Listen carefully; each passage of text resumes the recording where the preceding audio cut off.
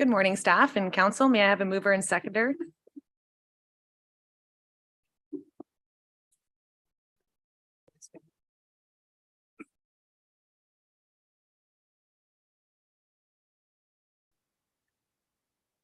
May I have a mover and seconder to call the meeting to order?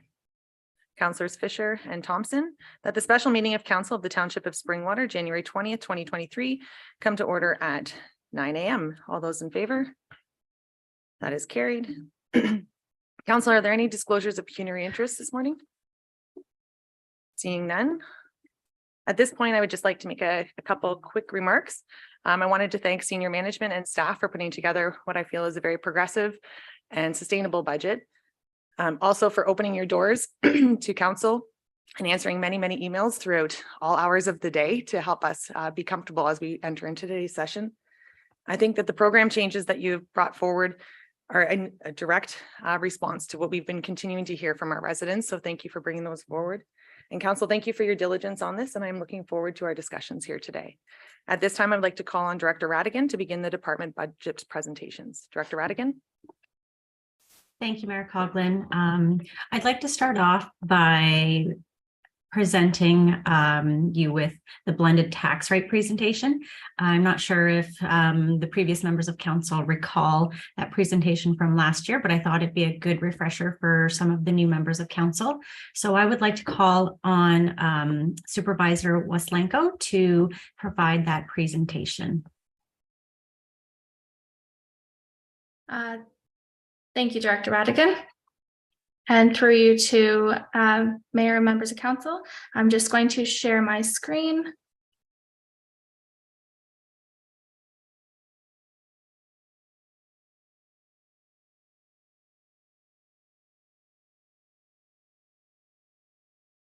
And can you see it?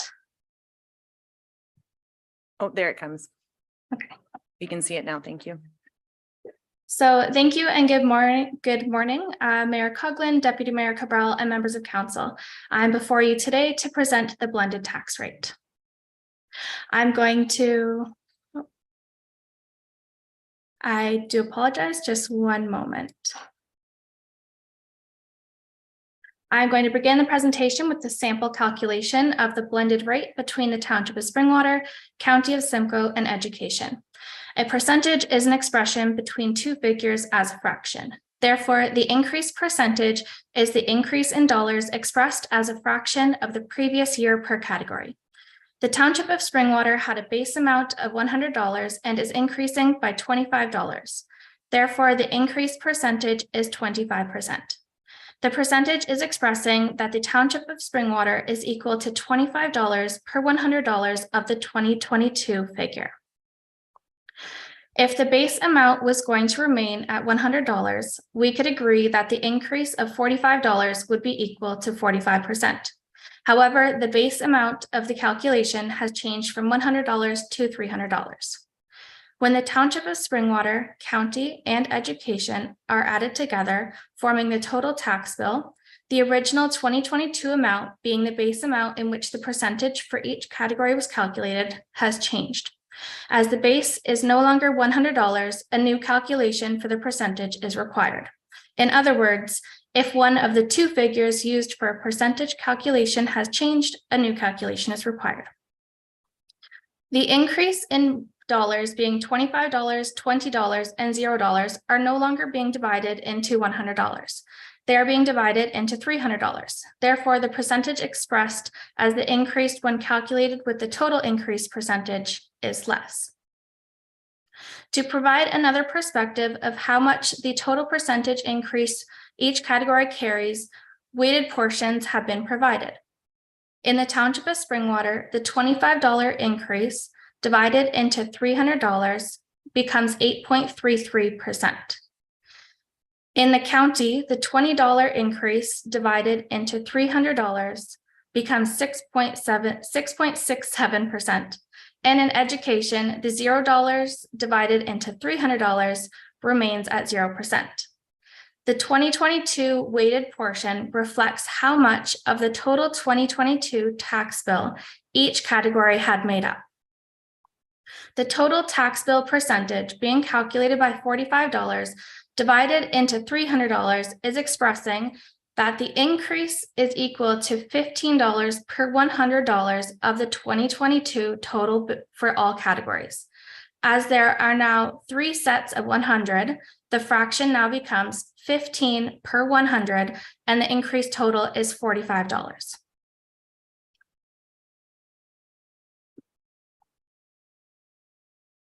Oh, I do apologize. Now imagine the previous example in a pie chart. For the Township of Springwater, the increase over $100 is $25, being 25%. Similar to that, the county increase over $100 is $20, being 20%. The education increase over $100 is $0, being 0%.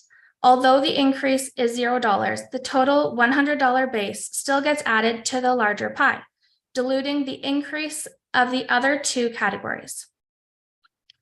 Now visualize that the bottom pie chart represents the total bill being all 3 pies added together. The equation in this pie is now the $45 increase over a $300 base. As there is now more pie in the plate, the slice becomes smaller. Hence, the blended percentage is smaller than the percentages individually. This slide is the actual 2023 impact on an average residential property. These figures exclude program changes. When applying the basics from slide number 2 to the presented impact on average residential property, you will find the same expressions. For the Township of Springwater portion, 3.13% is expressing that the increase of $63.10 for the Township of Springwater is equal to $3.13 per $100 of the $2,014.30 base amount. For the total tax bill, 2.68% is expressing that the total increase of $111.24 is equal to $2.68 per $100 of the $4,144.23 base amount. In the last 4 slides, the 2023 dollar values have been used for the weighted portion to reflect how much of the total pie each category keeps. For example, the weighted portion for the Township of Springwater is expressing that $2,077.40 equates to $48.82 of the total tax bill, $4,255.47. The weighted portion of the increase percentage is expressing how much of the 2.68% each category has impacted. If we divide the increased dollars of $63.10 into the total $4,144.23, the increase percentage becomes 1.52% of the total 2.68%. If we divide the increased dollars of $48.14 into the total $4,144.23, the increase percentage becomes 1.16% of the total. And if we divide the increased dollars of $0 into the total of $4,144.23, the increase percentage is $0 of the total. 1.52% plus 1.16% becomes 2.68%. These percentages can be added together as the base amount of $4,144.23 in which they were all calculated on is the same.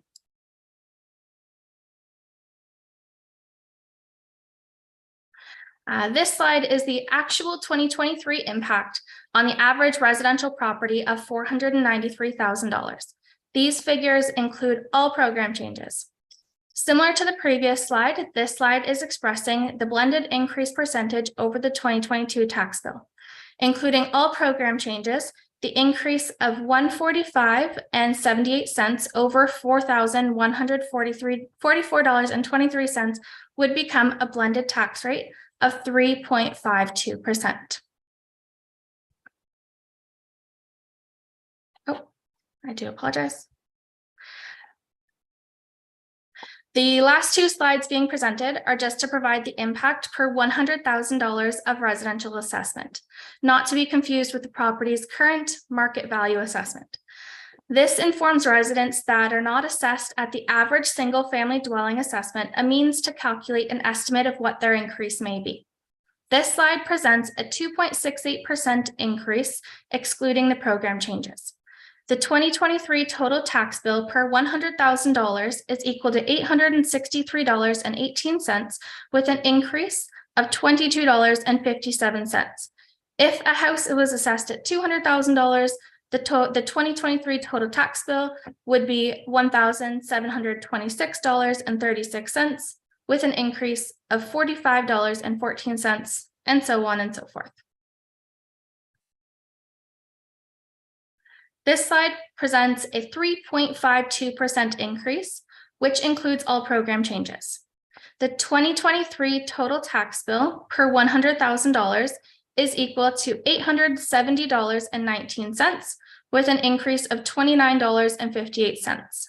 If a house was assessed at $200,000, the 2023 total tax bill would be $1,740.38, with an increase of $59.16, and so on and so forth. This concludes my presentation and the 2023 blended tax rate.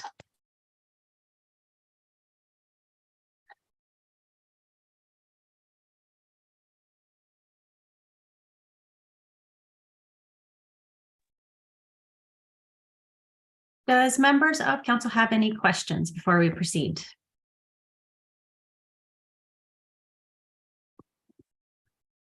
Thank you, Director Radigan. I do have a question from Deputy Cabral. Thank you, Mayor Coughlin. I'm just wondering if through you to the finance department, I guess, in past years, what kind of educational tax levy had been included? It's a little difficult for us to look at that particular number, not knowing if there's going to be a tax levy increase in the educational side of things. So I'm just curious if we might be able to get a handle on what our experience has been maybe for the last 5 years or so, if that's possible. Director Radigan. Thank you, Mayor Coughlin, and through you to Deputy Mayor Cabral. We can confirm that the education portion will remain at 0%. That has been confirmed through the Ministry of Education. Thank you, Director Radigan. And I think the question also pertained to, has it been consistently 0 for years prior? Thank you, Mayor Coughlin. Through you to Deputy Mayor Cabral. The last few years, it has been a 0%. I will defer the prior years to Supervisor Wislanko. Supervisor Wislanko.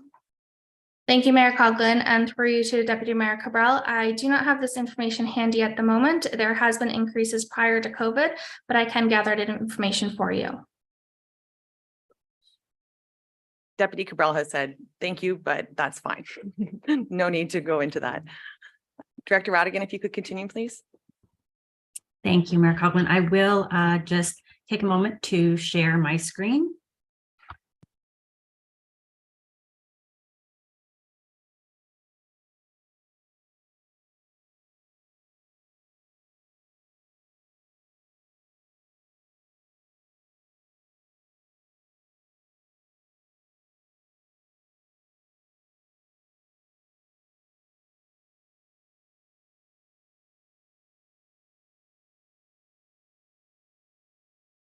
Mayor Coughlin, can you confirm if Yes, it is. that can be seen? Okay, perfect.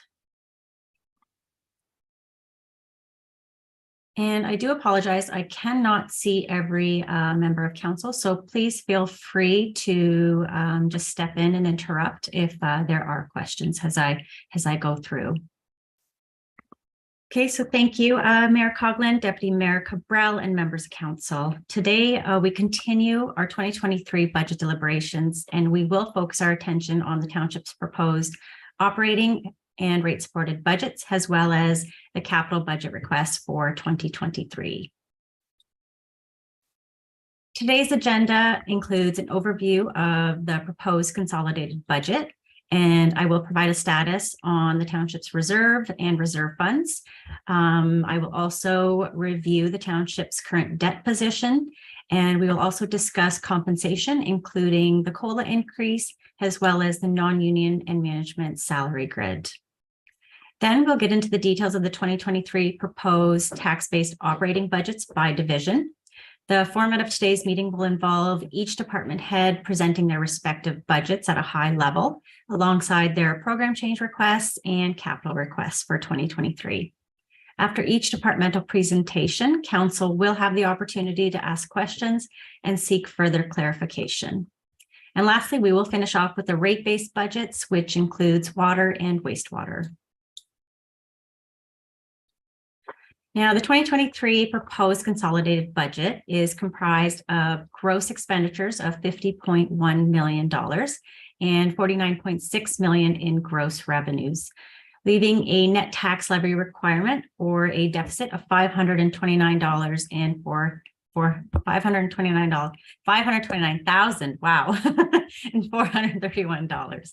Which equates to a 3.13% tax increase, and that is only for the municipal portion. Now, this includes the non-union management salary grid and 3.26% COLA for non-union staff and a 2% COLA for union staff. However, this excludes program changes. The impact of the proposed 2022 tax-supported operating budget on an average single-family detached residential property assessed at $493,000 is $63.10 annually for the municipal portion, or $5.26 per month. The County of Simcoe is proposing a 3.5% increase, and there is no change to the education portion. As a result, staff are recommending an increase of $111.24, or a 2.68% blended tax increase over 2022. Another way to look at this increase is how it was presented by Supervisor Wislenko just earlier. For every $100,000 of assessment, the average residential property will increase by $22.57. That's the blended tax rate increase, excluding program changes. Now, this slide here is specifically for information. It does provide a historical view of tax increases from 2016 to 2022. Of particular note are the years 2020 and 2021, which do demonstrate historic lows in tax levy increases. Now, it is largely due to the pandemic. However, this has had a systemic impact on future years' taxes. And that's because by not increasing taxes in any given year, the burden is being shifted onto future taxpayers, and it's also compounding the increase. So the blended average increase over the last 7 years equates to only 1.25%, and the municipal portion on average for those 7 years only equates to 1.41%. Now, this trend, I think we can all agree, is unsustainable. With the costs of resources increasing, the infrastructure gap in asset management, and inflation at record highs, the township needs to seriously consider how the township can maintain existing service levels with limited revenue sources. The next few slides will focus on reserve and reserve funds. Please feel free to jump in at any point if you do have questions after each slide, but I will also stop at the end of the reserve and reserve fund section to take any questions as well. Before we begin, Director Radigan, Deputy Cabral does have a question. Absolutely. Thank you. We'll be discussing COLA at a later point in time, or is it appropriate to ask a question regarding COLA now? Director Radigan? Thank you, Mayor Coughlin. Through you to Deputy Mayor Cabral, there is a slide specifically related to COLA, as well as the non-union management salary grid. So there will be an opportunity to discuss that in further detail. Thank you. Okay, so going back to reserve and reserve funds, essentially reserves are funds that have been set aside for a specific purpose. The township reserves are comprised of both capital and general purpose reserves. Examples of reserves include the Public Works Reserve, Technology Reserve, and the Election Reserve. So the goal of a reserve is to ensure there are enough funds set aside for the replacement or retirement of an asset, such as a vehicle. Or in the case of the election reserve, we want to ensure that there are enough funds set aside to fund the election every 4 years. Now, each year the township is borrowing or drawing from the reserves. And in some years, it would appear we draw the same amount we put into the reserve, essentially depleting the reserve and never getting any further ahead. The asset management plan presented on Monday, January 16th, identified that the township needs to put additional funds aside to reduce that infrastructure gap. In order to meet capital replacement and rehabilitation needs for existing infrastructure to prevent backlogs and achieve long-term sustainability, the township's average annual capital requirement should total $21.28 million. Based on a historical analysis of sustainable capital funding sources, the township is committing approximately $5.7 million towards capital projects or reserves per year. As a result, there is currently a total annual funding gap of about $15.6 million per year. As a result of this, staff are proposing a program change to increase the 1% capital infrastructure reserve allocation, which would be compounded annually. And this will be discussed further as we go into the departmental budgets. Similar to reserves in the sense where funds are set aside for specific purposes, except reserve funds require a bylaw or a requirement of provincial legislation to meet future needs. There are two types of reserve funds, discretionary, which are council initiated. The examples of those would be water, wastewater, and the library capital reserve fund. Obligatory reserve funds include development charges, federal gas tax, as well as the Ontario Community Infrastructure Fund. Now, these are mandated by provincial statute. In actual, oops, did I just change my slide? Yep, I did. Nope, I didn't. Give me 1 second.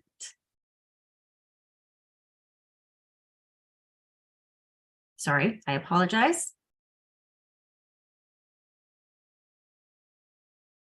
So speaking about Federal Gas Tax Fund and the Ontario Community Infrastructure Fund, they are mandated by provincial statute that includes development charges.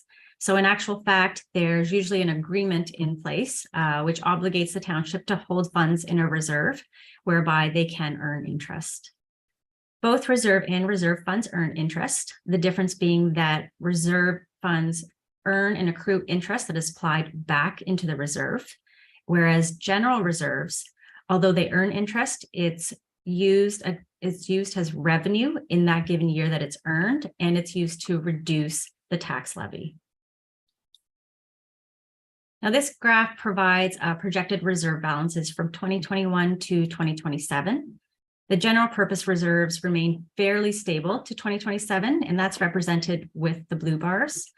The capital reserves decline from 2022 to 2027, demonstrating that the township is drawing more from reserves than we are putting aside to account for future rehabilitation or replacement of existing infrastructure. Now, this slide provides a projection of reserve funds from 2021 to 2027. The discretionary reserve funds illustrated with the blue bars include water and wastewater, as well as library capital. They're projected to decrease from 2021 onwards to 2027 by almost half. Now, that's mainly as a result of the pressures forecasted on the wastewater reserve fund. The obligatory reserve funds, excluding development charges, that will be presented in the next slide, are projected to fluctuate over the forecast period as gas tax funding, which is actually now known as the Canada Community Revitalization Fund.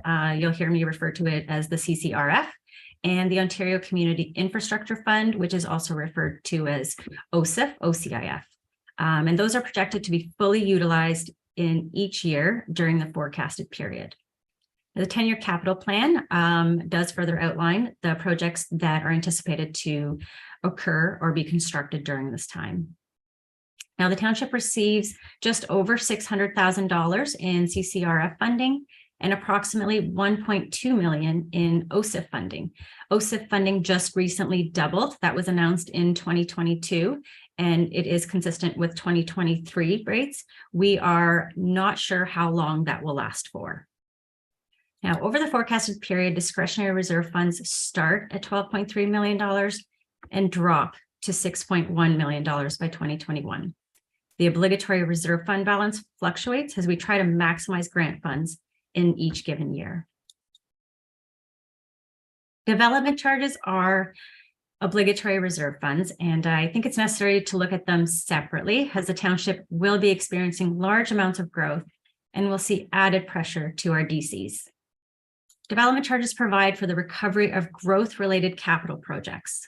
Prior to Bill 23, municipalities were required to conduct a study every 5 years. The township is currently undergoing an update to the background study by Watson and Associates, as our study was set to expire in 2023. Currently, the 2023-2024 multi-year budget does not provide for the impact of Bill 23 on the township. Further information will be known once the DC study is updated, and as there will be an impact resulting from the 5-year mandatory phase-in and an impact as a result of the new exemptions outlined within Bill 23. Now, this graph provides a forecast of townships' development charges from 2021 to 2027. The chart demonstrates the amount of development charges collected compared to the forecasted eligible expenditures to take place from 2021 to 2027. The gray horizontal line represents the number of anticipated dwelling units. Now, notice that the expenses spike prior to the spike in development. That's because the infrastructure must be in place prior to new growth or development occurring. And as a result, the township must upfront some of those costs until development actually takes place or occurs. The township's latest DC study, which was updated in 2021, it was a minor update. A lot of it was due to wording and process due to Bill 108. Township staff made a change to the timing of when DCs were collected to reduce those upfront costs. The updated bylaw states that development charges for hard surface DCs are collected upfront at the time of subdivision agreement, as opposed to waiting for building permit issuance. That includes services related to highway, water, and wastewater. And any non-core services, those would still be collected at the time of permit issuance. Now, the forecast will also change as we begin to further understand the impacts of Bill 23. As we start getting into the larger growth-related projects, such as the Fire Hall, Community Hub, and Craig Road, the township will need to look to fund DCs through external debt. I can stop there, and if council has any questions, I can take those questions now. I'm not seeing any from council at this time. Okay, thank you, Mayor Coughlin. So the next portion of the presentation deals with debt. The township's current outstanding external debt at the end of 2022 is $2.5 million. $484,000 of that is for the roads capital projects, and $2 million is for the Township Administration Center. At the end of 2023, the township's outstanding external debt is estimated at $1.9 million. $180,000 approximately will be for the road capital projects, and $1.9 million for the Township Administration Center. One of the roads debentures does come due at the end of 2023, and that allows township staff to increase the ability to borrow internally. The second roads debenture comes due at the end of 2024. Existing debt capacity, as set out by the provincial government, allows municipalities to borrow up to 25% of their own source revenues. The 2022 annual debt repayment limit is based on the 2020 FIR. That is known as our financial information returns, which is also our financial statements. This slide illustrates that the township has room available to it should it be required in order to issue new debt. Our available debt capacity is around 90%, as we've used up about 10%. Based on the chart, the township has flexibility as it relates to its debt capacity. For example, we could issue debt in the amount of $65 million at an annual borrowing rate of 5% over a term of 20 years, and we'd still be within our debt capacity.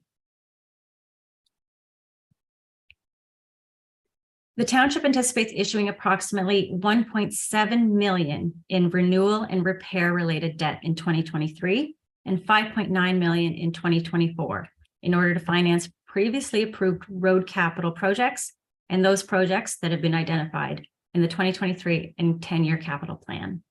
It's anticipated that in 2023, the township will be required to borrow a total of $12.8 million for both growth-related as well as renewal and repair-related infrastructure. We're anticipating $7.1 million in 2024 and $32.8 million in 2025. The debt financing is required in order to support the continuing renewal of the township's road infrastructure, various municipal buildings, as well as upfront debt financing for growth-related infrastructure.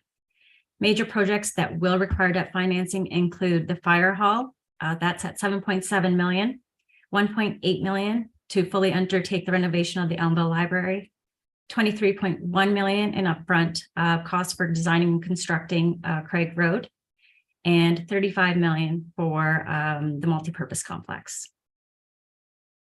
Additional carrying costs are included within the 2023 operating budgets. And that includes an increase of 0.22% on the municipal tax levy. That is $36,305.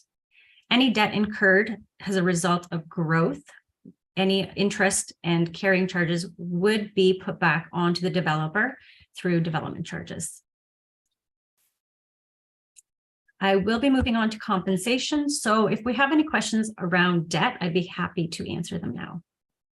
Thank you, Councillor Thompson. Through the mayor, the 1.8 for the Elmville Library, how was that amount determined? Director Radigan. Thank you. Through you, Mayor Coughlin, to Councillor Thompson. I do believe that is based on an estimate provided by a CEO Delgado. I would have to refer this question to herself. CEO Delgado is just joining us here at the podium.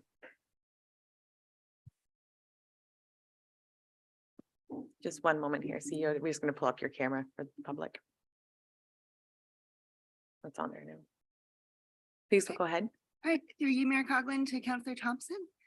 I believe the amount for the renovation was $125,000 this year, $1.5 million in 2024, and $550,000 in 2025. Obviously, that would be a huge increase in taxes if that was all tax funded. So therefore, by having the debenture for the majority of it, that would spread out the cost. Follow on, Councillor Thompson. And the initial amount is just for the plans? The initial amount, oh, sorry, through you, Mayor Coughlin, the initial amount for $125,000 for this year is for the plans. And then the construction would take place in 2024 and 2025. And that would be the part that is primarily debentured, is my understanding. Councillor Thompson. And through the mayor, so will we have, if this goes forward, what say will council have in the finalization of the plans and as this moves forward? I'll defer to CAO Schmidt to clarify on the process. Thank you, Mayor Coughlin. Through you to Councillor Thompson. Councillor Thompson, I believe your first question may have been how was the estimate developed, if you will, or created? And I stand to be corrected. So CEO Delgado, please step in. I believe the library did undertake a master plan and a feasibility study, and through those documents, and this is where the estimate of approximately $1.8 million was considered. My understanding is that should council wish to proceed, obviously the $125,000 in 2023 would be to look at the design and such of the library and what that could look like. And then subject to that, there would obviously be the construction component, which is what CEO Delgado mentioned would be the 2024-2025 amounts would take into account the construction component, although again, subject to further review and updates once we go and tender that or walk it through the procurement process. So, Councillor Fisher. Through you to Director Radigan, because this is not a DC funded project, the work on the Elmvale Library, it would be debt financed. The interest would be passed on to the taxpayer. Am I correct in assuming that? Director Radigan? Thank you, Mayor Coughlin. Through you to Councillor Fisher. That is correct. We have calculated the debenture for a 30-year period based on IO rates for those 30 years, and that's at about 4.24% at the moment. Yeah, Councillor Fisher, I'm just going to go to CAO Schmidt first, and then I'll continue with your follow-on. CAO Schmidt? Thank you, Mayor Coughlin, and through you to Councillor Fisher. Just to add on to Director Radigan's comments, please keep in mind that the Township Administration Center that is currently debt financed is also the interest and annual debt payments are paid through taxation to our residents. Councillor Fisher for your follow-on. Through you to Director Radigan, do we have an idea of how much interest we would pay over the 30-year term? I don't have that right at the moment, but I can provide you with that momentarily. Thank you. Councillor, are there any other questions on debt? Oh, Councillor Cabral. Thank you, Mayor Coughlin.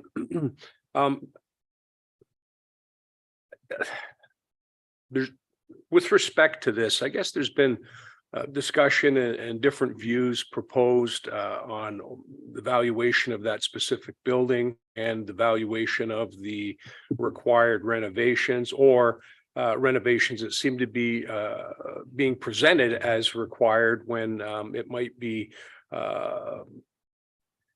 more prudent to do a refresh. But the other thing that kind of comes to mind is we're focusing on the library as it is, as far as these costs are concerned. This $125,000 is for a consultant to kind of put in place design specifications for a building that will pretty well put council in a place where they would be in a position where they would have to move that forward. I've been thinking a little bit about the other property across the road that could use a refresh, could use a rebuild, maybe become more functional. And I wonder if there might be an opportunity to look at that in conjunction with the library and possibly see whether or not the existing community hall across the road might function as a multi-purpose building in and of itself, including a library there. Given that it's going to cost almost $2 million to renovate the existing library. And then I would suggest at that point, Township could then actually get back some of the equity in that particular building to put into that project. So, I mean, that's a bit of thinking out of the box, but I think it's something that should be explored. So I'm very reluctant to move this forward until we look at these other options that might be available to us.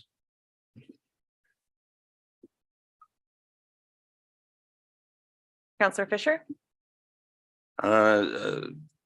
A comment. I tend to agree with the deputy mayor. I think by spending this $125,000 to embark on this, we as a council are backing ourselves and the taxpayer into a corner where we're essentially committing ourselves to embark on a $1.8 million renovation when the valuation of the building isn't much more. I can tell you, I went through again this morning the building condition assessment. There are some urgent needs to that building. The flat roof, for example, totals about $50,000 in expenditures, and we're painting ourselves into a corner where we have to do something to that building, right? If we spend $125,000. Thank you. CAO Schmidt? Thank you, Mayor Coughlin. Through you to Councillor Fisher and the maybe point of clarification on Deputy Mayor Cabral's comment. So whenever the township goes out to seek a design for a facility, let's take the fire station, for example, the township's not committed to proceed to the next stage to construct. Township council always has the ability to determine if they don't agree with that design, not to proceed.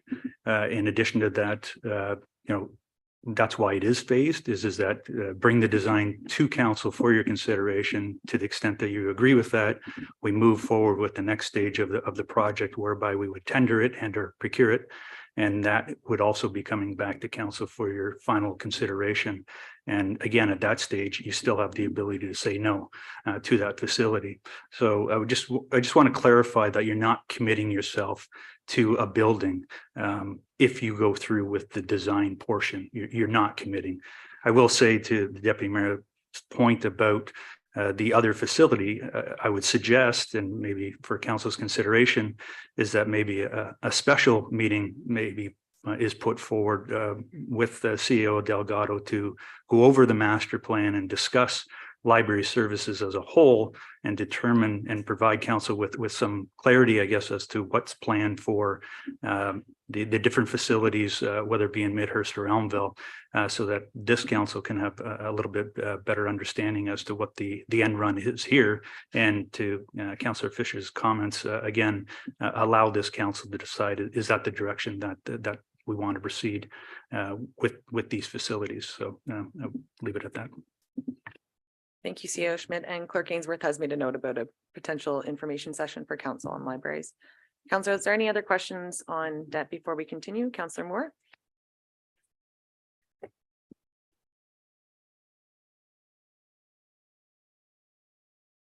Thank you, Mayor Coughlin. I just wanted to ask Director Radigan a quick favor. The average house price, as we know, MPAC has not reassessed since 2016, and the average house price in the southern part, at least, of our township is much more than $460,000. So if we were to look at an average house price closer to $1 million, what would that impact then be to the property tax rate as proposed? Director Radigan? Thank you, Mayor Coughlin. Through you to Councillor Moore. That's a great question. When MPAC does decide to go ahead with a new reassessment, I think we have to look at it like every property will be assessed. Either majority will be higher than what they are based on the 2016 values. And based on that, property taxes would change based on the proportionate share of the average change of the total township. So someone's taxes would most likely go up the same amount. If anything, the tax rate would go down. So I wouldn't anticipate a huge impact because the tax increase is entirely based on the increase that we need to levy. And so at the moment, I would say the impact would not be any different because the tax rate and what the township needs to levy would ultimately dictate that. I hope that helps clarify. Thank you. Thank you, Director Radigan. And before I do go to CEO Schmidt, I think the question also was, for example, when the slides provided an opportunity for council to see when their house was assessed at $100,000 and you provided us an answer of 29.58. So we've just put a zero in there and it's 290. I think it was, is that the question, Councillor Moore? Were you looking for an annual increase or was that the answer you were looking for? Yes. I mean, that the $100,000 example is, you know, difficult for most folks to wrap their head around because that was just a way of providing us an understanding of the math. But the real numbers are more like $1 million. So I just would prefer to see the real numbers sometimes instead of me trying to sort of wrap my head around what that would actually look like. That's all. And CEO Schmidt? Thank you, Mayor Coughlin. Through you to members of council. I would just comment that also that keep in mind, you know, when we bill, so on your tax bill, it's based on assessment. So yes, it's not based on market value. So if your house may be worth $1,000 today or $1 million today, but MPAC assesses your home at 500,000.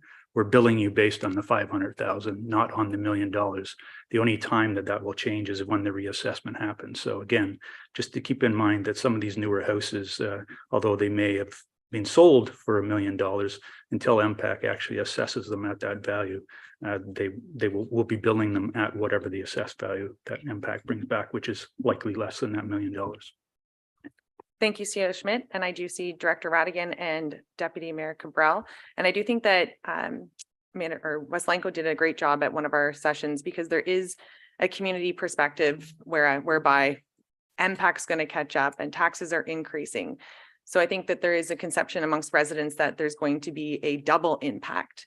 And I think Weslenko did a great job of explaining to us that the overall levy is increasing. Therefore, the proportionate value it's not going to be a double whammy to our residents. So Director Radigan, if you could continue. Thank you, Mayor Coughlin. I just wanted to reiterate CAO Schmidt's comments that the assessment is based on taxes are based on assessment and not market value. So thank you, CAO Schmidt.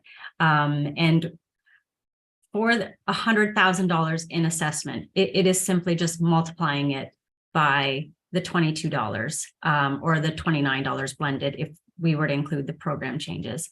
And that is entirely based on your assessment. And when a reassessment does occur, I would look at it, the entire township will change. And the majority of houses will increase, but you will still only be paying your proportionate share, and how much it increases based on the average increase of the entire municipality. So you will not be paying double by any means, because everyone's assessment will most likely be going up because it will be updated. Thank you, Director Radigan. Follow on, Councillor Moore, and then Councillor Cabral. Thank you for that, because, and I think the mayor was correct that there is a misconception about how the impact valuations work with our property taxes. I do have a second question though, and this is about the money that we agreed last budget. It was a $3 million borrow at a low tax rate. And we approved that because it was a low tax or a low interest rate, I'm sorry, at the time. I'm really curious of where we sit with that. I think it was $3 million that we approved to borrow because interest rates are going and are much higher now. Where did that, or did we ever borrow that $3 million? I'm not quite sure where that ended up. Director Radigan. Thank you, Mayor Coughlin, through you to Councillor Moore.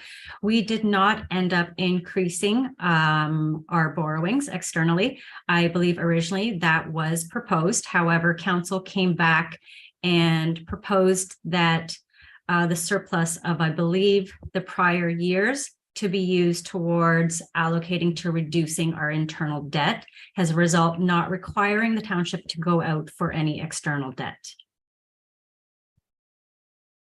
Deputy Mayor Cabral. Thank you, Mayor Coughlin. Just when we're listening about the assessments and that, I mean, valuations based on the neighboring properties too. So when that does happen, any new houses that are built in a particular area affect the assessment of the houses that are already pre-existing. The other thing is it's not a multiplication of 10 if we're talking monthly, it's a multiplication of 12. So just a point of clarification.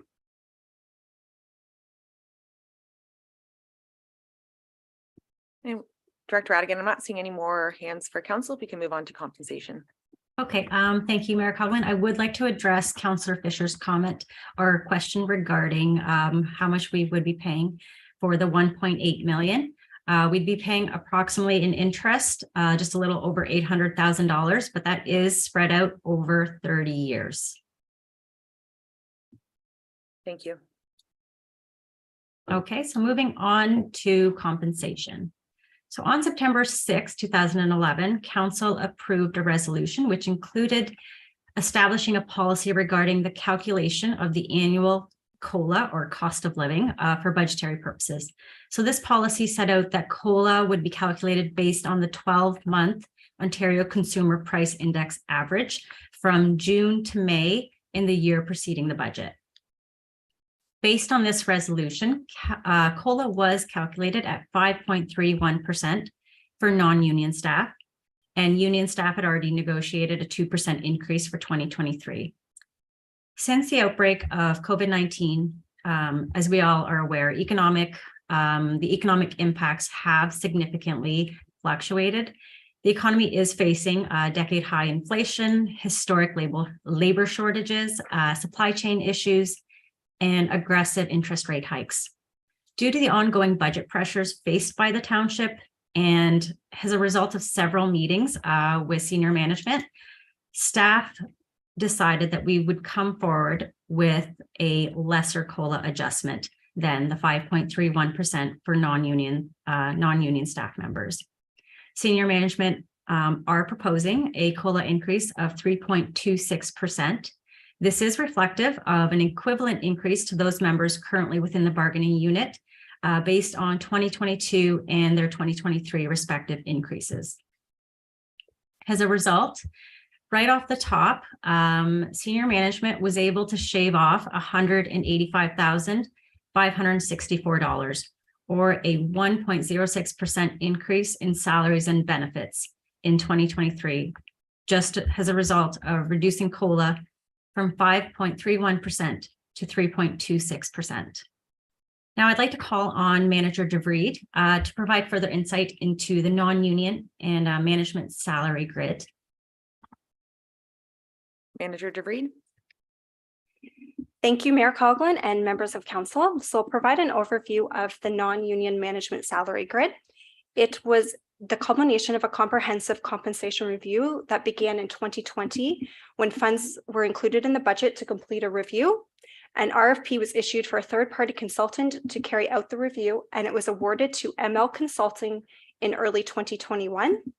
The review was completed in the fall of 2021, and the grid was adopted for 1 year in early 2022.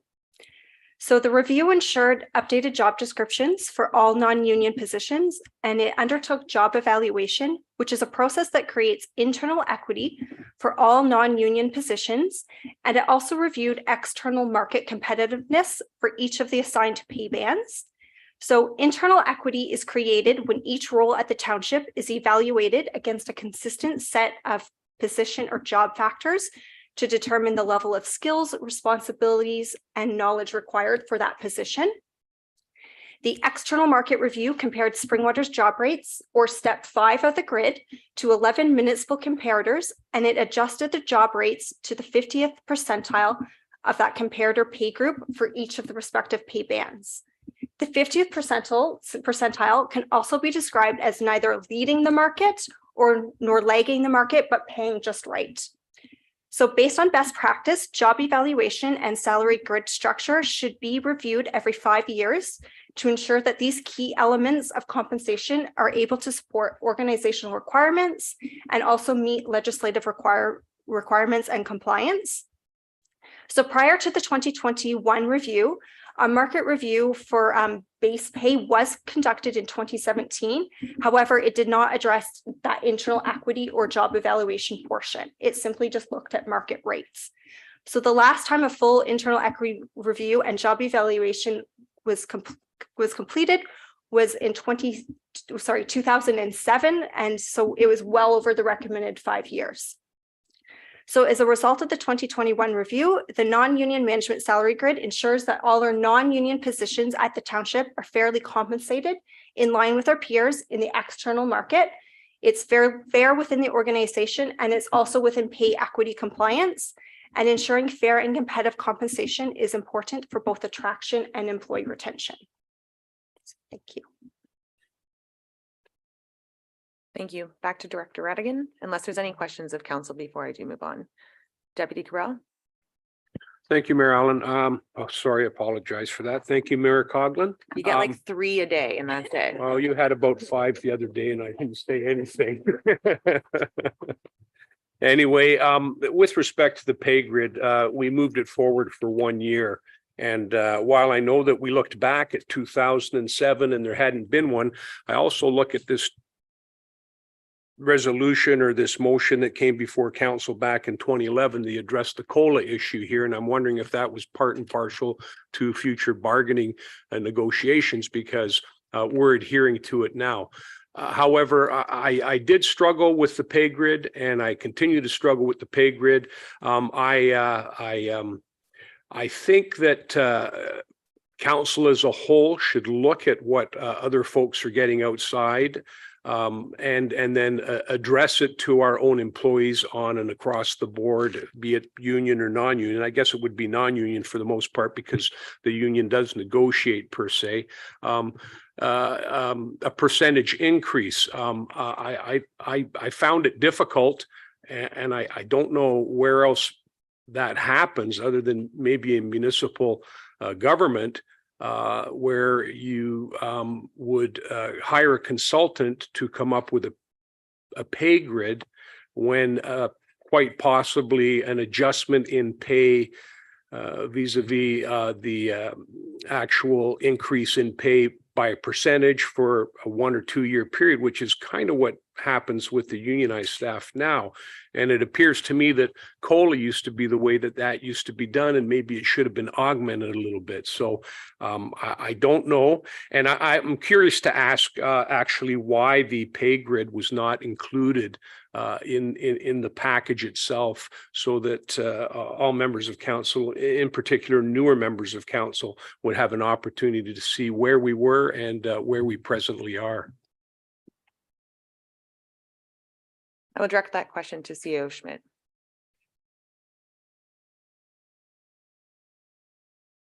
Thank you, Mayor Coughlin. Through you to Deputy Mayor Cabral. Absolutely oversight, I guess, on staff's part. So my apologies in that regard. So we can definitely make sure that all members of council are provided the current grid. I would just, I guess, say that, you know, the grid is, the grid system, if you will, is very common within municipal sectors as well as other public entities, if you will. So it is something that has been, in my experience, in 20 plus years of municipal government, every municipality I've worked for has had a grid system. And our unionized staff do still utilize the grid system, regardless of the bargaining or the collective agreement. So the COLA piece is, again, the cost of living adjustment that's considered every year. That was, I guess, a resolution of council way back in 2011 that we have been using up until now. Up until last year, as you're aware, we did not have a union with the Springwater, and so we were never in a position to bargain, if you will. It was more bring forward a cost of living adjustment based on that resolution, and then council would always debate whether or not they would agree with that cost of living adjustment. And maybe I'll just pause there, and if there's any other questions, happy to answer them. Thank you. I do have a follow-on by Deputy Cabral, then Councillor Alexander, followed by Moore, followed by Thompson. Thank you, Mayor Coughlin. And I guess that's what I was trying to figure out the September 6th, 2011, regarding the COLA by previous council. And I'm not knocking it. Maybe, like I say, they should have put a few more dollars in there. But since the new pay grid came into place and the collective bargaining came into place, COLA just seems to be an automatic again. And I guess that's why I'm looking back at 2011, and we're playing by a set of rules back then that gave everybody a pay increase. Everybody's gotten a pay increase through negotiations or consultants come last year.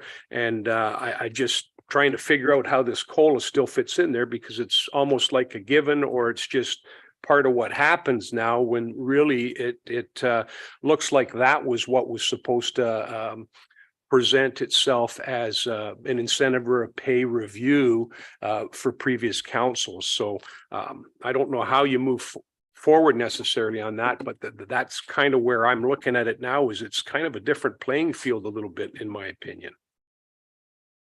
CEO Schmidt. Thank you, Mayor Coughlin. Through you to Deputy Mayor Cabral. Deputy Mayor Cabral, I understand what you're saying. I guess the cost of living adjustment is not, I would say, a given per se. It is something that we've presented through the annual budget since, well, I've been here for a few years. So since before my time, 2011, I guess it's been presented, and it has been debated by council, and it's not always a given. It has been adjusted. We proposed a number, and council members have adjusted that in a few different instances. The idea is with COLA is that we're trying to make sure that we keep pace with the 50th percentile. So if we go through the compensation review that we did, it indicated that we were not keeping pace with the 50th percentile with our comparators, and hence there was a catch up. And if we do not continue to use COLA on an annual basis to try to keep pace with the market, if you will, or our comparators, we're likely going to be in another situation in 5 years or whatever the time is that we decide to do another review, where we'll be in front of council again, indicating that we're not at the 50th percentile and we're not in being competitive with our municipal comparators. Councillor Alexander. Thank you, Mayor Coughlin. So I do as well have a question regarding the COLA. One, I am struggling to understand the difference between a raise on a pay grid as well as a COLA, which tends to be an automatic. And I'm not disagreeing with the 3.26% that came from the consumer price index, because everybody knows cost of living is definitely going up. I would like to see kind of what the private sector is proposing as a COLA, because that's my background. And I know I can guarantee you that not only do we not usually even get a COLA, which I'm not at all suggesting, 3.2%, 6% seems high in my mind. And to just automatically give a raise as compared to what the private sector, and maybe not just what municipal sectors are doing. CEO Schmidt. Thank you, Mayor Coughlin, through you, Councillor Alexander. So Councillor Alexander, just to maybe get a little bit more context as to how we arrived at the 3.26%, and I'll look to Manager DeVried here in case I misspeak. So through the union negotiations, the union was able to negotiate a COLA in 2022 of 2.5%, and also a COLA in 2023, they also got a COLA for negotiated COLA for 2%. In 2022 for non-union, the COLA was 1.24%, so a difference of 1.26%. And so if you add that 1.26%, call it a pickup, if you will, from last year, and then you add the 2% that the union got for 2023, that's how we're arriving at the 3.26% for non-union in 2023. And again, keeping in mind with what Director Radigan had presented, I guess the resolution of council from 2011 would have suggested a 5.31% based on that calculation. So again, I think management was trying to be prudent and trying to understand and be, considerate, if you will, of what's happening in the market. But at the same time, ensuring that, it is a competitive market out there. We want to make sure that from a retention standpoint, we can retain the talent that we have today. There's many opportunities out there for individuals to move. And so I think trying to make sure that we provide for an opportunity that where our staff are fairly compensated, so that they're not jumping ship and moving to our neighbors. Hopefully that answers that part of the question. And again, maybe I'll pause, and if there's any other questions, happy to take them. Councillor Moore. Thank you, Mayor Coughlin. When I was listening to Councillor Alexander, all I could think of was, I work in healthcare, and it's upside down as far as any sort of raise or COLA or any negotiation, basically. But I wonder if I could ask Director Radigan if she could please tell council what the last 4 years of the COLA increase looked like for staff. Director Radigan. Thank you, Mayor Coughlin, through you to Councillor Moore. I do not have that information in front of me. I do know 2022 was 1.24%. I'm not sure if Manager DeVried may have that information, or we can provide it to you shortly. Fine, thanks. Thank you, Councillor. I'm going to move on to Councillor Thompson for his question, and I do believe Manager DeVried is looking that information up for us. So, Councillor Thompson. Through Mayor Coughlin to Director Radigan, how close are we to the 50 percentile? Director Radigan. Thank you, Mayor Coughlin, and through you to Councillor Thompson. Based on my understanding, last year when the report was presented, staff were not placed exactly. So if I was, let's say, at step 5 along the grid, we were placed on the new grid closest to where our increase was and not placed on the same step.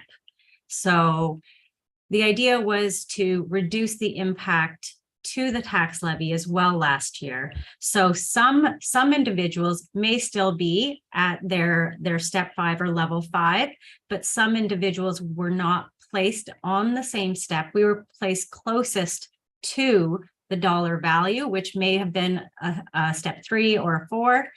And so some individuals are still working their way through the grid to get to the 50th percentile where they may have been had we automatically just transfer them to their level and grid.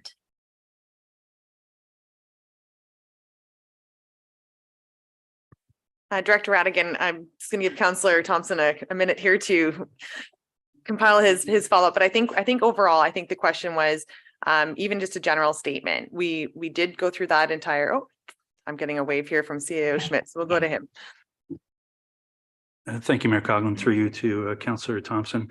So Councillor Thompson, when we undertook the review, the intent is that the grid would put us in a position where we're at the 50th percentile.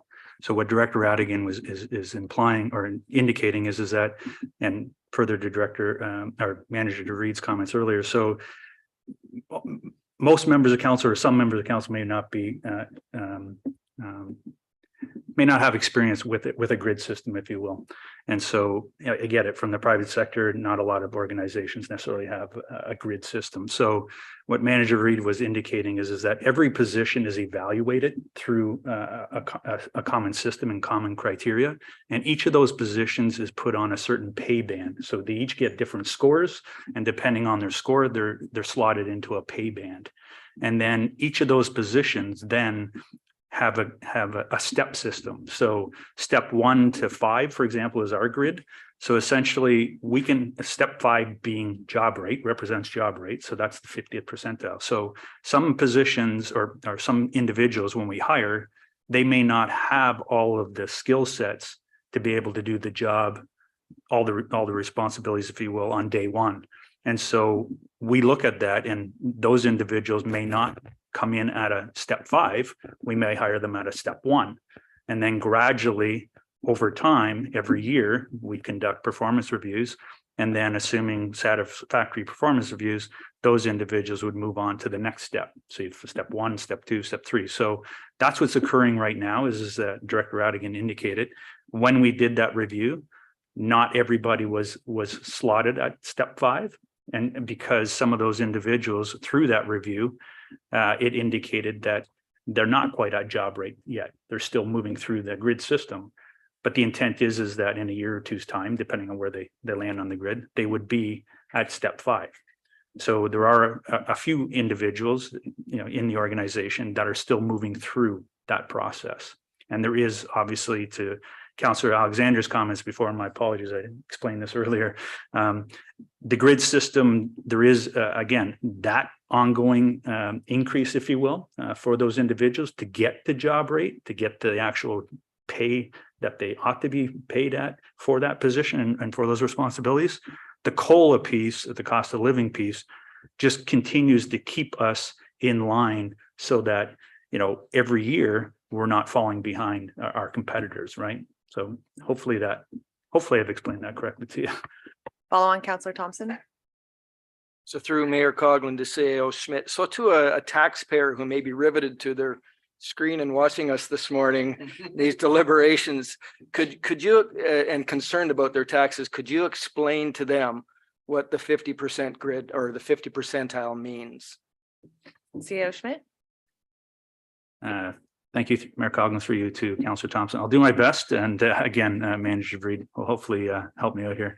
Again, the 50th percentile, as I think Manager DeVriend indicated, is that, it gets us, it makes sure that the township is competitive with regards to our comparators. So again, as she indicated, we're not necessarily paying the highest rate of pay for the position, but we're also not paying the lowest rate of pay for the position. So we're kind of in the middle, if you will. So some municipalities will pay at a 60% or even a 70% percentile.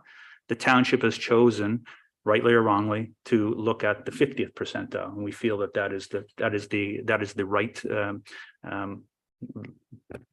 criteria, if you will, that we base our pay on. So again, we're trying to make sure, to your comment about the residents, we're trying to make sure that we are being financially prudent and not, paying all of our staff at, a rate that might not be appropriate. So. Thank you, CEO Schmidt. And before I do go to Councillor Alexander too, I think it's also important for residents and for ourselves to remember that the grid is put in place. And when an employee starts with the municipality, they don't obviously start at step 5. And some may get there in 6 years, some may get there in 10 years. However, once you are a step 5, once you have become a loyal and valued employee, there is no more grid for you to continue to move. So it would be then just COLA that is provided to you. So yes, while there are many members of our staff who are working their way through the grid system and are getting that pay increase as they continue to come to the end, step 5. And from what I understand, step 5 is that's where we're competitive. That's where we advertise the job at. That's where we want our employees to get to in order for them to be fully valued or at their, I call it the optimum job. And once they're in that and performing that year after year, there is no more automatic raise. They get to the point of their 50th percentile. And at that point, it is simply COLA that we then become competitive with in order to retain those members that have worked through the system and have given us those years of service. So I just wanted to be mindful that not every single employee within the corporation is getting both a grid increase and a COLA increase. CEO Schmidt and then Councillor Alexander. Thank you, Mayor Coughlin. You're correct. That is correct. That not every employee is getting both.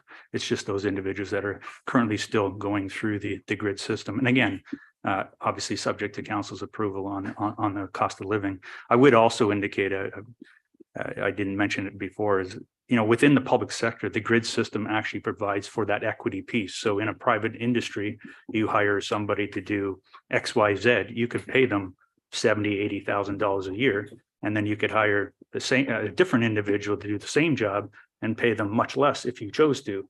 That's not what happens in the private industry or in the public sector. This is why we have a grid system, so that whoever is applying for that position is compensated accordingly. It's no longer this, I like this individual, I'm going to pay them $100,000, and I don't like this individual and they do the same work, but we're only going to pay them $50,000. That's not how this works. In the public sector, it provides for that equity. Councillor Alexander. Thank you, Mayor Coughlin, and thank you, Mayor Coughlin and CEO Schmidt, for kind of explaining that to me a bit better. It certainly answers my question in that what happens in terms of once you reach level 5. And again, to me, this is just my experience, and obviously this would be moving forward later on because we're sitting here right now. But in my experience, it makes more sense once you hit level 5 to be able to offer a pay raise on a merit increase versus it's not automatic. It's for those valued employees that are doing their job and going above and beyond, that be an opportunity for us to recognize them for that. Because again, to me, COLA should be completely separate. I don't feel like we should be using COLA to give a raise to someone, because I don't know if that inflates it or whatever. To me, COLA is COLA, and that's something that we should do. And we should have the ability to give a merit increase once someone hits that level 5. And obviously we want to retain them and reward them for their good work, but it's not an automatic. So that's just my comment. Thank you. Councillor Cabral. No problem, Mayor Coughlin. Thank you.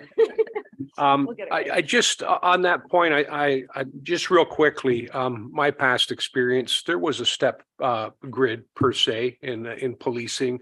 You start at 4th class, you work for a year, you become more attuned, you qualify for different positions. Eventually you become a 1st-class constable, and either you're going to get promoted to another level of management, or you're going to stay as a 1st-class constable, which there's absolutely nothing wrong with that. There's lots of officers out there that's what they choose to do. They want to be on the street.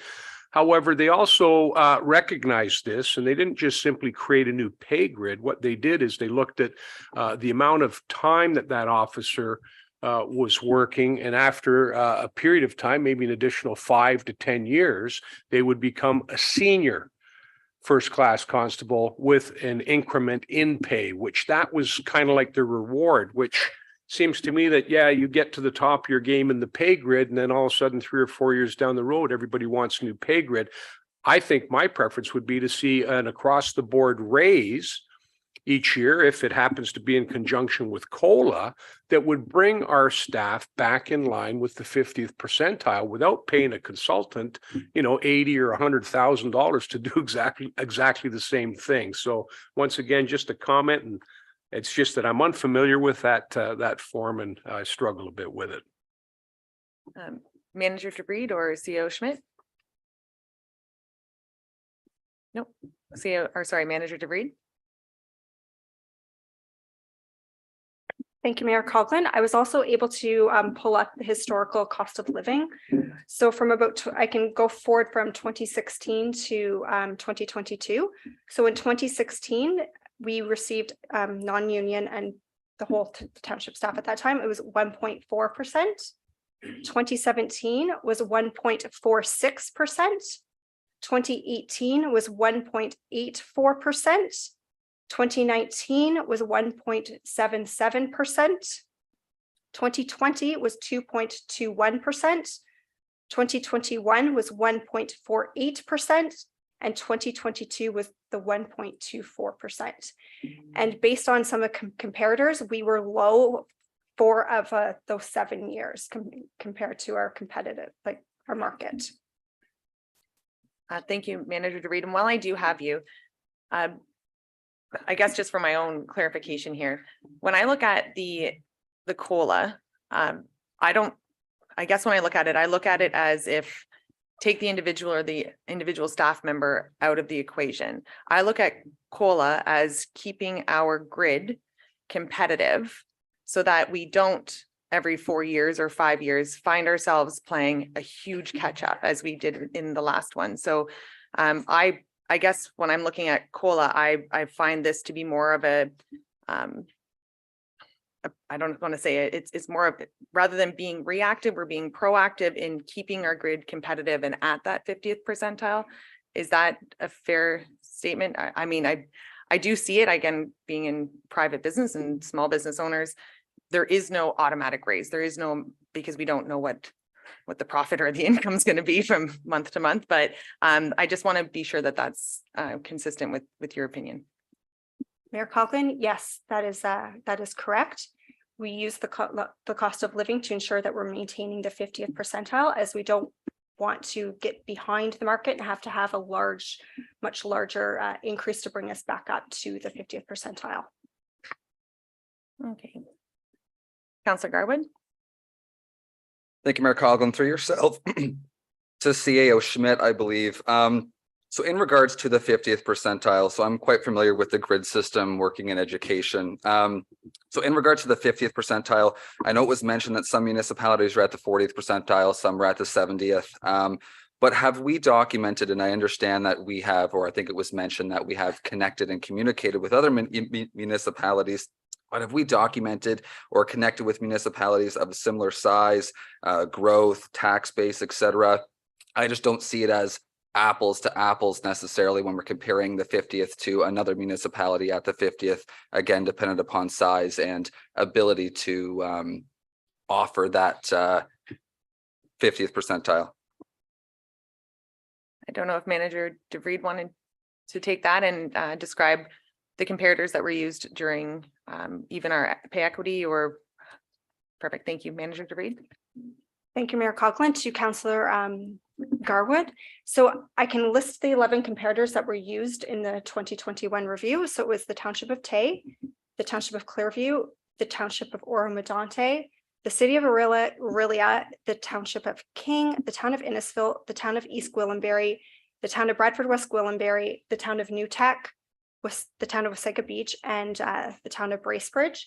So we kind of, out of that, the consultant would look at matching positions within kind of that best it's, as you mentioned, it's not apples to apples. So she would look at the position, kind of the job duties of the position, and try to find a best match within those comparators that would meet kind of ours.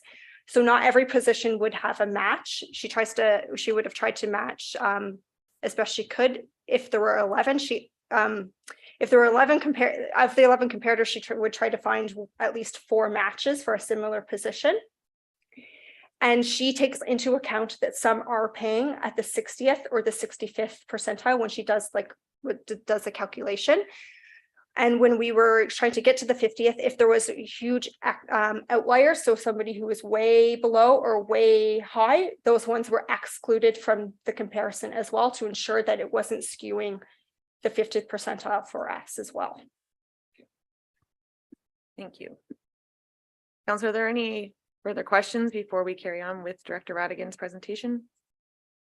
And seeing none, next slide, please. Thank you, Mayor Coughlin.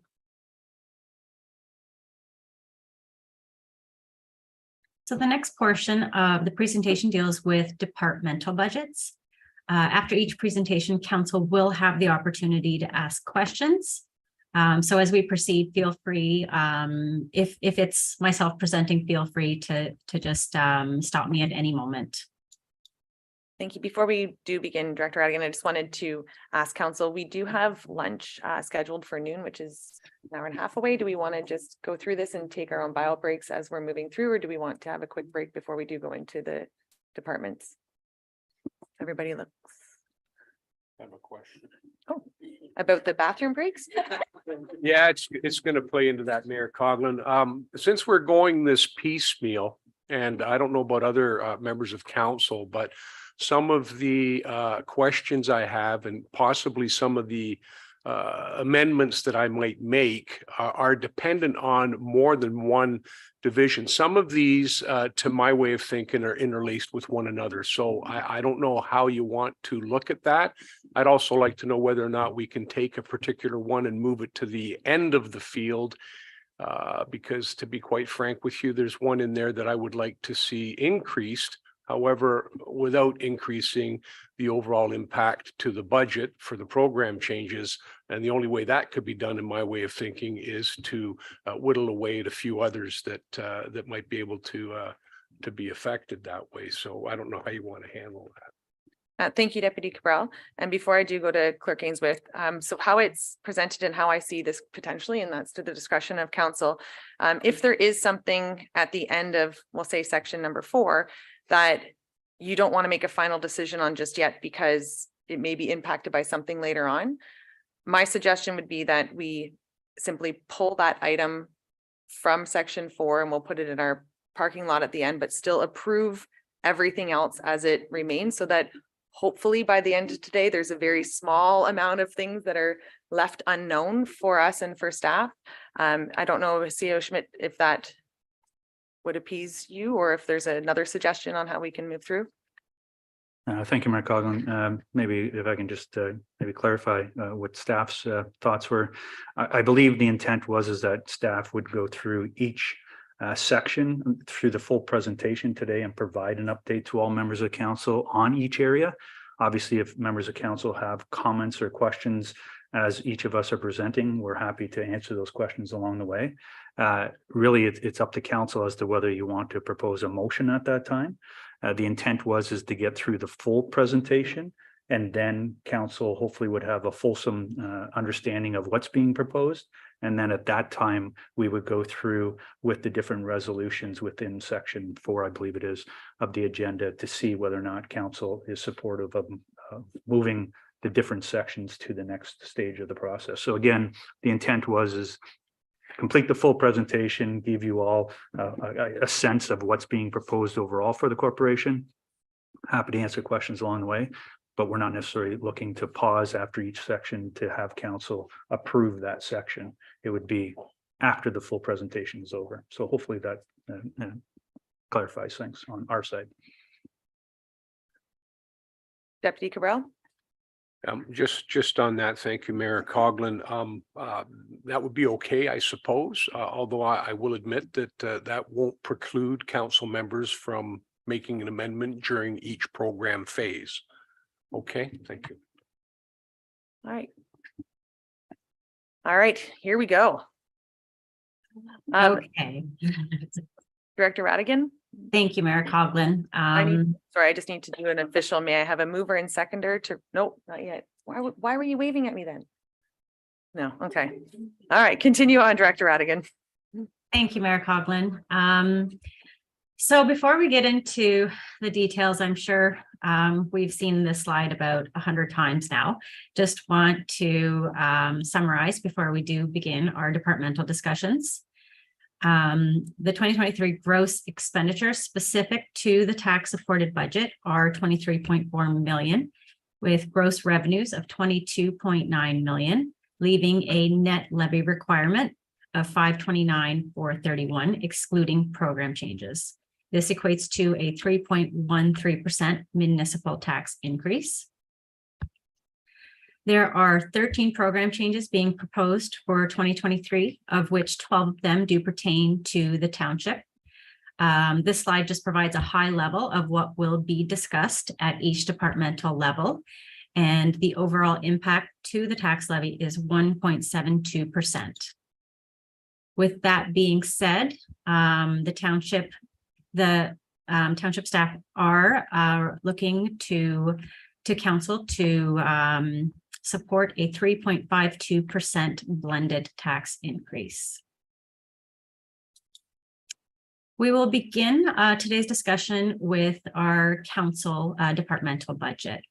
The council budget identifies an increase of $15,280, and that is largely due to the cost of living increase. Based on, Radigan? Yes. My apologies. I just have a question here from Councillor Alexander. Thank you, Mayor Coughlin.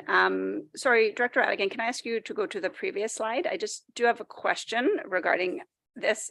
No, one more to the program changes, the overall. So when I was going through this, I was struggling to understand why certain positions have the revenue cost saving that nets it at zero. And without going through each of them, because I did look at it, some of them, the reasoning was just supplemental revenue, and I don't understand what that is. So I just wanted just a broad clarification. Director Radigan. Thank you, Mayor Coughlin. Through you to Council Alexander. That is a great question. So when the township looks at their revenue sources, we include growth as well as supplemental revenue. And that is based on new assessment coming on board, whether it be in year or at the end of the year. The growth revenue of 2.05% is already included in the 3.13% increase. So it's net of that. It's already included in there because that's guaranteed revenue that MPAC has included in our year-end tax roll. Supplemental revenue is similar to growth revenue. It's just that MPAC has not added it to our tax roll, but it will be added in 2023. And it would potentially include 2 prior years. So finance staff, alongside building staff, have determined that up to 400 homes MPAC has not included in our assessment. And as a result, we are looking at additional supplemental revenue, which would normally just end up being a surplus at year end.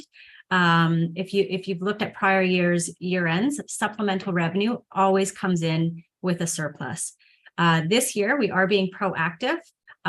We did reach out to MPAC prior to year end to ensure we could get as much assessment on the roll as possible, but we are seeing a large number of homes that have not been assessed by MPAC.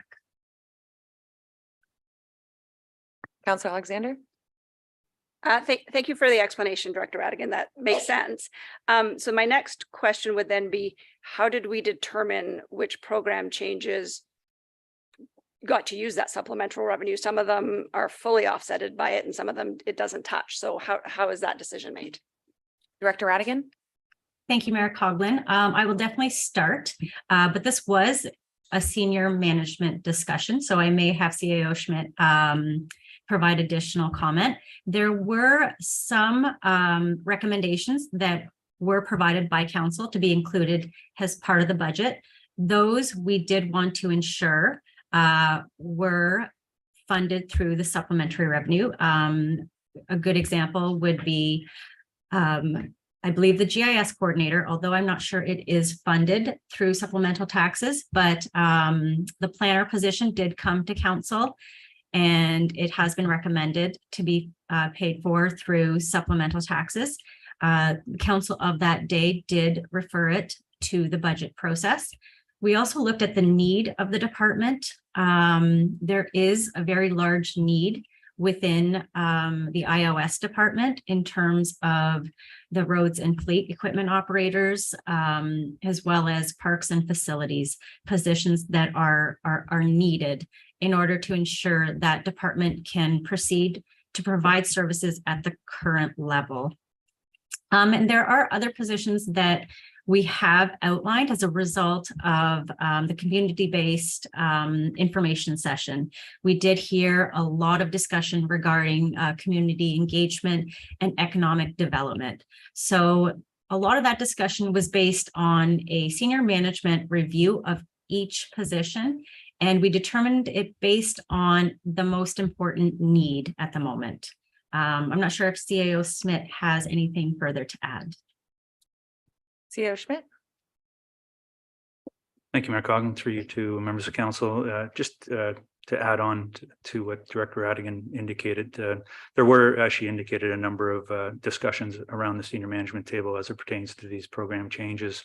Another way, rightly or wrongly, and again, council can ask questions and debate, if you will.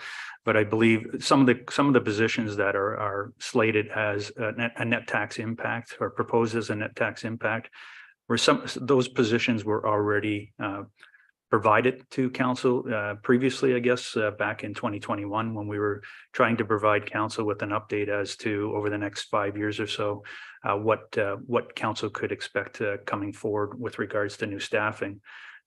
So those positions are ones that we've identified previously, and they are on the list here with a net tax impact.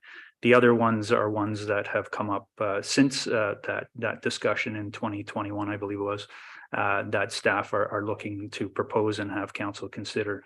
So again, those positions, we had took the position that those positions would be funded solely by the supplemental revenue to ensure that there was no additional impact to the bottom line.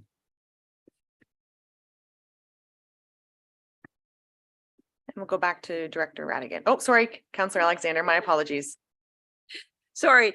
So thank you both for the explanation. That makes a lot of sense. And this is just theoretically, if we decided that one of these positions that is coming from the supplemental, we were not moving forward with, does that necessarily, that I'm assuming means that that money could go to a different position in supplemental revenue that isn't being provided for that. Is that correct? That is correct. Director Radigan.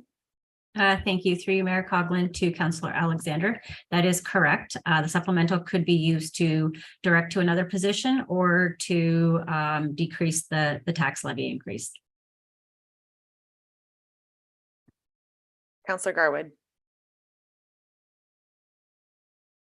Thank you, Mayor Coughlin. Through yourself to Director Radigan. Kind of jumping off of what Councillor Alexander had mentioned in regards to the supplemental revenue and in regards to the positions specifically that are selected to come from that space. Why isn't that something that is a council decision? And why is that, or is that a normal process that staff would bring forth that recommendation? And therefore, as mentioned, in theory, we're pushing forward positions without having maybe an informal or a in-depth discussion. CAO Schmidt. I believe the question is just on identifying, or I guess Director Radigan, my apologies, identifying the funding source for positions. And then I think too, if I could also include with that, for example, program change number 4 of water and wastewater. So sometimes there are revenues or avenues to which it just makes sense, or if it's in the building department, it's revenue neutral. So just how does staff decide, and at what point is council involved in the decision? Thank you, Mayor Coughlin. Through you to yourself and Councillor Garwood. Regardless of what staff does propose, we are proposing that supplemental to be used towards the positions as recommended based on our experience in terms of what we feel is needed to move forward. And at the end of the day, it is entirely up to council if they choose to use that supplemental revenue to reduce a tax levy or to reduce any other position. I would say this is the first year that we are seeing such a high level of supplemental revenue. So I'm not sure if this has ever been seen before in the past.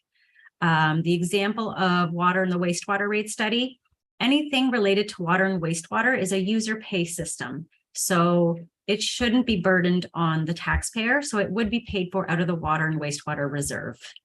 Another example, for example, the GIS coordinator position, a portion of that position is going to assist the building services, which is a user pay department, as well as the water and wastewater departments. So it would only make sense for the township to ensure that we are recouping some of those costs from those user pay systems and reducing the tax levy. So some of the positions are based on which areas of the township they do touch, and to ensure that the taxpayer is only paying what they need to pay, and the user pay systems are paying according to how much services they are provided. I hope that helps answer the question. Deputy Mayor Cabral.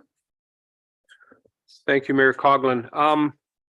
With the term supplementary, you're quite right. I'd never seen it before. As a matter of fact, I think the term supplementary ended up being a surplus at the end of the budget year, and I guess we're looking at now actually looking down the pipe at what that surplus could be and applying it to the budget in advance. So I would think that at the end of this year, maybe there won't be a surplus if we're kind of counting on those funds now. I think that would be something, if I am correct, that should have probably been made a little bit clearer. Because it can be used for infrastructure if we're going to count on dollars that we don't already have and we're just anticipating that they're going to come into our hands. Over the course of the last 4 years, I think the surplus has consistently been between $5 and just over $1 million, if I'm not mistaken. But I guess my question with respect to these in particular is that our infrastructure is suffering greatly, and we know that. And one of the things I would like to see is I would actually like to see that go from 1% to 2%. But as I said earlier, I'd like to see that happen without an actual increase to the taxation that's currently being proposed. And I know I've looked at the program changes as well as some of the capital asks. And as I said, I'll be probably making further comment on them. And hopefully I'm just trying to share that with the rest of members of council. That presentation that we had the other day with respect to infrastructure struck a chord, and your slides from this morning also served quite clearly to illustrate there's a very, very large deficit in that area. And if we're going to balance things, I'd like to see some balance go towards that. Director Radigan. Thank you, Mayor Coughlin. Through you to Deputy Mayor Cabral, I just wanted to clarify that additional 1%, we already have included a 1% within the base budget. So this additional 1% would make it 2%. And the idea would be moving it forward, we would be compounding it. So next year, we would already have a 2% built into the budget, and then we'd have an additional 1%. So on and so forth. And I believe the other item about supplemental revenue, the idea and the reason behind why we are getting such a high supplemental revenue is ultimately due to growth. And part of the positions that I believe senior management is requesting is as a result of growth. And I think you'll hear that as department heads do make their presentations. So the idea was to have those positions funded because they are needed in order to support the growth. So that was kind of the idea behind it. Thank you. Counselor Thompson? So through you, Mayor Coughlin, to CAO Schmidt. So if my understanding is correct, we've used two terminologies here. We've used surplus and supplemental. So it's really not surplus income, in my understanding, because we're already offering services to these residents and to these homes. There's already a cost to us in the township. And so at the end of the year, all we're doing is really recovering those costs once these homes get assessed. Am I correct? CAO Schmidt. Thank you through you, Mayor Coughlin, to Councillor Thompson. Correct. I guess what's happened in the past is that, you know, we haven't necessarily been budgeting for the full amount of the supplementary taxation and or supplementary revenue, which Director Radigan has indicated. So we are kind of switching our approach, if you will, so that, you know, at the end of each year, when we come to you in likely May, when we present the final results, actual results, financial statements for 2022, let's say, we're not in a position where we're saying we have a surplus of $1 million, because normally that surplus, a good portion of that surplus is in the past has been supplementary revenue. And so now we through Director Radigan and myself and others, we've had a discussion around the senior management table to say, you know, let's take a different approach. We know that we're going to get supplementary revenue. Let's actually use that supplementary revenue within the budget, and that at the end of the year, to Deputy Mayor Cabral's comments, I'm not going to suggest we're not going to have a surplus. I would rather have a surplus than the alternative, a deficit. But I think what you're getting at, and hopefully we agree, is that you're not going to see a surplus that's substantial, I guess is what I'm saying. Again, keeping in mind, we are an organization, a corporation that's a $50 million corporation. Having a surplus is not necessarily the worst thing. Obviously, though, keeping in mind that it's taxpayers' dollars. So we're trying to be as prudent as we can be to ensure that what we're proposing to you each year, we're actually going out and delivering. And in years past, we have, for the most part, again, the supplementary revenue, though, piece is we're changing direction on how we're applying that in 2023. And hopefully council will agree with that approach. I have Councillors Fisher, Councillor Garwood, Deputy Cabral, and then Alexander. Actually, my question was largely answered by Director Radigan about the compounding of the infrastructure reserve. I did want to actually concur with the Deputy Mayor. I would like to see an increase in the capital infrastructure reserve, not an increase of taxes. Maybe if we could take it from somewhere else. When I take a look at the $174,000 a year that has benefited from the 1%, it actually seems rather low. And I think with the growth that's happening, it might be prudent to increase that amount. Thank you. Councillor Garwood. Thank you, Mayor Coughlin, through yourself through to Director Radigan. I want to take a bit of a step back here when we're looking at this proposed program changes and new initiatives page.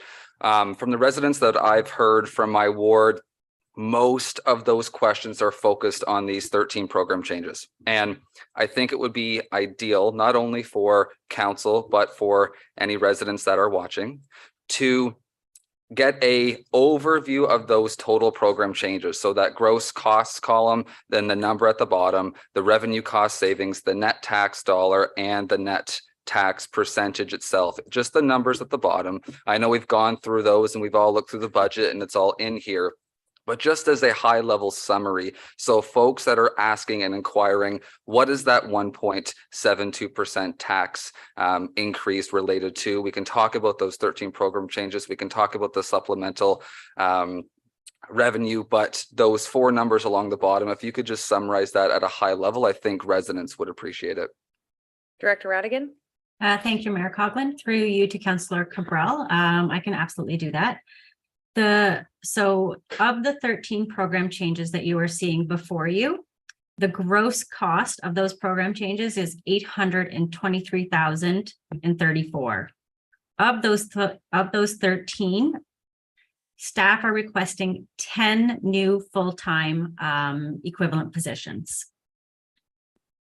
Staff, based on a review, whether it be looking at supplementary revenue or looking at water and wastewater or using reserves to fund some of these.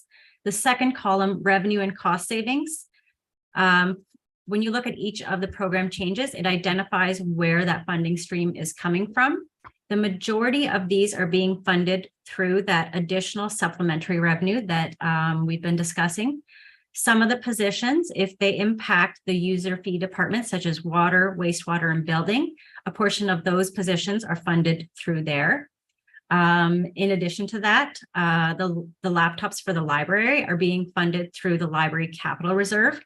So what that column of $533,000 and $533,298 does is that it reduces our gross cost impact, and ideally reduces the amount that needs to be raised as part of the net levy increase.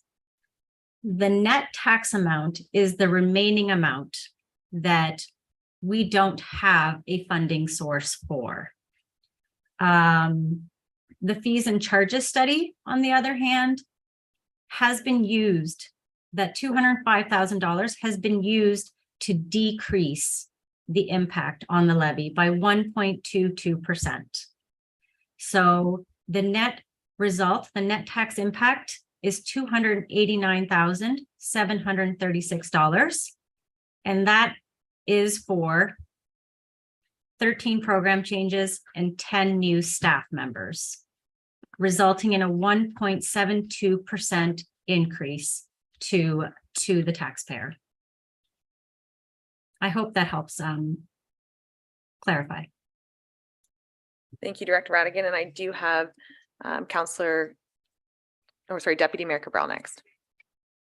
Just a comment. I actually want to say with respect to Mayor Coughlin, with respect to CAO Schmidt, I do appreciate looking down the pipe that way as far as supplemental income is going to be happening.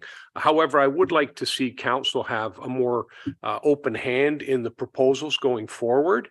I used to struggle at the end of the year, in particular one year where the amount of surplus was in excess of $1 million, because what that said to me in my low level of thinking is that we'd overcharged residents, a substantial amount, maybe in the neighborhood of 7 or 8% more than we really actually had to.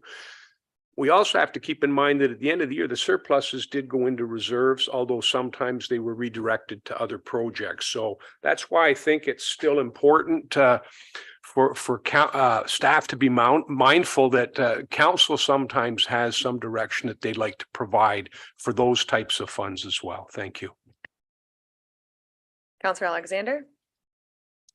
Thank you, Mayor Coughlin. And sorry, I'm beating this to death. I know that, but I'm just making sure that I make an educated decision here.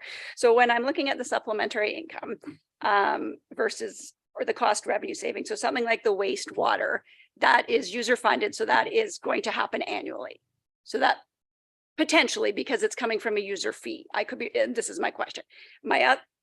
The other question I have, if it's coming from the supplementary income, which is because we have this unprecedented growth that we haven't really accounted for, is that on an annual basis, or is that just covering the cost of this position for year one, and year two, it is now fully on the taxpayer for the cost of this position? Director Radigan.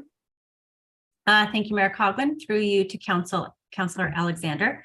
The supplementary revenue will then form, once we receive the supplementary revenue at the end of the year, it will be part of our tax roll. So it will form a part of our overall assessment, and it's ongoing. And it would fund these positions similar to the other taxation that we do receive.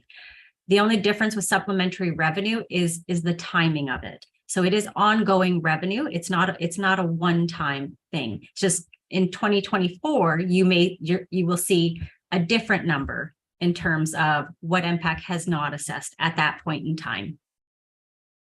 And I do somewhat, can I have you repeat your first question? I apologize. Councillor Alexander.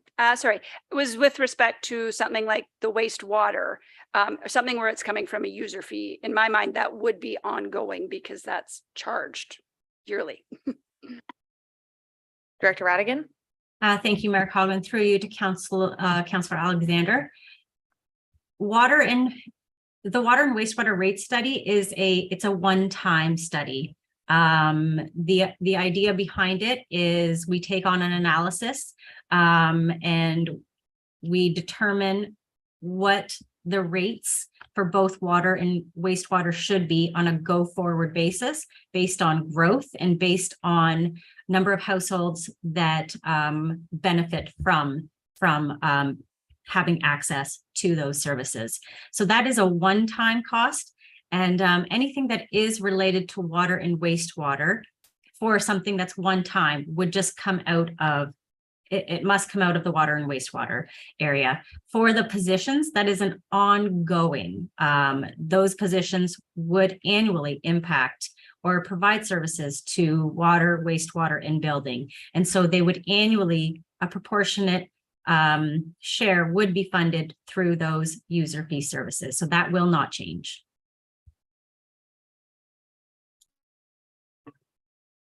All right. Councillor Moore? Thank you, Mayor Coughlin. Through you to Director Radigan. I noticed through the budget, there was an increase in the water and wastewater rates, I think 3% and 5% respectively. Are those increases then based on a previous study? Okay, and if they are, curious why we would be studying them again so quickly. But where does that revenue go and what kind of average are we looking at collecting? And does that apply to offset any of these program changes? Director Radigan? Thank you, Mayor Coughlin. Through you to Councillor Moore.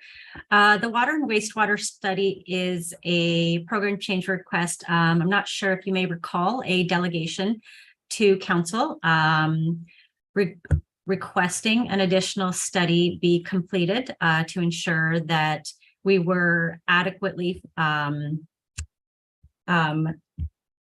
computing costs and collecting what was required. So with the water and wastewater, it is a pay-per-use system. And the last study was done in 2020 where public consultation was completed. We did hear from council that they potentially did want to proceed with another study. The existing study did propose a 3% and a 5% increase. However, in the last 2 years, council had adopted a 2% and a 5% increase. So that is what staff are proposing to proceed with. Rather than not having an increase, that would have us ultimately fall behind and then potentially have a larger increase once the study was completed. But the original study was completed in 2020 and council did approve a 2-year increase. And since we do not have an increase, we are hoping that council will be amenable to moving forward with a similar increase to prior years until a new water and wastewater rate study is completed. Follow on, Councillor Moore? Thank you. And Director Radigan, the second part of my question was, what do you expect then to collect with those increases for this year from our taxpayers? Director Radigan? Thank you, Mayor Coughlin. Through you to Councillor Moore. The 2% and 5% increases are outlined within the water and wastewater departmental budgets. I think one of the items that we did note was water and wastewater. We do need to ensure we have enough funds to pay for future and existing infrastructure. And at the moment, the wastewater system does have some pressures at the moment. In 2023, I believe wastewater in certain areas there's a requirement for us to pull in from reserves to fund the operating because we're not collecting enough. So that 2% increase, that 5% increase for wastewater, even in 2023 is not enough to ensure that we are putting funds aside to account for existing renewal or replacement of the infrastructure that we have to date. The water, same sort of idea. Any excess that is collected does go back into the reserve. There is no impact on the taxpayer. It is a user pay system. Thank you, Director Radigan. If we want to move forward in the presentation. Thank you, Mayor Coughlin.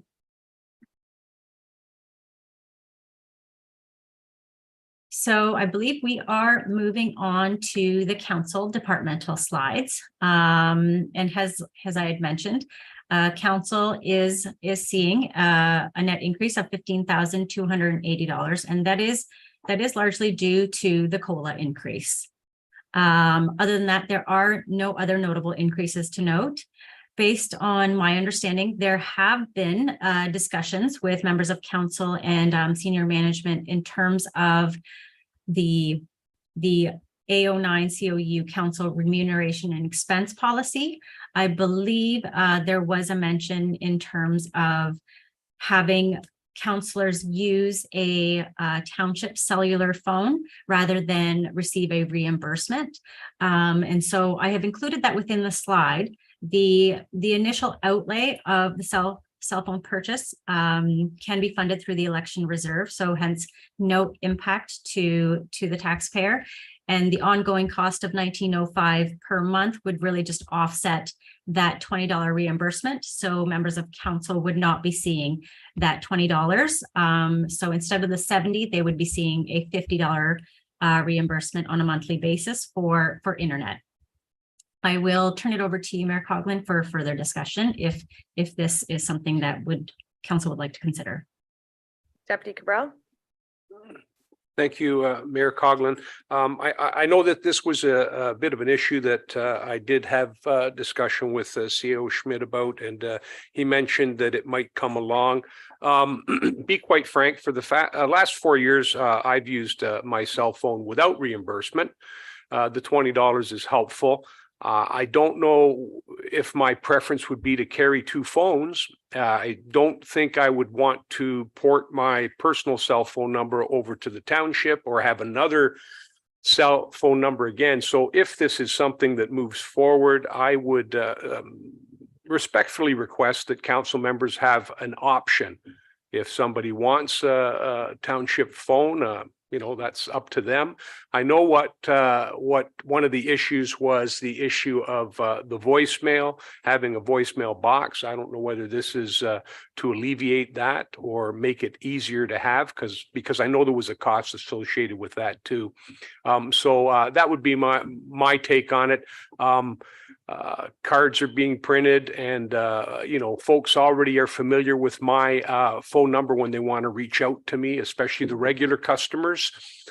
So if it goes forward, I would certainly like to see a preference, and I'd also like to I don't know whether it should be directed to Director Radigan or to CAO Schmidt, Mayor Coughlin, but if there would be an opportunity for a bit of an overview on how this cell phone would work with voicemail boxes, and whether or not there'd be any additional costs beyond the use of the cell phone and tying it into Springwater Township's virtual phone system, for lack of a better term. Thank you, Deputy Mayor Cabral. I think maybe the question about how to tie it in would be better at Mr. Burney. I'm sorry, I've lost my train of thought as I had someone talking in my ear as I was speaking to staff. I'm sorry, I'm speaking specifically as to costs associated with. We will go back to the costs associated then, please.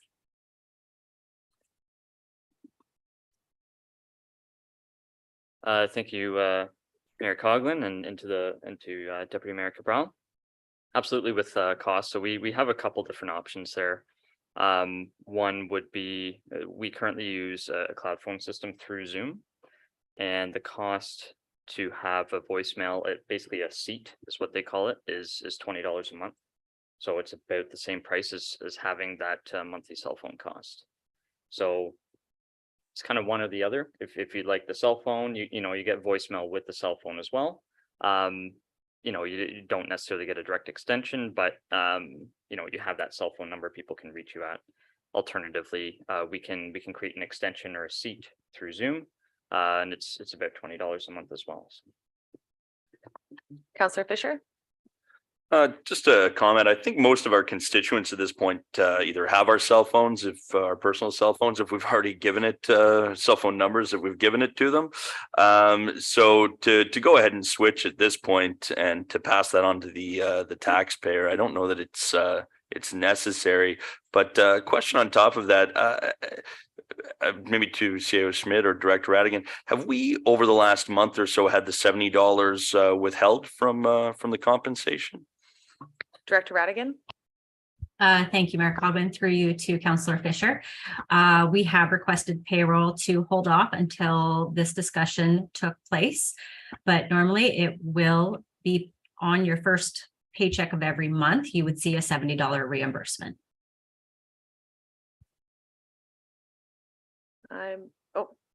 Deputy Mayor Cabral? Thank you, Mayor Coghlan. I'm just curious about that. Why anything would be withheld that was already due and payable, given the fact that we're having this discussion. It wouldn't be retroactive because we can't go back and provide us with a cell phone. So I find that very unusual. And I'm just curious to know where the authorization to do that came from. CAO Schmidt? Thank you, Mayor Coghlan. Through you to Deputy Mayor Cabral. Great question, Deputy Mayor Cabral. I'll be honest with you. I'm not sure if I authorized it. I don't recall authorizing that. But that said, I think we're in a position where we ought to be providing the 70,000 or the $70, not 70,000. You said it out loud. $70, $70.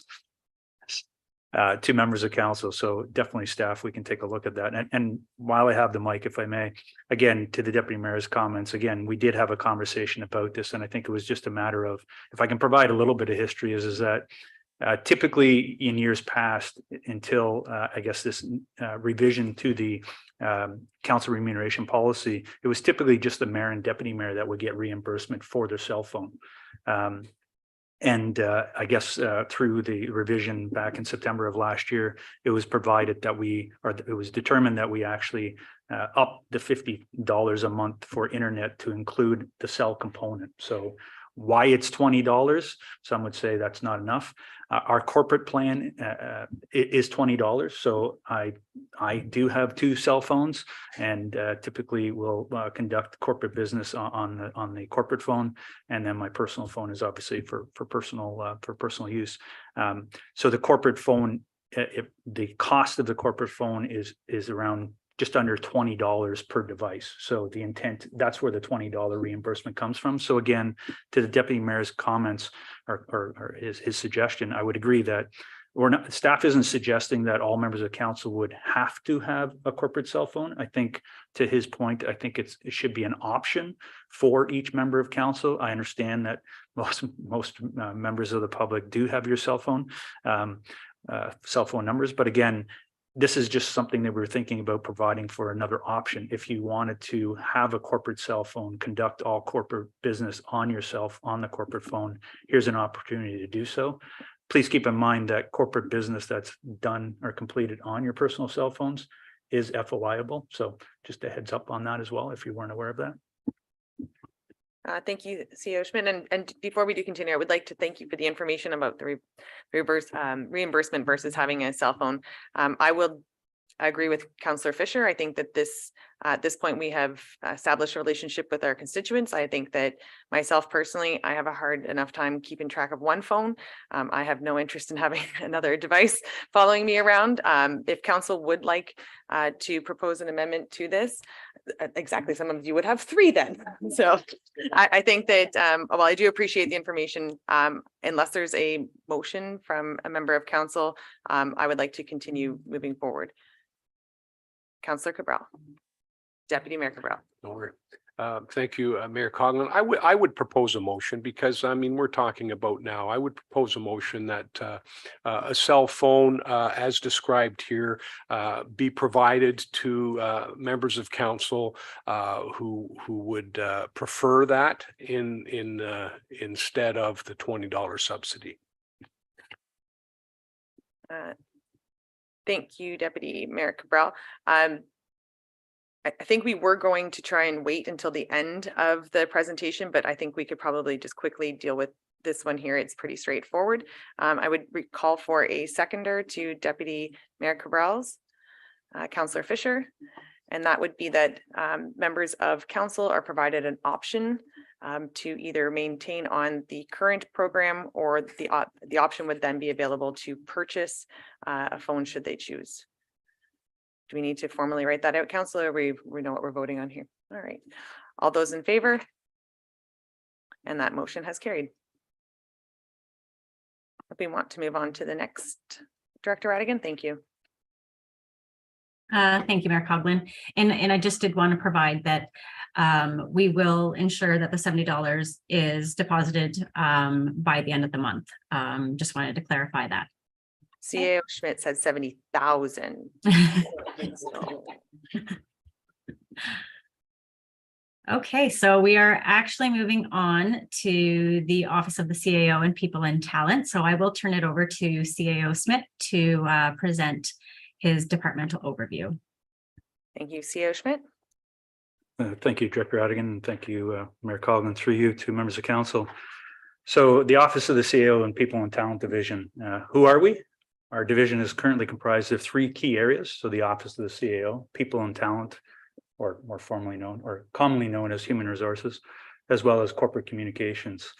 What do we do, or what are we responsible for? So the Office of the CAO is responsible for the overall strategic leadership of the corporation, which includes overall corporate management, strategic policy development, litigation, and special projects.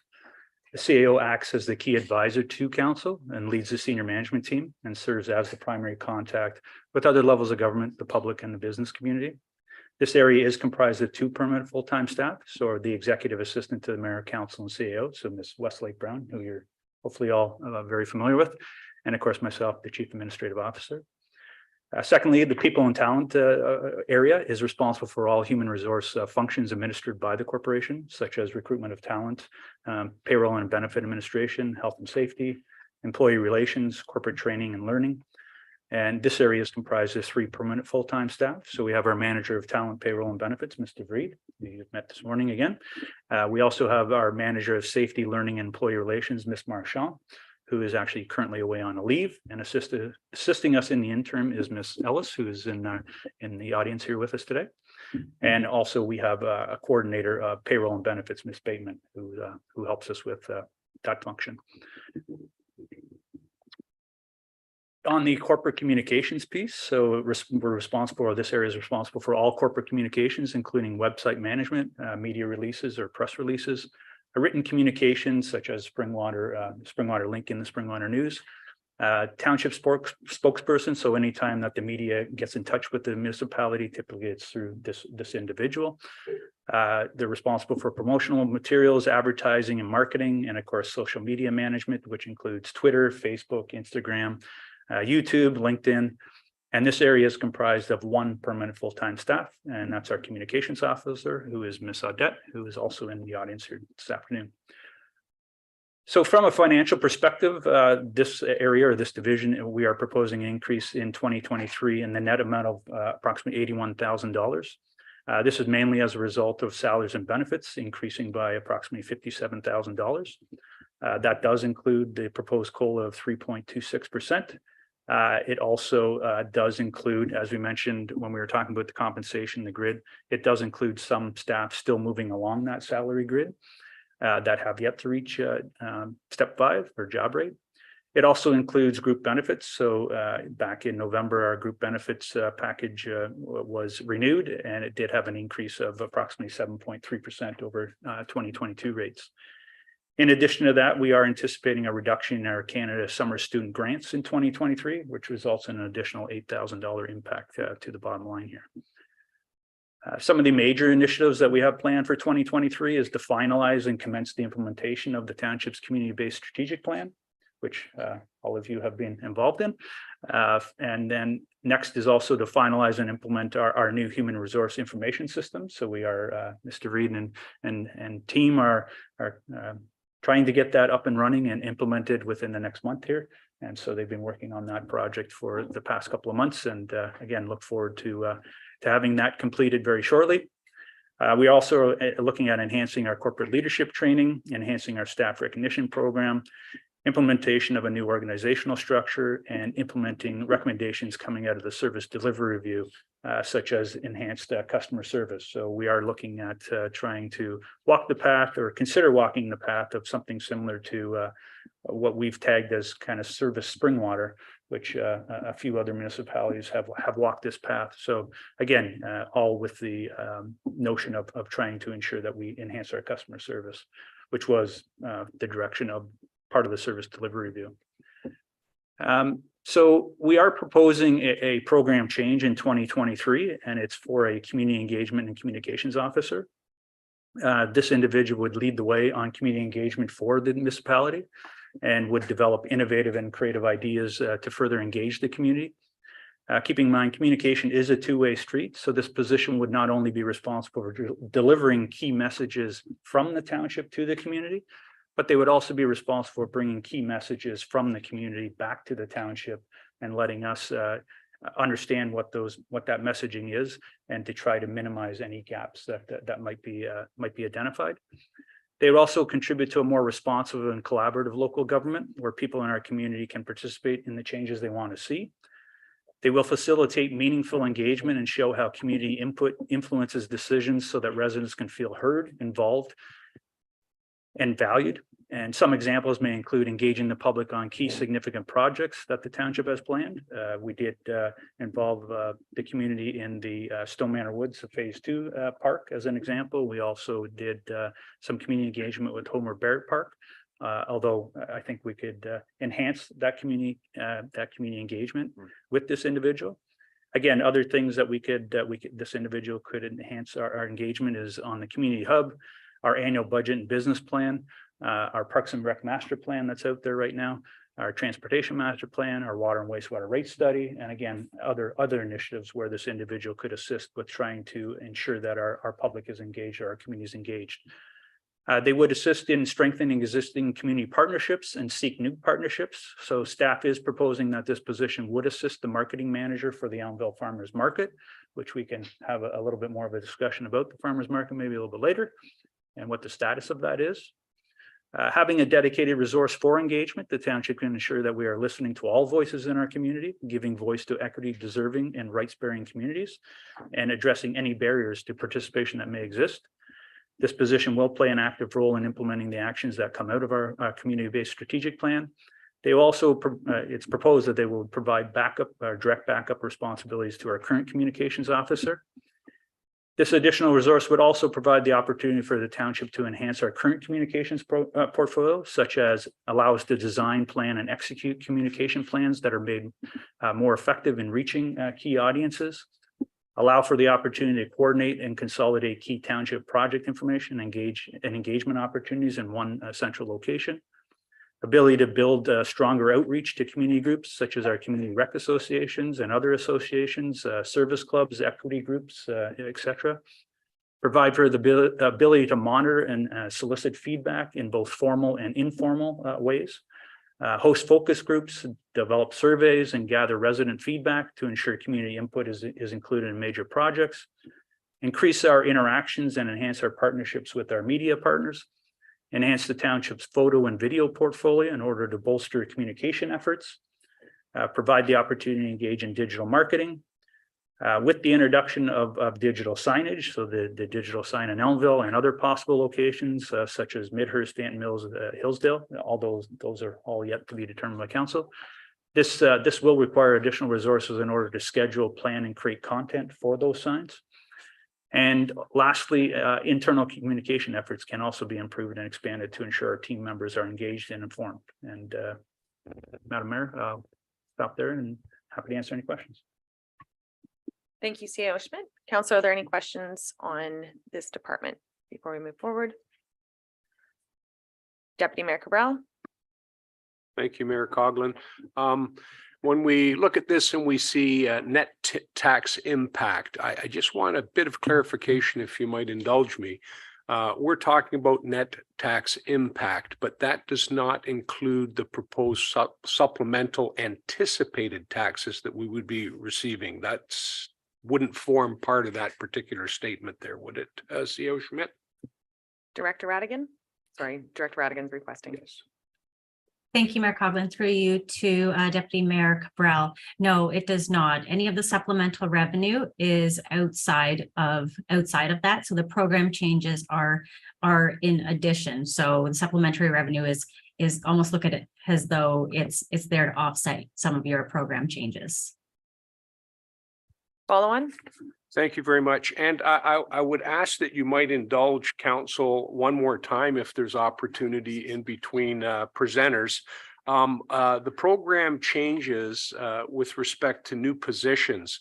Many of them are not annualized over a 12-month period. So I'd be interested to know what the actual impact would be on a 12-month basis, because going into 2023, that's what we would be experiencing. So I really want to have a realistic picture of what this is going to cost going down the road. Would that be something that could be done for later on?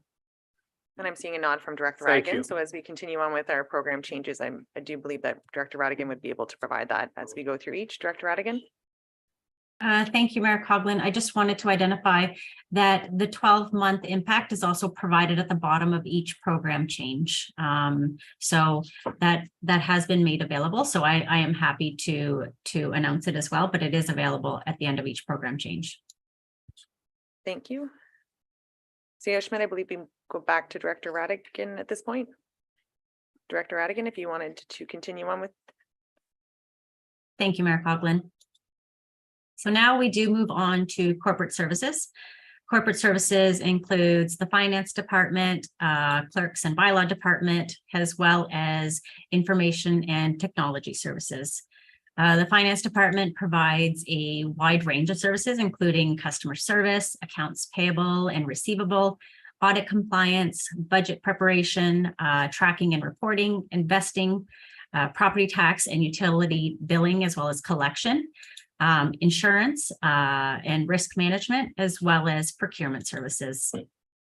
The clerks and bylaw department provide a wide range of services, including council and committee secretariat duties, statutory duties under the Municipal Act, records management, process requests under the Municipal Freedom of Information and Protection of Privacy Act, the issuance of licenses, special events and sign permits, the administration of municipal cemeteries, commissioner of oath services, and bylaw enforcement services, including education and associated prosecutions, administration of municipal and school board elections, and processing of township land sale requests, and also the execution of legal documents. The clerk's department also oversees compliance with the Accessibility for Ontarians with Disabilities Act as well.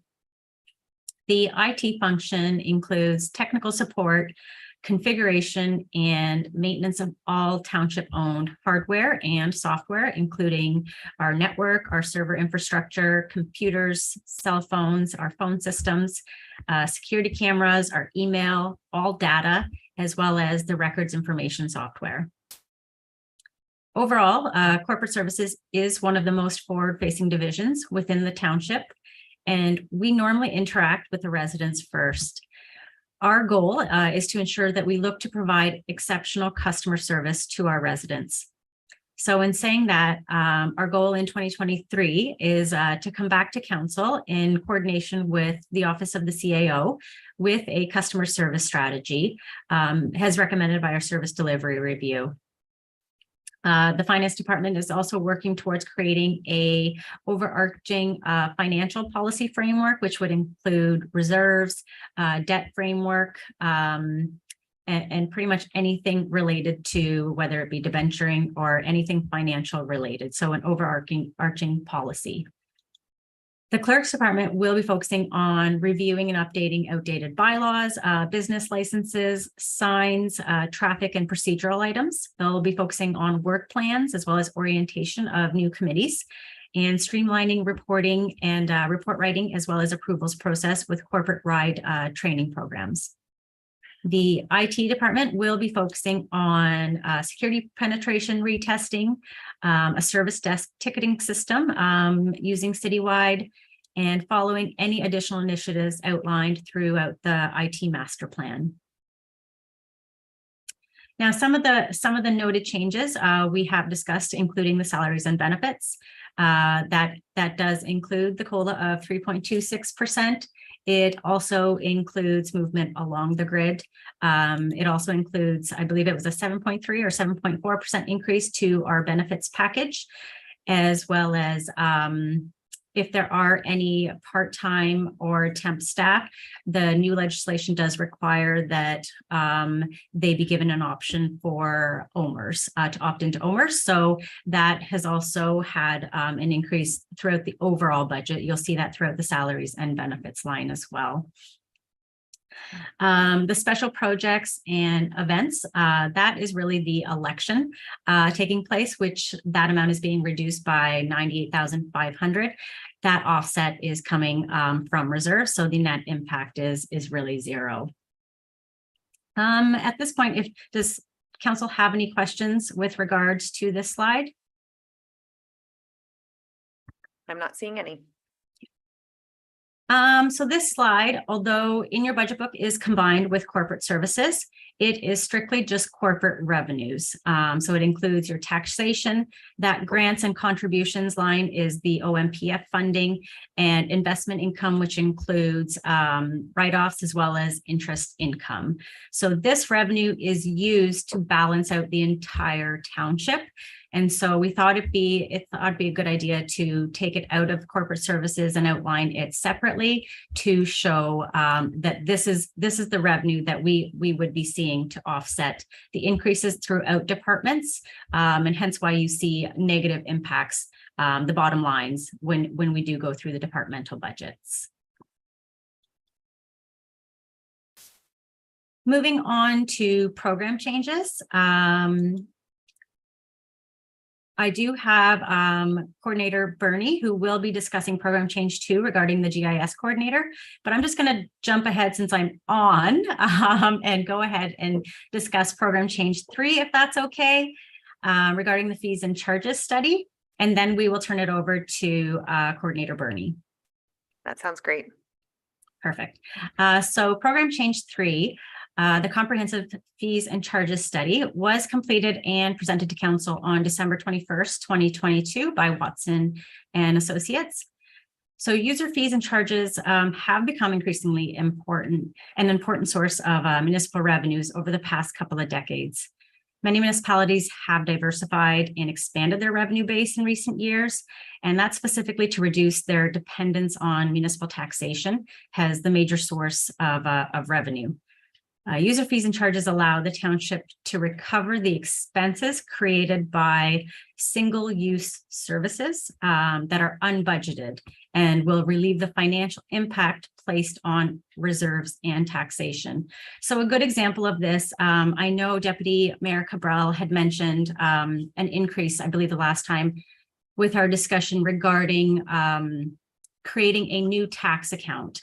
I believe the fee for that is $30. So I just wanted to kind of give a background on why that would have been recommended. So right now, a new tax account is 99% of the time created when growth is occurring. So technically that's happening as a result of the developer. So when a developer needs a new roll numbers, so when there's technically a severance that happens. So we are currently subsidizing those fees by the tax base, and we truly shouldn't be. It should be something that is paid for by the user. And in that case, it would be a developer. There are definitely the one-offs that do come in that perhaps are building their own home and or purchasing land and would require a new tax roll. But the majority of that is related to a developer. So if we consider looking at 10,000 new homes, that's quite a huge subsidy that the taxpayer is paying for at the moment. So moving on, Watson and Associates did estimate revenue of 561,000. Director Radigan, I just have a question from Councillor Thompson before we carry on. Through Mayor Coughlin to Director Radigan or whomever can answer this. One of the questions that one of the residents asked me with regards to the fees in community center rentals is why there's a difference between a licensed event and a non-licensed event. And during my meetings, I got two answers. I got one answer that it costs the township more money to do a booking with a licensed event. Another answer I got that we have to pay more insurance, and that's why the fees are different. So I just wanted to get the correct answer for this resident as to which one it is, or is it both, or what the reason is between the differences in the rental. Director Radigan. Thank you, Mayor Coughlin. Through you to Councillor Thompson. The answer is both. Our liability does increase with licensed rentals. However, I will ask that Manager Dean, if she could shed some additional light onto those rentals, I would appreciate that. Manager Dean. Thank you, Mayor, and through yourself to Councillor Thompson. So yes, correct. Director Radigan answered the one part.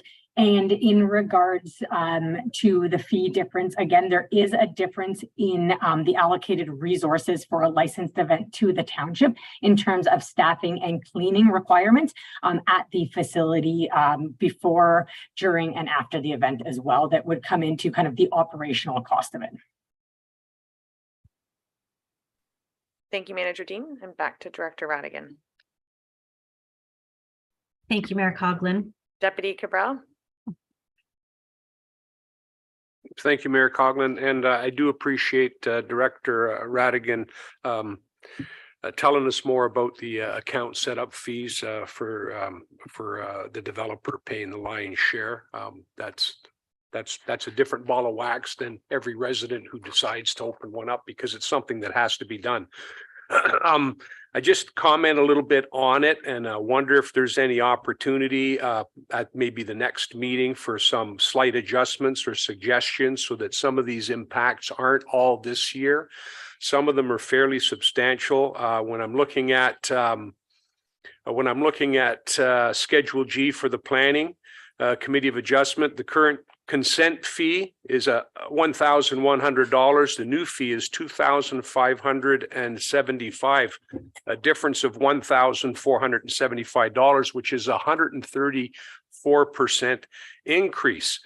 So I'm just wondering if there's opportunity for us to phase that in so that it's not a big hit right off the bat. Some folks have already likely been looking at our fee schedule prior to these new ones going into effect, and they're going to be quite surprised.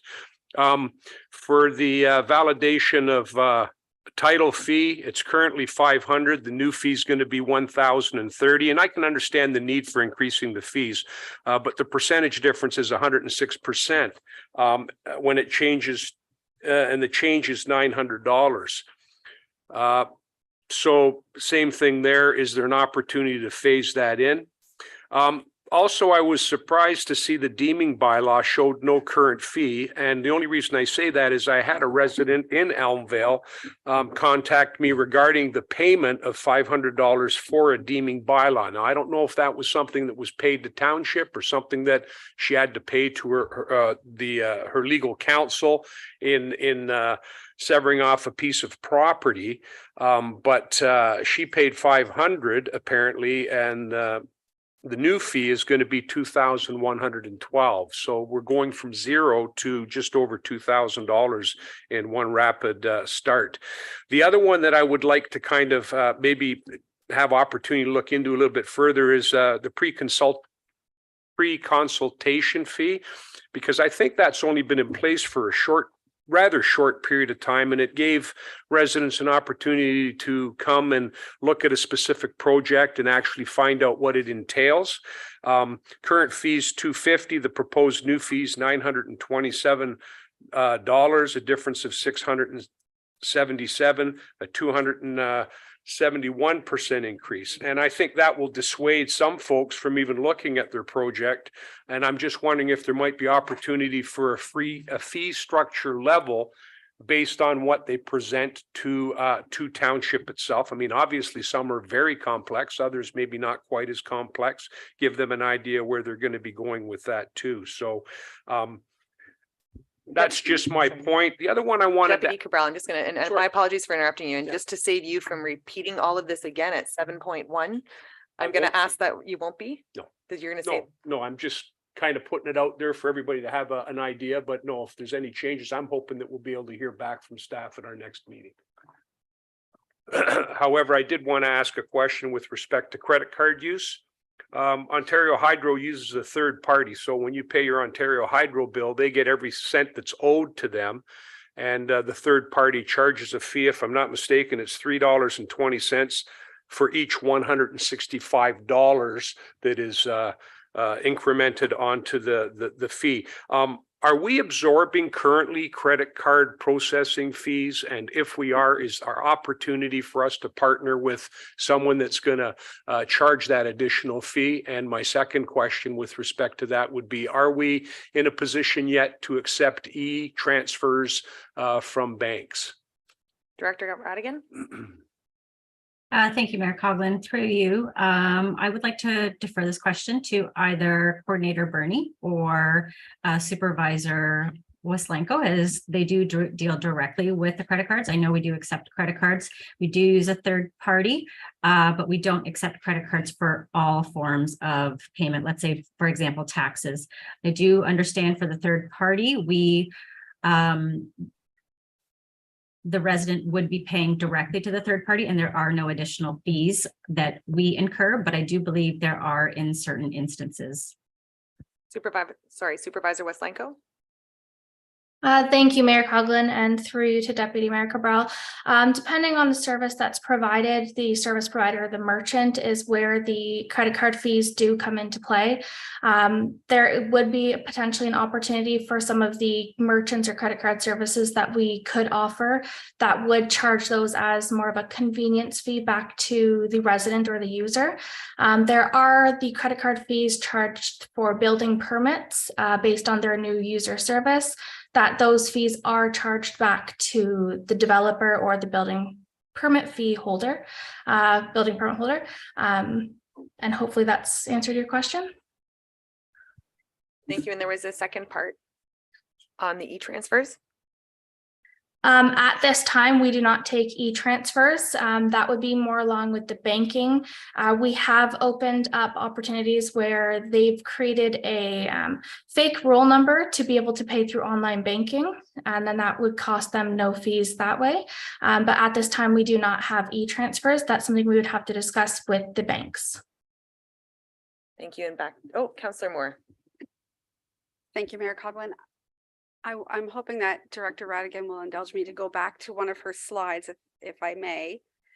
And it was the slide just prior to the one on my screen that one actually, that says grants and contributions.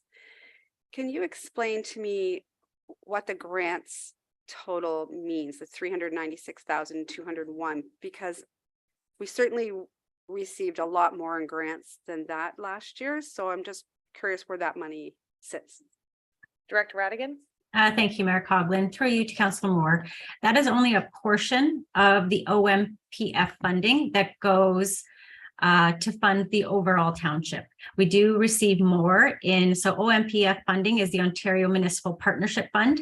We do receive upwards to around the $800,000 to $1 million. A portion does go to IOS department for roads maintenance, and a portion does go to policing services. And so this portion is only the OMPF portion that has always been allocated towards administration. The overall grant has been reduced. We are only receiving 85% of last year's allocation, and that is Ontario-wide. Okay, thank you. I thought you had mentioned, Director Radigan, that this included all the grants for all the departments. So I was looking for our trails grant and other ones that I was aware of. So that's fine. CAO Schmidt. Thank you, Mayor Coughlin, and if I can, Director Radigan, just further to her comments to Councillor Moore. So those last few grants that you had mentioned are more capital based. So what you're seeing here on this slide is just operational grants. So when we get capital grants, those are funded through the capital program directly against those projects. So those would not be listed here. You'll see that in the capital program, and Director Radigan can correct me there if I'm wrong, but what you're seeing here, I believe, is just the operational grants that we have. Thank you. And back to you, Director Radigan. Thank you, Mayor Coughlin. And I just wanted to further explain that any grants that are related specific to departments, you'll see them in their departmental budget lines. Were there any additional questions with regards to the fees and charges study? I'm not seeing any at this time. Okay, I would like to turn it over to Coordinator Bernie to provide an overview of the GIS Coordinator Program Change 2.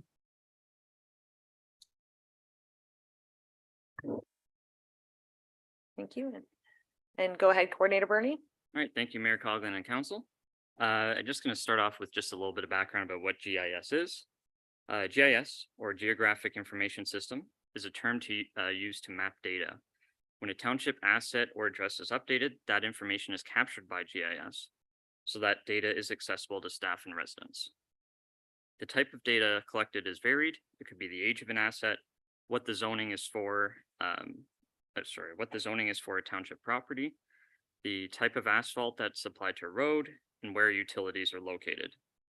While some of this data is collected and updated by the County of Simcoe, neither the township or the county have the staff resources to maintain township-specific data of the nearly $1 billion worth of assets the township is responsible for. Much of that data is out of date or simply not mapped.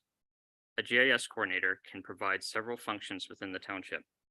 Primarily, they will be responsible for updating and maintaining infrastructure data on the township's GIS portal hosted by the County of Simcoe. This includes existing and new assets, infrastructure changes, and data on an ongoing basis. They will also develop new mapping integrations with our existing software, such as Citywide, CityView, and Laserfish, which will reduce the need to manually update data.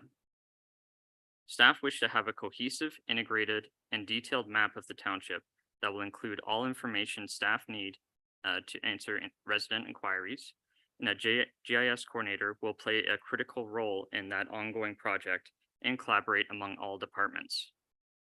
In many cases, that data can be made publicly accessible and therefore remove the need for a resident to reach out to staff, which reduces the time staff takes on calls and provides a better resident experience as they do not need to wait for answers. Providing historic and real-time data, GIS is a very powerful tool that members of the public and staff alike can use to find answers to many common and specific questions. The township requires this position to enable and maintain these functions. One project needing attention will be to update the zoning layer and to provide public access to zoning data, thereby reducing the number of calls the planning department receives. The Township of Springwater is one of only 3 municipalities within the County of Simcoe that does not have a GIS resource. On May 4th, 2022, during a special meeting of council and staff had a positive discussion about the benefits of hiring a GIS coordinator referenced by bylaw 2022-034.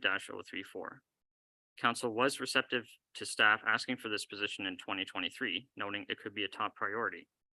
This program change supports initiative number 1 of the IT master plan.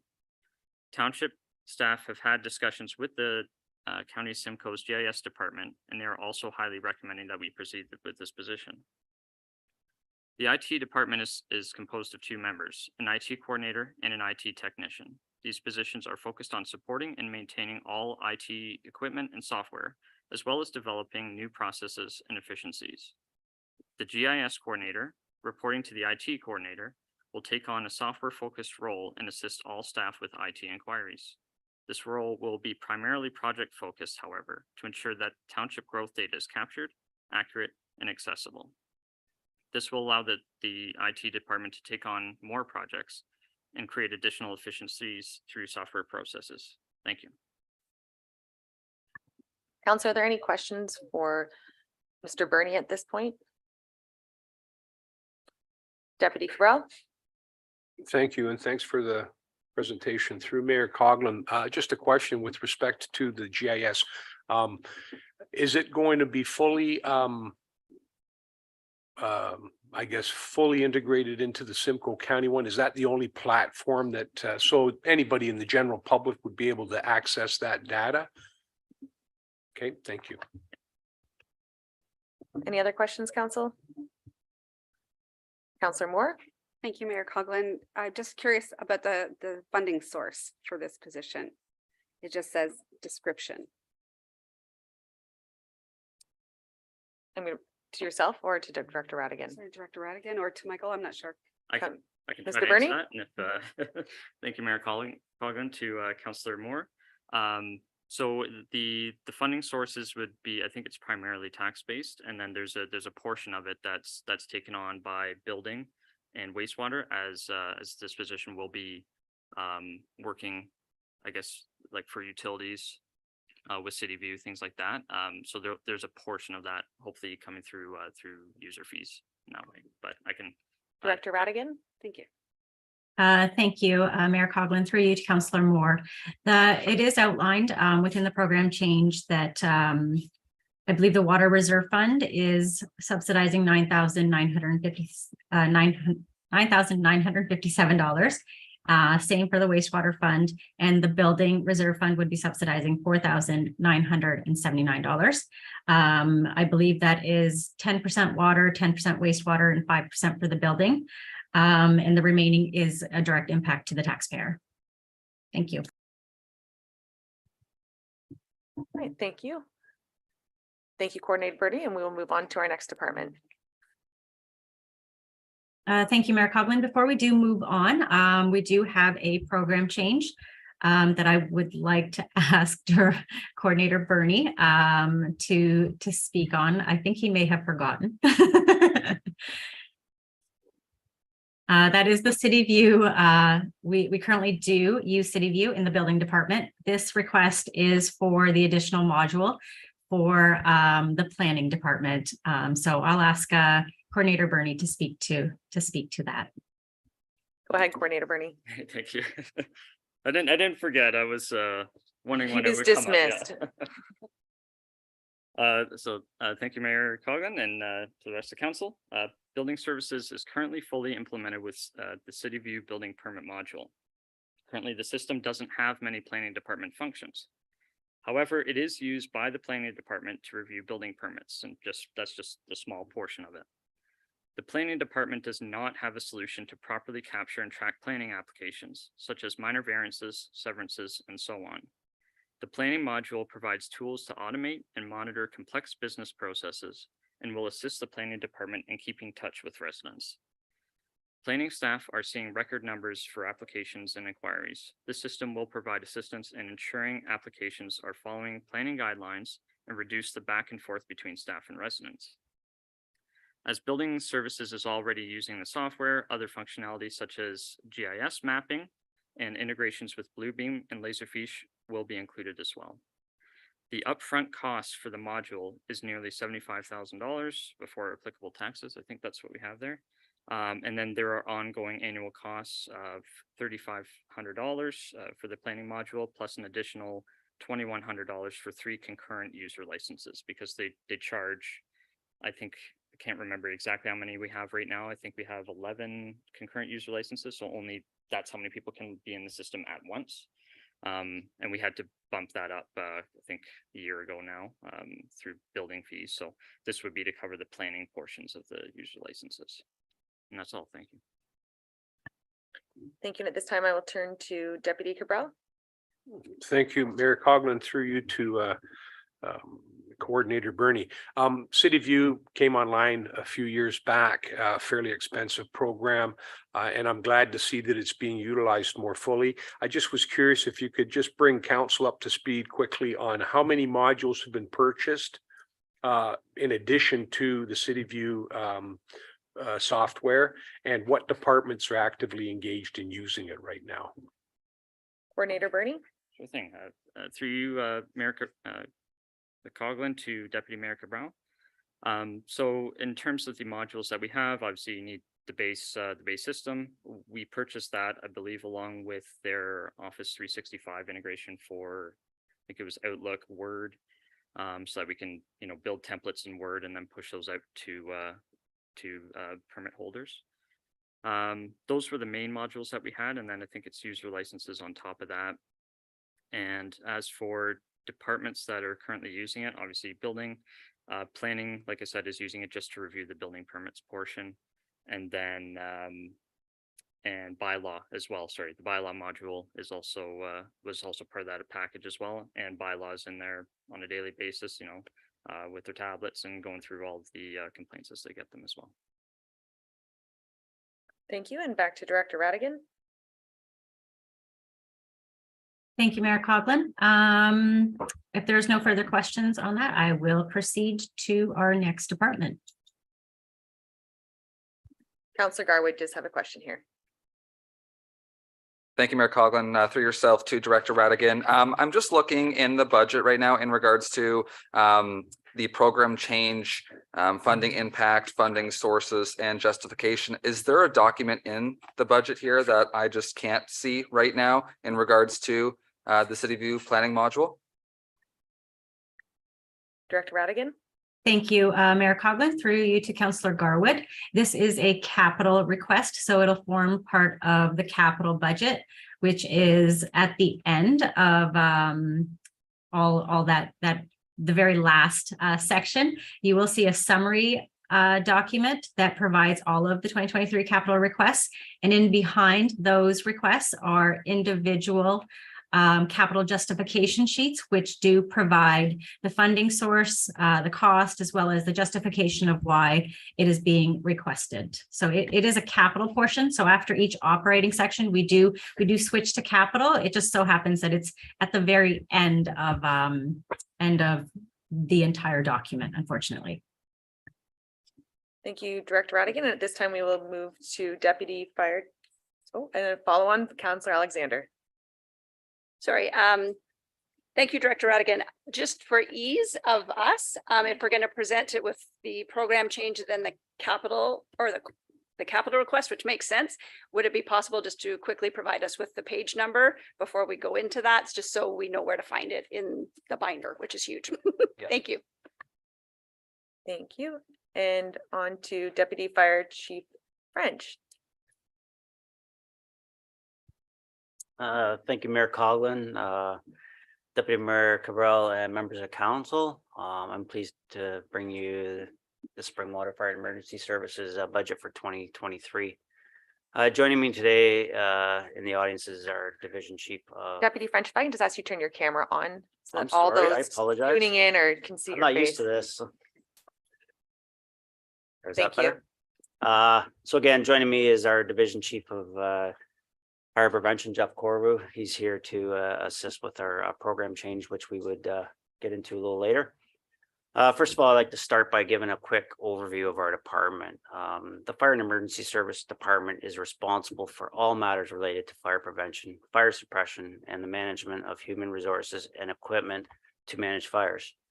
The department also has a significant role in responding to non-fire related emergency situations, which is vehicle accidents, entrapment, search and rescue. The Fire and Emergency Services also undertakes emergency management as required by the Office of the Fire Marshal and Emergency Management, Ontario. Our current team consists of 5 full-time staff, which includes Director of Fire and Emergency Services. Unfortunately, he's not here today. He's on a well-deserved vacation. Myself, I oversee the operations and training. We have full-time Division Chief of Prevention and Education. We have full-time Division Chief of Training, and we have a full-time administrative assistant. We also have currently 93 dedicated volunteer firefighters who operate out of 4 stations in Midhurst, Minising, Hillsdale, and Elmville. Into our just going into our financials here now. On the user fees, we have increased the user fees and charges from 87,700, which was in 2022, to 129,000 for 2023, with again an increase of $41,250. This is based on calls related on MTO, county, and township roads, which result in motor vehicle collisions, vehicle fires, hydro lines down, or natural gas leaks. And just to give you an overview of our rates is currently $543.03, which is an MTO rate, and we charge that per truck per hour out on these highways to provide those services. Under salaries and benefits, we do have a increase of $59,816. This is basically just the salaries and of full-time and as well as volunteer firefighters. An increase on contract services. It's an increase of $16,169, bringing this budget line to $137,700. This is due to an increase of $15,669 of our insurance. The $137,700 also includes our Barrie Fire Agreement, which has an increase of $3,000. Our annual dispatching fee that Barrie Fire and Emergency Services provides. Our 2 communication tower sites that house our repeater system for radio communications, as well as ESSA Fire Agreement and the Wasaga Aerial Agreement, which has been reduced $2,500 because of our new aerial device that we'll be receiving late this spring. We have a transfers to capital of $21,500 for the capital request replacing utility 3. This is due to the increase that we've seen in 2022 when we purchased the chief's vehicle. Just moving on now to the program change.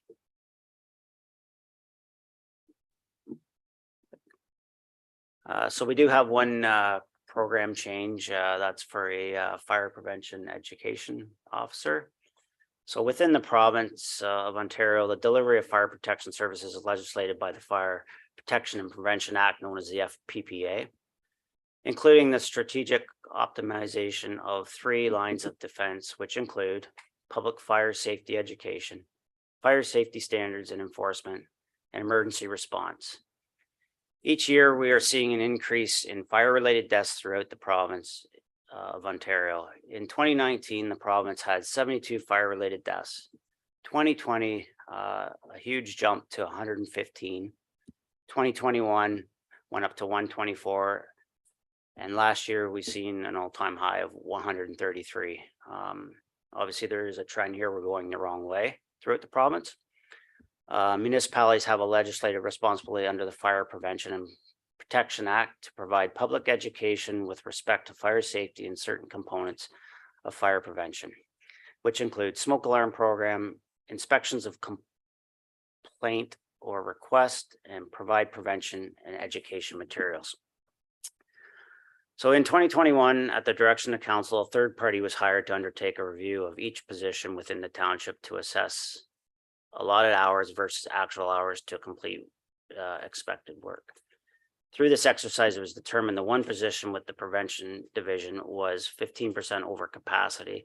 With the current and anticipated growth in the township, this will only intensify the issue of not enough time to provide the new programs while keeping up with the current standards of delivery.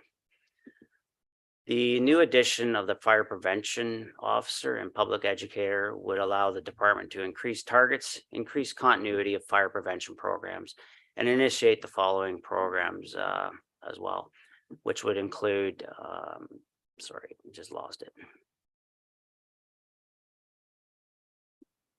conduct fire prevention inspections on premises, enforce the prevention bylaws in consultation with supervisors, make presentations to the public on fire prevention, education, and media relation activities, implement, maintain in-service fire prevention inspection programs and records, receive, process, and follow up on reports following fire suppression division on possible fire safety infractions, recommends changing policies, procedures, and methods necessary to maintain or improve fire prevention programs, assist in determining and maintaining the wildland fire danger rating signs, responsible for upkeeping and ensuring the correct hazard information is on all of the public signs within the municipality, maintain stock of fire prevention and teaching aids in order as needed, example, smoke alarm pamphlets, etc. Assist with co-op students that participate in the fire and emergency service department in prevention activities, coordinate with outside agencies to deliver public education programs, provide fire extinguisher training programs to public and businesses within the municipality, provide public education in fire prevention, emergency preparedness, or other topics as applicable. Smoke alarm program, current target right now is 200. We're looking to increase that to 400. Our regular schedule in-house inspections of commercial businesses and industrial operations of an annual basis. Currently, staff may inspect on a 3 or 4 year cycle. Commencing a residential inspection program, school program biannually, commencing Remembering When, fall and prevention program for seniors. Inspection targets could be set and findings during inspection review that may outline the need for potential public education programming. The department could react quicker to trends identified in the annual simplified risk assessment. An additional fire investigator to assist with origin and cause and plans examination. Again, the fire prevention is the department's most valuable proactive resource in preventing loss of life and property. Investing in our fire prevention program will ensure the development can maximize its resources and focus on different approaches in safety and helping build fire safety communities. Is there any question, or do you want me just to continue on the capital and then go to questions after? Or? At your discretion, Deputy. Okay, I'll do that and then we can just do questions after. So if in the capital purchase is our replacement of utility 3. It's utilized at station utility vehicle to respond to emergencies. It's equipped with lighting and some minor equipment and can be utilized to tow our all-terrain vehicle assigned at station 3. Utility 3 is a 2012 Ford Expedition. It currently has 212,000 kilometers on it and is starting to show signs of body corrosion, electrical issues, and the need for repairs, AC, exhaust system. And currently the engine has recently developed a knock in it. The vehicle is identified in the 10-year capital budget for replacement in 2023. Should this vehicle be approved, the department's intention is to assign this unit to myself. And the current, my current vehicle, which you can see in the parking lot, it's an F-150. The vehicle will be assigned to Station 3. This will allow more robust vehicle for use at Station 3 for carrying more equipment and can be utilized for transporting gear and equipment back from fire scenes, this not exposing contaminants within the cab of the vehicle. Further, it will allow the department to further reassess the scheduled replacement in 2027 as limited kilometers would be placed on this vehicle moving forward.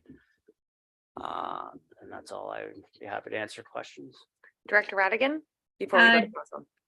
Thank you, Mayor Coughlin. I just wanted to direct members of council to page 273 for the replacement of the SUV Utility 3, and for project 21407, page 248.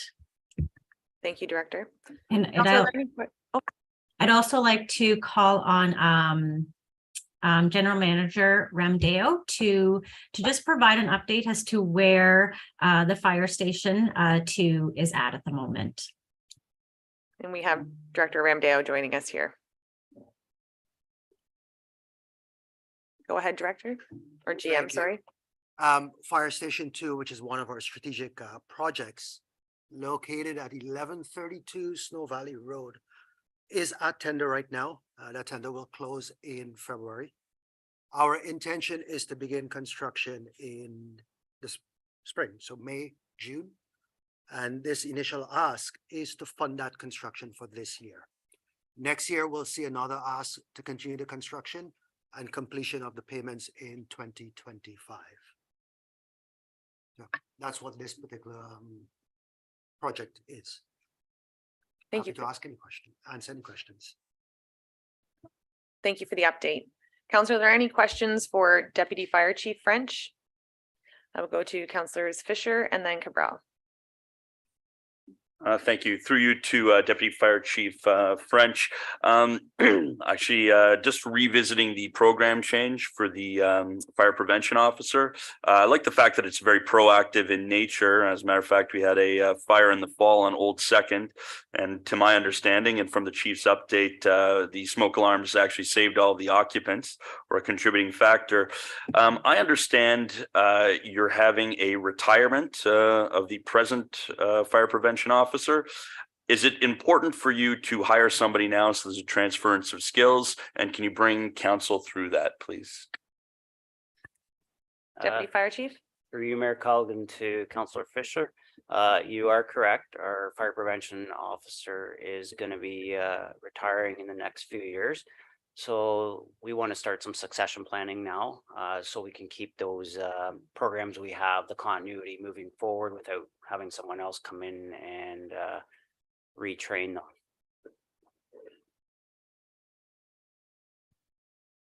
Other Councillor Deputy Cabral and then Councillor Moore. Thank you, Mayor Coughlin. And I would say it's still going to be two individuals in that division for prevention. I just wanted to ask about the replacement vehicle, because I did see that as well. But now that you've indicated that it's actually going to replace a vehicle, I'm just wondering, is there going to be a need for an additional vehicle for this program change ask for the new fire prevention officer to utilize? And that's the first question. And the second question would be, given the nature of their work, would it require a big pickup truck, or could they get by with something a little bit more economical if they're going to be actually doing inspections, the fire prevention thing, making presentations? So those two questions, if you could. And I also want to thank Deputy Chief French. He spent some time on the phone with me yesterday. I was looking at the possibility of exposing some of our volunteer firefighters to this area, and he was very thorough in explaining to me some of the reasons why it wouldn't be prudent. And I must say I agreed with him, and I thank him for that time. Thank you. Deputy Fire Chief. Through you, Mayor Coughlin, to Deputy Cabral. At this time, no. We have some other utility vehicles in the station that we could utilize during the daytime right now. Just because of the response we do get in the day. We do respond as well in the daytime, and this person would respond as well. So, for example, Hillsdale's a bedroom community. We could pull that utility out of there in the day, utilize it, and take it back at night versus getting another vehicle. It's just how many you get to respond in the day that vehicle may not respond. The pumper and the tanker is usually the first to go. That would be the third vehicle if we had enough people coming. So to answer your question, no, we wouldn't have to get another vehicle. We could just utilize another vehicle for now. And the idea of having more of the pickup is because they do have bunker gear and everything. And I'll go back to the contaminants. We want to make sure that stuff is in the back of the pickup versus inside, just for the fact of contaminating the vehicle. We're trying to go to a clean cab method moving forward. And Councillor Moore. Thank you, Mayor Coughlin. Through you to Deputy Chief French. Just a question about the user fees. Are the residents ever getting charged back for any services that the fire department's providing? Deputy Fire Chief? Through you, Mayor Coughlin, just to clarify, our residents or just everybody in general? Well, Springwater residents Okay. primarily. So to answer your question, yes, we do bill them. It's basically, it goes to their insurance. It's billed to their insurance, those bills, and it's usually at fault. So when we get our police reports, it's at fault that gets the bill. We don't bill. If yourself was in an accident and you hit Counselor Fisher, we don't bill you, we don't bill them. It's usually at fault driver. If there's no fault, then that bill is split equally between the two occupants. Follow on, Councillor Moore? Thank you for that, because I have had calls about that before, when people have seen maybe the results of an insurance claim, or, you know, they're worried that they're getting a bill from the fire department. There recently was a occurrence over in Clearview, though, where a couple of younger folks were rescued in a crevice or some kind of exploring that they were doing, and they did get a charge from the fire department. How would that play out here in Springwater if that was to happen? Thank you, Deputy Fire Chief, and I do believe we were talking about the incident in Collingwood in the crevice. And then if you could also relate that to any rescue that we need to do in the Menacing Wetlands, that would be wonderful. Yep, no, great questions. So under our fees, under our bylaw for recovery, there is a cost recovery that we can charge back that. Hopefully, I'm aware of the one in Clearview, and I know it was quite significant bill. But we can charge that back. We also have for the, and I believe this is your question, Mayor Coughlin, for the Menacing Swamp, more or less. If we do have to get a airboat, we have that part of that agreement with Barry. It depends the time of year. I listened to the NVCA the other day there, and it's different times a year. We do go in there. Spring is catastrophic. It's like going into the ocean. There is no stream. It's just all water. But in the summertime, you may not get that airboat in there. We have worked with the NVCA. They do have a little tin boat that they actually do go in and do the rescue. If that's not possible, we just seen it this summer. I attended with OPP myself, not the station, and they contact JRCC for a chopper, and they bring that, which that JRCC is the military out of Trenton. If that's not available, sometimes they'll utilize the OPP helicopter to come in. That's strictly up to them. We don't make those requests. We make those requests through OPP. Thank you. Council, are there any further questions for Deputy Fire Chief? I'm not seeing any, and I do believe at this time we are going to break for lunch before we continue. So do I need a motion then to recess or just recess? We'll just recess then. That was, and I think too, is it half an hour, Clerk Ainsworth, that you're aiming for? Half an hour, Council, sound okay to keep going? Staff, half an hour, is that all right? Oh, well, you think so? How do you know? All right, Council, do we want to carry on with CO Verstraeten and let him carry on with his day after that? Are we okay with that? Okay. Yes, you can go.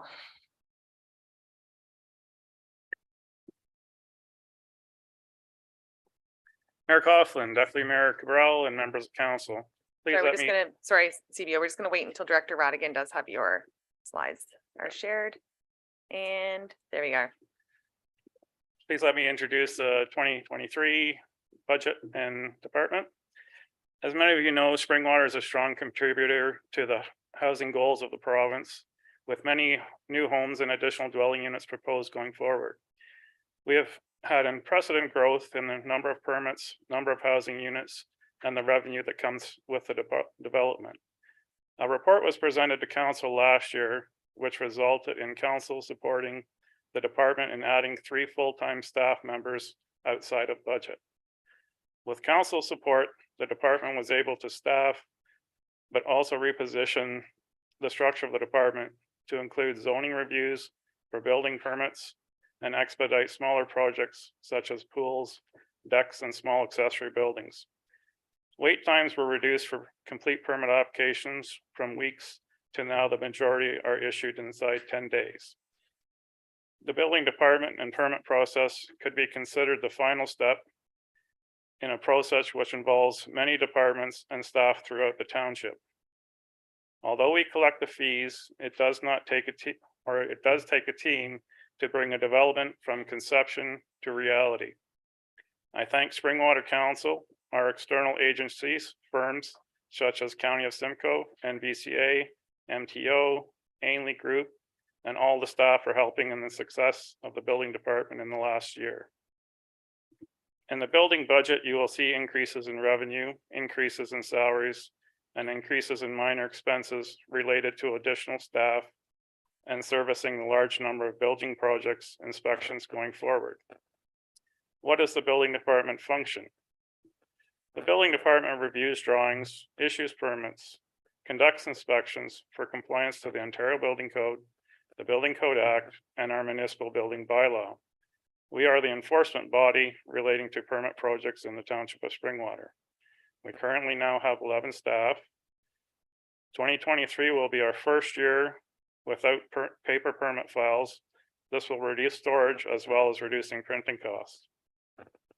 Goals will be to continue to improve customer service and further develop electronic forms and website materials. Other items we do on behalf of the municipality include issue pool permits and conduct enclosure inspections, civic addressing, water meter inspection, reading for account setup, lot grading in combination with Ainley Group, and a septic re-inspection program for which Orr Lake is planned for 2023. Can we do capital? Yep. All right. So we have proposed to increase in capital budget to investigate purchasing an electric SUV with the expectation that it will be delivered end of 2024 or early 2025 to coincide with new developments coming online. This will also give us time to arrange a charging station. Previous Councillor Ritchie requested that the building and bylaw departments try to go electric. This would be funded through building reserves, so no tax impact. Any questions? Deputy Cabral? Thank you, Mayor Coughlin, and I applaud that because I think the electric vehicles was something that came up. I think was quite supportive by, and it would be interesting to see based on what you might acquire, how well it performs in the township weather-wise. My question would be with respect to the charging station, where would the funding for that come from? Would that also come from the building department? So Judy Overstratton? Through you, Mayor Coughlin. So we would be looking to either partner with other departments to, we definitely want to pay our costs, our portion of it, or we could look at a fee for us using it. So there is options out there. We just need to find out where we're going to put it, how much it's going to cost, and we'll have a couple of years to do that. With delivery times for electric vehicles are almost 2 years. CAO Schmidt?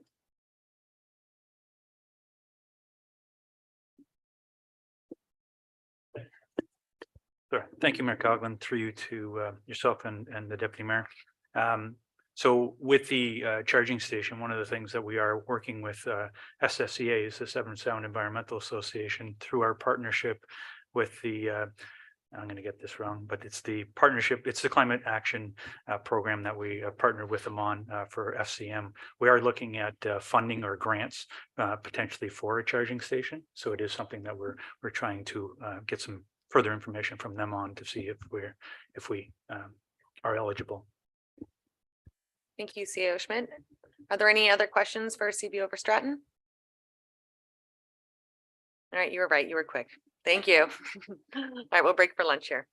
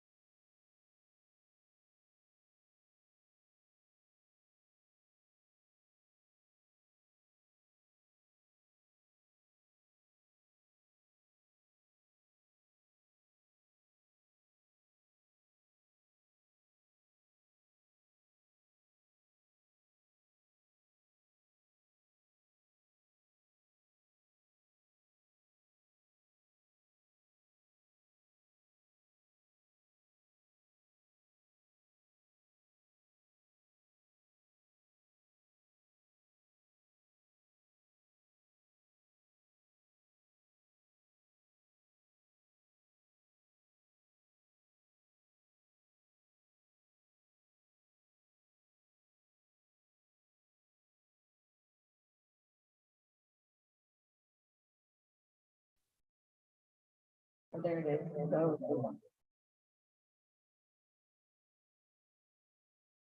Obviously, that's what happened. Yeah. Is that they would turn.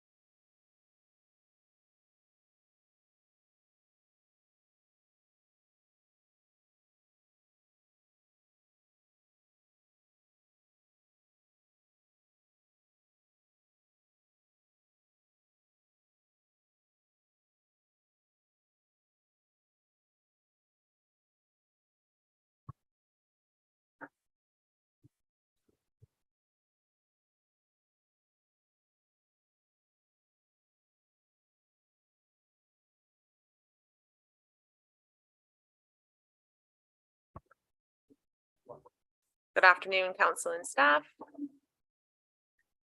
We're reconvening here shortly. And do we have Councillor Moore with us? I know she was getting home. I just wanted to see if she's on.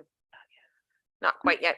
She did indicate to go ahead and start without her, and she would join in as soon as possible. So Director Radigan, if we wanted to continue on with the budget presentation. Thank you, Mayor Coughlin. I will share my screen again.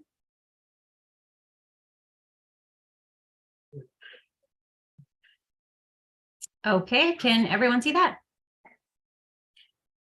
Perfect. So our next section, we are starting off with planning services. So I would ask Director Spagnol to provide an overview of his department.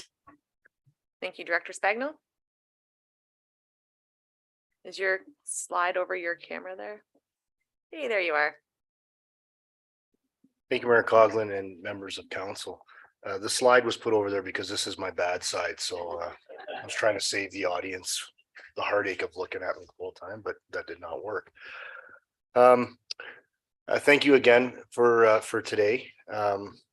As far as the Planning Services Department, the department consists of myself being the Director of Planning Services, consists of a senior planner, Mr. Chris Russell, two planners, one being Brianna Belcourt, another being Deborah Ann Lisk, and a planning technician, secretary treasurer, that would be Danielle Berenger, and a planning assistant. Our planning assistant is Ariane Hawk. She also assists with moderating our virtual meetings, public meetings, and committee of adjustment. Basically, the department is responsible for overseeing anything related to planning. So that includes any planning application for plan of subdivision, zoning bylaw amendment, site plan, committee of adjustment applications, minor variances. The department is also tasked with facilitating and implementing many of the directions from an economic development perspective. Those duties are shared and intertwined within one of our positions and also another position within another department. So shared services or shared responsibilities. On the planning front, I'm the lead on the majority of planning items. That would include Ontario Land Tribunal hearings, would include any project initiatives tied to planning. The key project initiative that the planning department is going through right now is related to the official plan update and review. Planning staff have been working on that project for quite some time and are hoping to get to a point of adoption early this year. Other key initiatives are also plan of subdivision approvals and bringing subdivision approvals on stream, which includes reviewing agreements, clearing conditions of approval, and working with the development community to try to get to a point of registration so that the conveyance of building lots can be provided. The department also acts as a resource to other departments for licensing, bylaw enforcement, zoning interpretation that goes into building permit reviews. So we tend to be spread across the municipal or across the corporation to assist where needed from a zoning perspective and just to provide clarification on a number of different policies and bylaws. The other aspect that tends to be a key priority is also the Committee of Adjustment. The Committee of Adjustment acts as a committee at arm's length of council to make decisions regarding severance applications, minor variances, and things of that nature. And in essence, the meetings are run quite similarly to council meetings. It's just maybe in a little bit less formal manner. On the economic development front, there are some key initiatives that fall under that umbrella. One of the key initiatives that has been outlined is the need for an update to the economic development strategy. And funding from the county has been provided to assist with that, along with the implementation of a community improvement plan. In addition to that, from an economic development perspective, staff work with the development community to provide as a resource. Staff works with the BIA and maintains the business directory and the industrial lands employment directory as well. Staff is also involved in the facilitation of various committees. So for example, the Agricultural Advisory Committee is one on the planning side. On the economic development side, the Economic Development Advisory Committee is one, and also looks to work on community engagement type initiatives such as business breakfasts. There's an agricultural forum to reach out to various and key stakeholders throughout the community. As far as the budget goes from a dollars and cents perspective, really the only changes associated with the planning budget right now are tied to increase in COLA, increases associated with benefits and salaries. In essence, really, the dollars, there is actually a reduction, or it has less of a tax impact based on what's being shown here for, due to salary and benefits and adjustments in the grid as well. But we'll see from the chart up there that there is a surplus of $7,286 in the bottom right corner. That has something to do with some costing and gapping and whatnot, as the department has been short one planner for essentially a year. But any increases are related to, as I said, COLA, the movement in the grid, and increases in benefits and salaries. Based on the needs of the department, based on volumes that application volumes that the department has been facing, along with what I would call a long needed staffing approval, the department is proposing 2 program changes. One program change is for the economic development officer. Just dating back to, I think it was around 2010, the existing economic development strategy recommends that the township retain and employ an economic development officer.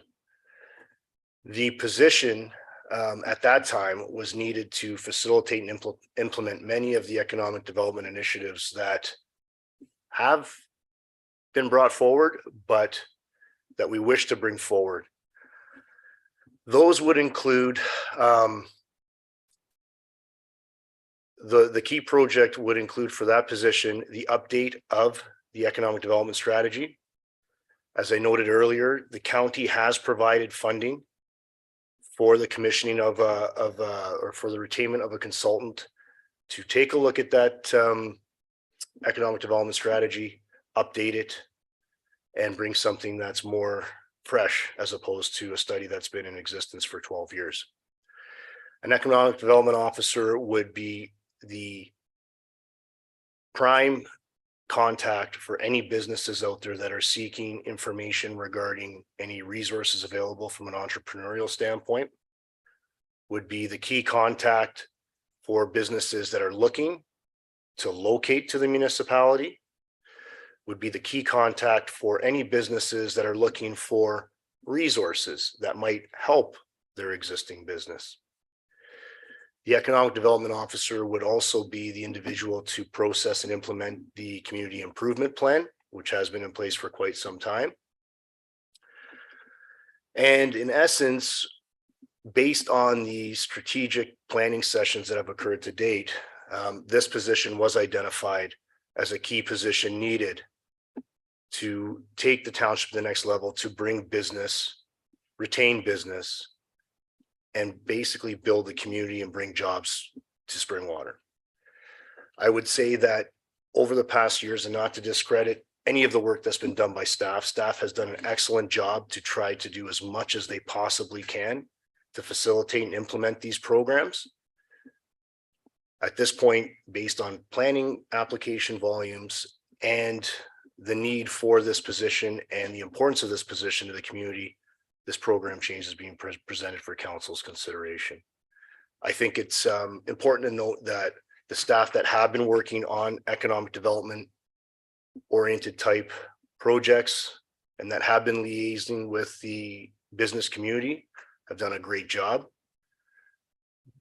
Unfortunately, it's the importance of this position and the time that it takes to really give the position the attention that it deserves really warrants a project or a program change to bring on an economic development officer. I can stop to answer any questions that the council may have with respect to the program change or the presentation thus far. If not, I can proceed to the junior planning position. Councillor Alexander. Thank you, Mary Coughlin, and thank you, Director Spagno. I just want a quick clarification. When you talked about the grant for the economic development strategy plan, if that's right, then you also mentioned that they're like bringing in a consulting firm to do that. Would this position replace that consultant, or would they both be working together? Director Spagno. Thank you, Mayor Coughlin, through you to Councillor Alexander. The one point I wanted to make was that and actually thank you for reminding me.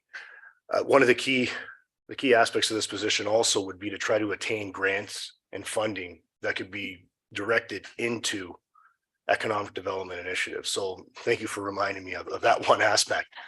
The idea would be that this person would oversee those projects. So from an economic development perspective, the strategies and things of that nature are typically projects that are commissioned out or retained or completed by consultants. So that $50,000 would be directed towards retaining a consultant to go and do the legwork on the file. This individual would be overseeing that project to ensure that there's a municipal flavor and to ensure that it's representing the municipal context that it's meant to capture. Now, not the entirety of those grant funds would be devoted to that project. The idea is a portion of that money would be devoted towards the update of that plan. And then additional funds would be directed towards other initiatives that would implement our economic development strategy, such as the community improvement plan or other initiatives.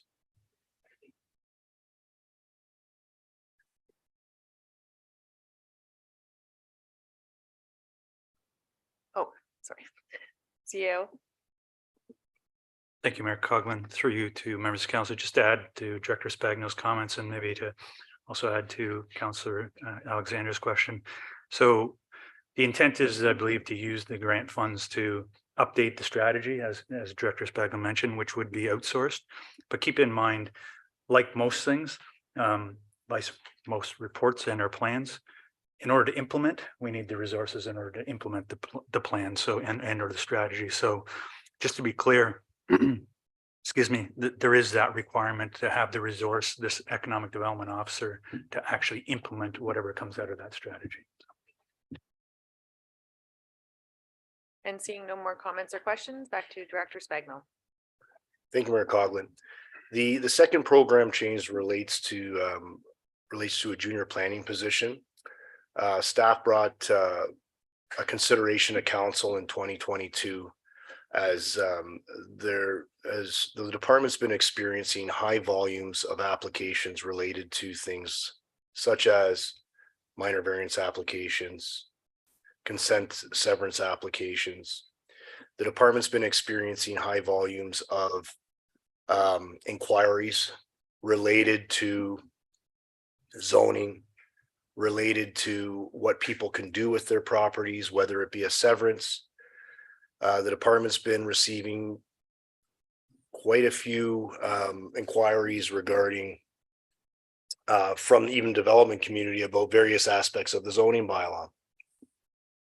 And simply put, the volume of all those inquiries and what I call the low-hanging fruit, as far as from an application standpoint, when you're talking about, say, transactional zoning bylaw amendments or severances or minor variances, is taking away the time that the planners, the senior planner, and myself can devote to other files that tend to be more complex. The reason why I think this position is needed is because if there's not enough time being allocated towards those complex files, the concern is that, in essence, myself, the planners, are not able to put the right amount of attention, the attention that subdivision approvals need in order to ensure that conditions of approval are being met, to ensure that the standards of the municipality are being met. From a development perspective, which is taking a look at the volumes, in Midhurst alone, there's over 4,500 draft plan units where we've got various developers that are pushing to bring those on stream to development. And these are complex considerations that require staff to sit on in multiple meetings when we're talking about the clearance of each condition, which takes up a lot of time. So currently we're involved in bi-weekly meetings, monthly meetings on an ongoing basis right now with 3 developers who are looking to develop large portions of land within the municipality who are attempting to try to clear conditions of approval. When you spread that across the board and put in these transactionary type applications or the low hanging fruit, there's just not enough time for planning staff to deal with that and give those subdivisions the attention that they deserve. Staff's role when they're dealing with the development community is to provide that collaboration and that working relationship, and it requires time. But staff's role is also to ensure that the development community is adhering to the standards and that the best interest of the municipality is at the forefront. And really, this position is needed in order to deal with the volumes for what I'll call the low-hanging fruit, and not to discredit that, because people want to get things done. People want to get minor variances for larger buildings or larger garages. They want to sever, they want to do this. But just the sheer volume is, it's gotten to a point where there's just not enough time in the day to be able to give these applications the attention they deserve. The other thing that's coming up that we haven't really discussed and we haven't really gotten into the nuts and bolts of is Bill 23. There are a number of different aspects of Bill 23 that, to be honest with you, the legal community is still wrestling with, trying to figure out what it actually means to the municipalities. What I see is there's going to be increased pressure on the planning department for one, but I also see there being additional pressures to the corporation as a whole. But that's something where we see that there's going to be additional pressures as a result of Bill 23. So I think, as far as the this position goes, I see this as an opportunity to bring in the complement to assist with the residents who are looking at coming in with their severance applications, looking to deal with minor variances, providing and enhancing the level of service, but also allowing the planners, myself, to be able to direct the attention that's needed to other initiatives that might be a little bit more complex. I'm available to answer any questions.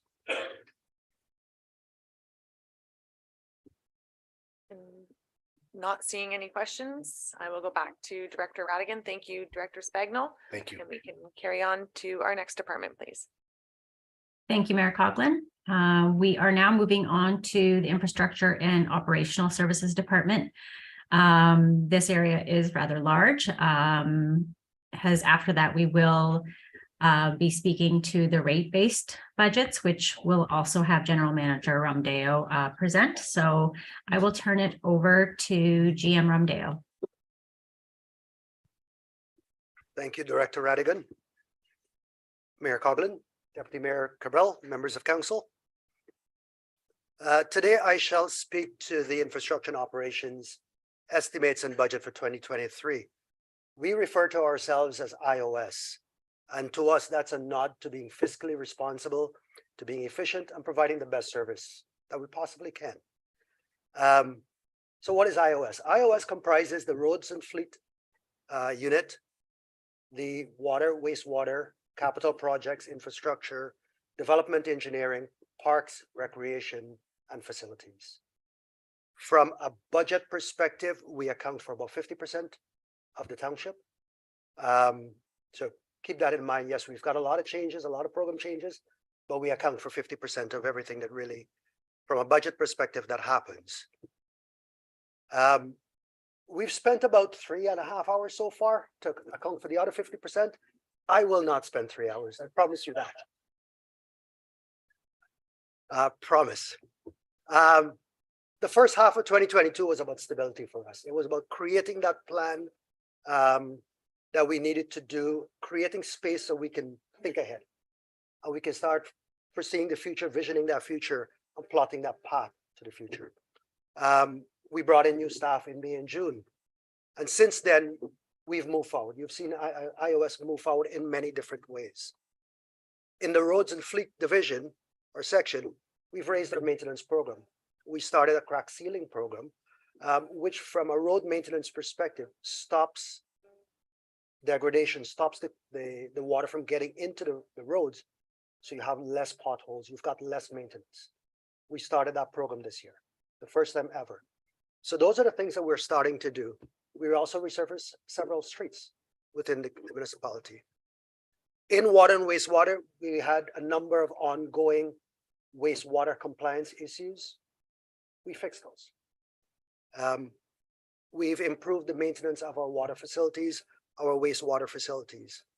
We've completed the Elmville filter rehabilitation. And we've started the designs on the upgrade of the Elmville, the update, I should say, of the Elmville wastewater plant. And that is to ensure that we preserve the existing capacity that we have. In asset management, we completed facilities assessments. We've done the assessment of our water plant equipment. We've done a fleet analysis, and we presented the asset management plan for core assets, which are roads, water, wastewater, storm, infrastructure. Looking ahead, we've also tendered and we've started master plans. So we've got the transportation master plan, the water, wastewater master plan, parks, our recreation and trails master plans that we're doing right now. And these are intended to tell us where we need to go and how to get there. In 2022, we also continue to develop our staff. Our view is if we can raise the caliber of our staff, we get more done with the existing staff.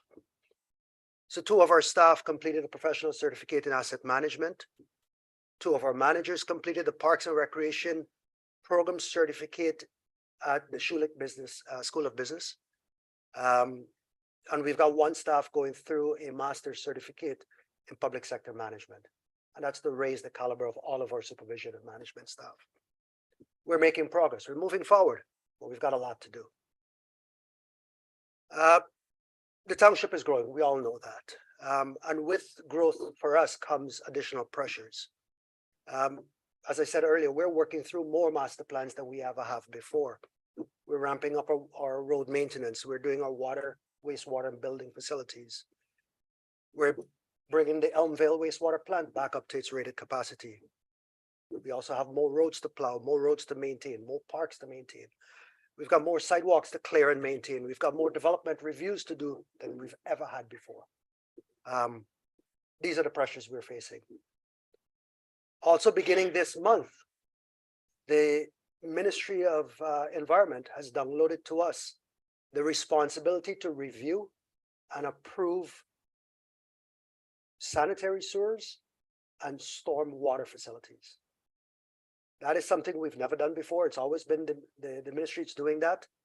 That's been downloaded to us. So that's a responsibility that's coming to us. I have not included that in this budget because the view is, our view and as senior management is that that should come to council as a separate document for you to analyze, see what it entails, and to have a really robust conversation about it. So that is not part of this budget process, but it will be coming shortly. As I said, we're growing and we're doing more than ever before. And while we have those challenges that we must overcome, we can't simply scale relative to growth. Because if we do, all of the challenges that we've got today, all of the constraints that we've got today would get that much bigger. So we've got to do things differently. We've got to work smarter. So the budget that you see before us is really about working smarter. It's growing, yes, but it's also working smarter. So how are we doing that? We do annual strategic plans for each one of our sections. And we must come up with ways that we want to be different and how, all pointing towards a future goal. We're working to digitize our work system through Citywide. It'll save about 20, and to make it truly mobile, it'll save about 20 minutes per staff, which doesn't seem like much. But when I add it up across all my staff, that's half of an FTE. So those are the things that we're working on. We're streamlining the roads unit, putting different staff in place, different responsibilities, so people are focused and nobody's doing stuff ad hoc or off the side of their desks. We've completed a work analysis of all of our groups of parks, roads, facilities, fleet section. We know what they're doing, we know why they're doing it, and we know where the bottlenecks are and how we can solve that. We've completed that. We're also working on a ditch maintenance program. Right now, our ditch maintenance is by complaints. We're thinking about looking ahead and have a more proactive program. And I'll get to that a little later.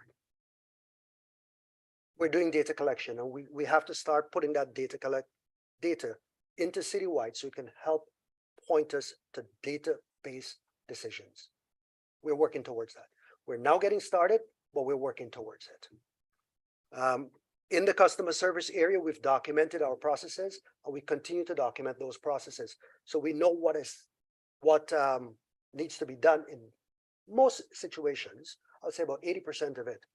And as CEO Schmidt said, we are working towards a customer service improvement that will help and feed into that. We started that process. So these are just a few of the things that we're doing. And with the staff that we've got right now, it's really off the side of our desk. It's things that we're doing, but it's not our main focus. Because as lean as we are, there really isn't a lot of time to focus on that. And we'd like to get ahead of that. We think that if we focus that way, we can be better stewards of the public purse and provide that better service. That's where we want to go eventually. So as I said, this budget is about investing in growth. And as I will explain as I explained before, and I'll explain again, it's not about just growing, because the challenges will be there and it'll be just more frustrating. So it is about growing in a smart way. So what does growing a smart way mean for us? Building our bench strength. I spoke earlier to developing our staff. It's about continuing to develop our forepersons, our supervisors, our managers. And it's to ensure that they've got the time to do what they need to do to protect the municipality. Growing smarter for us means, as I said earlier, about data collection and using that data to make the correct decision. Leveraging technologies to free our staff from the mundane tasks and also provide more services to the public and better service to the public. Growing smart for us means growing our non-tax revenues. And that is done in two ways, in my opinion. One is, as Director Radigan presented earlier, our fees and charges. It is about ensuring that those who access services from us, such as builders, developers, others, pay the true cost of delivering that service and not pass that on to the general tax base. And that's what we're doing. And in our case, we are looking that we can possibly recover up to $120,000 more from those sources. And that will go towards, it'll go towards general revenues, but it's growing our revenues as well. For us, growing revenues means where we can save by being more efficient. And I'll touch on this a little later in our fleet assessment. If we can do things differently and save some money, that reduces the impact to the tax base. And that's equivalent to a growth in revenues. We are doing that, and I'll highlight some of that later. It's looking at our operations, and Manager Ha and I are looking at how we can streamline our winter operations, make it more effective, do more with what we have, better scheduling. All of those eventually, for us, if it saves fuel, that's a lot of money. Every cent increase in the cost of fuel for us is $3,000 for every cent a liter. Right, so if we can save there, that's a lot of money we can save. On the fleet side, it's about looking at how we operate our fleet and how we renew our fleet. This year, we will save a few $100,000 just by doing things differently. And I'll explain that later. That's one way of growing revenues. That's a saving that directly affects our costs. We've got, so now I'll go into our program changes. And Director Radigan, if you can just advance it, please. Yeah, thanks. So we've got, actually, are there any questions up to this point? I'm not seeing any. And as I go through, if at the end of the program changes, you've got questions, please ask. So we've got 5 program changes, and I plan to speak to each one of them. The first one is program change 8. So program change 8 is to add 2 equipment operators to our complement, 1 in each yard. So we've got a yard in the south end of town on Snow Valley and in the north end of town as well. Today we have 10 township operators, plus 2 that we get through another contractor. So we've got 12 that's available to us. Ideally, we should have 13 plow routes. 13 plow routes equates to, on an average snowfall, we can get it done just under 8 hours, which includes plowing and prepping the truck, clearing it up for the next plow. If we had 13 plow routes out there, we can do it in 8 hours. That's an average. If it's a heavy snowfall, we're beyond that, but that's a different situation. Right now, we've got the equipment for 13 because we've acquired equipment over the years, but we've got 10 full-time staff, 2 contracted ones. During the winter months, these operators maintain the equipment, they clean them down, they keep them in good working condition. They remove debris from the roadway, they fix signs, they deal with drainage issues, they clear down trees, and they do emergency road repairs. That's what they do during the winter. Outside of the winter months, the 2 that I'm requesting would focus on ditch maintenance. And as I said earlier, our ditch program is complaint-based. We get the complaints, we go, we fix that. Simply because we don't have the resources to have a true maintenance program where we can be proactive. The addition of these 2 operators, and right now we do about 10,000 meters a year of ditch maintenance. We've got 766,000 meters of ditches, and we do 10,000. Adding these 2 operators would help us to move that program a little bit from 10 to 15,000. But it'll give us enough room to start planning ahead. Because generally our complaint base is between 8 to 10,000 meters a year. So now we've got extra that we can start getting ahead. So that's what they will be doing in the summer months, spring and summer months.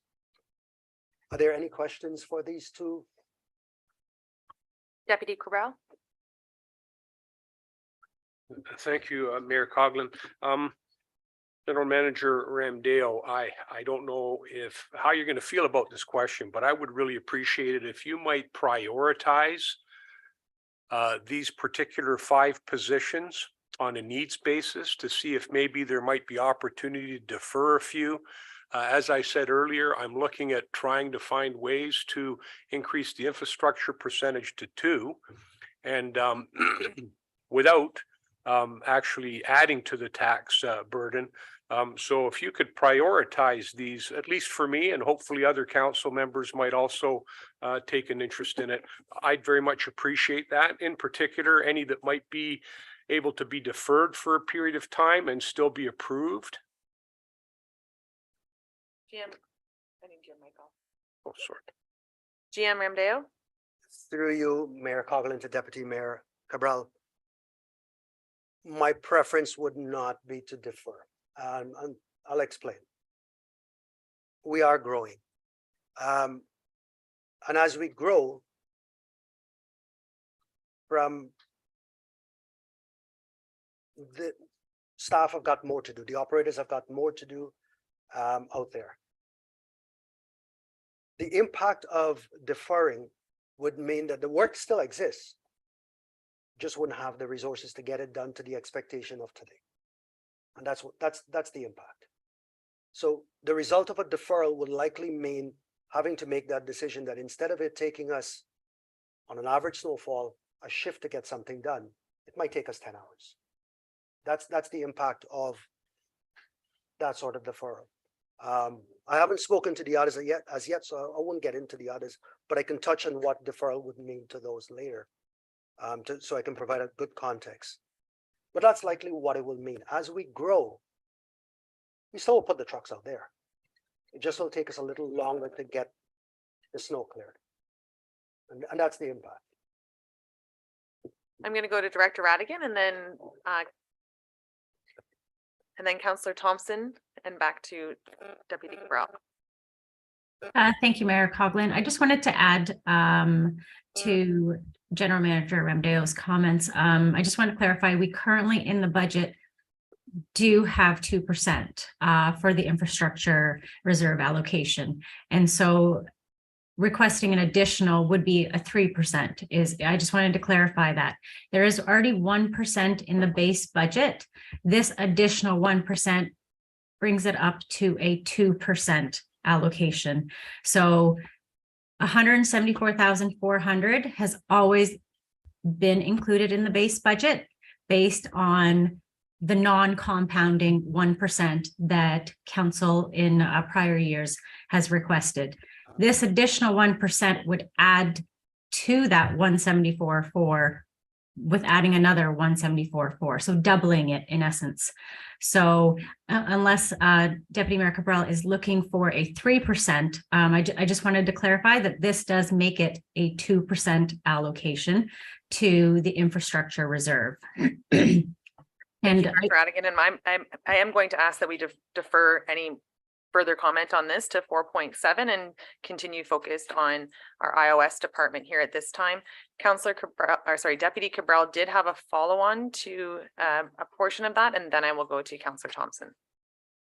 Thank you, Mayor Coughlin. And I understand certainly that a big impetus for the 2 operators came to us prior to the winter operations, and that was something that was put before council to see about getting that done, and it didn't have a whole lot of rationale given the fact that we'd be well into the winter season before anybody be able to be brought on. That's one of the reasons why I was possibly looking at deferring those operators so that they would be in place for the winter operation season next year. And that's one of the reasons why I asked if it might be possible to prioritize those particular positions. But I can see that there's some reluctance to do that, and I understand it. Councillor Thompson. Through you, Mayor Coughlin to Director Radigan, it was about the 1%. Do you want me to wait on that, or? I would prefer that we have the discussion at that point in the agenda. Back to GM Ramdeo. Thank you, Mayor Coughlin. Moving on to program change number 9. Program change number 9 is to add a roads and we're terming the person roads and fleet engineering technician / technologist. This one for us is about working smarter. Today, we've got an operations technician who's responsible for drainage, but does pretty much everything else because of the demand of work, except drainage. Spends 12, we've done the analysis. He spends 12% of his time on drainage work. And the reason why we do that analysis every year is because his time on drainage work, we get a grant back from the ministry to cover a portion of that. So we know exactly what he's doing and how much time of that is drainage. The rest of his time goes to commercial water meter reads, goes to when there's a new home to do the water meter read. When a home sells, he does the read. Street light maintenance, road permitting, locates, GIS mapping, utility permits, the list goes on. He does all of that. He spends so much time on everything else. And given in mind that drainage maintenance work is complete base because of the time and the resources we have. And we hear the complaints every single year. We hear it. Right. In addition, this new resource would take those works off of him and allow him to focus on drainage. I spoke to you earlier about the ministry download. One of the ministry download is stormwater management. And it's significant. So when I bring that to council later for consideration, you'll see how significant it really is. I'll speak a little bit going ahead to that. In a nearby municipality, it was done, that's about 9 times as large as us. They got the download in the mid 2015, 2016. And they have gone from 0 to 5.5 million here. They're 9 times our size. That's the scale of the work that the ministry has mandated of us to do. Our operations technician will be a part of that. Eventually, I've got to clear him up so he can get his work done. Our residential water meter reads are by an external contractor. We own the equipment. They just collect it from us. They go read the meters, they come back. We pay for that. The intention is to bring that in-house, put an end to that. This person will do that. Each year we issue many road occupancy permits. We issue utility cut permits. We issue site fill permits. So we do the paperwork to issue it. We evaluate everything, but we don't follow up to ensure it's been done properly, and the damage has been corrected. And that's because of resourcing. And when we do, it's really because of we passed and we saw it. But what that means is because of a lack of resources, the municipality is absorbing those costs for future maintenance. We want to put an end to that. And that's how I was talking about revenues and saving. This is one way we save. It doesn't show up as a revenue, but it's an opportunity cost. And it's something that we saved. So that's what this person will be doing. There any questions on this one? I'm not seeing any. Program change 10 is for a building maintenance technician. Our facility supervisor does building maintenance. So he fixes all the lights, he fixes all the doors, plumbing. If there's a damage to a wall, he fixes all of those. He does all the maintenance works on all of our facilities. That's 40 facilities. In our analysis, he spends about 70% of his time fixing things as opposed to supervision. So the question becomes now, how do we protect the municipality? How are we looking to improve efficiencies? How are we looking ahead so that things don't fail because we're not focused on it and they fail and we have to pay they're failing because of lack of maintenance. How do we stop that? And this position, this request is so we can change that way of working. And as we grow, able to provide that better service and protect the municipality. And that's what this position really is about. Any questions? Deputy Cabral and then Counselor Fisher. Thank you, Mayor Coughlin. This particular position, it just comes to mind that there was a township employee with a small van that was seemingly, to my way of thinking, and maybe that's been discontinued and that's why this position is here, that used to perform a lot of these similar functions, small repairs, painting, installation of doors, going and checking on the facilities. Obviously, don't want to name the individual by name, small van equipped, maintained lights, that kinds of thing in our buildings. Is that no longer being done and that's why we need this person, or is this individual going to be doing something drastically different? GM Remdale. Through you, Mayor Coughlin to Deputy Mayor Cabral. If it's the same individual that I'm thinking of, yes, we do have an individual that does a lot of the, I would say, more minor works, when it has to do with garbage collection, clearing things, painting, those aspects, yes. We have that individual. The works that the supervisor does right now are a little more complicated. That might have to do with electrical works, that might have to do with some plumbing works, that might have to do with some more of a building maintenance kind of work, a little higher in terms of the requirement. We have given thought to hiring somebody to get it done. When we look at the volume of work versus what they will come in per hour cost, it's a staff.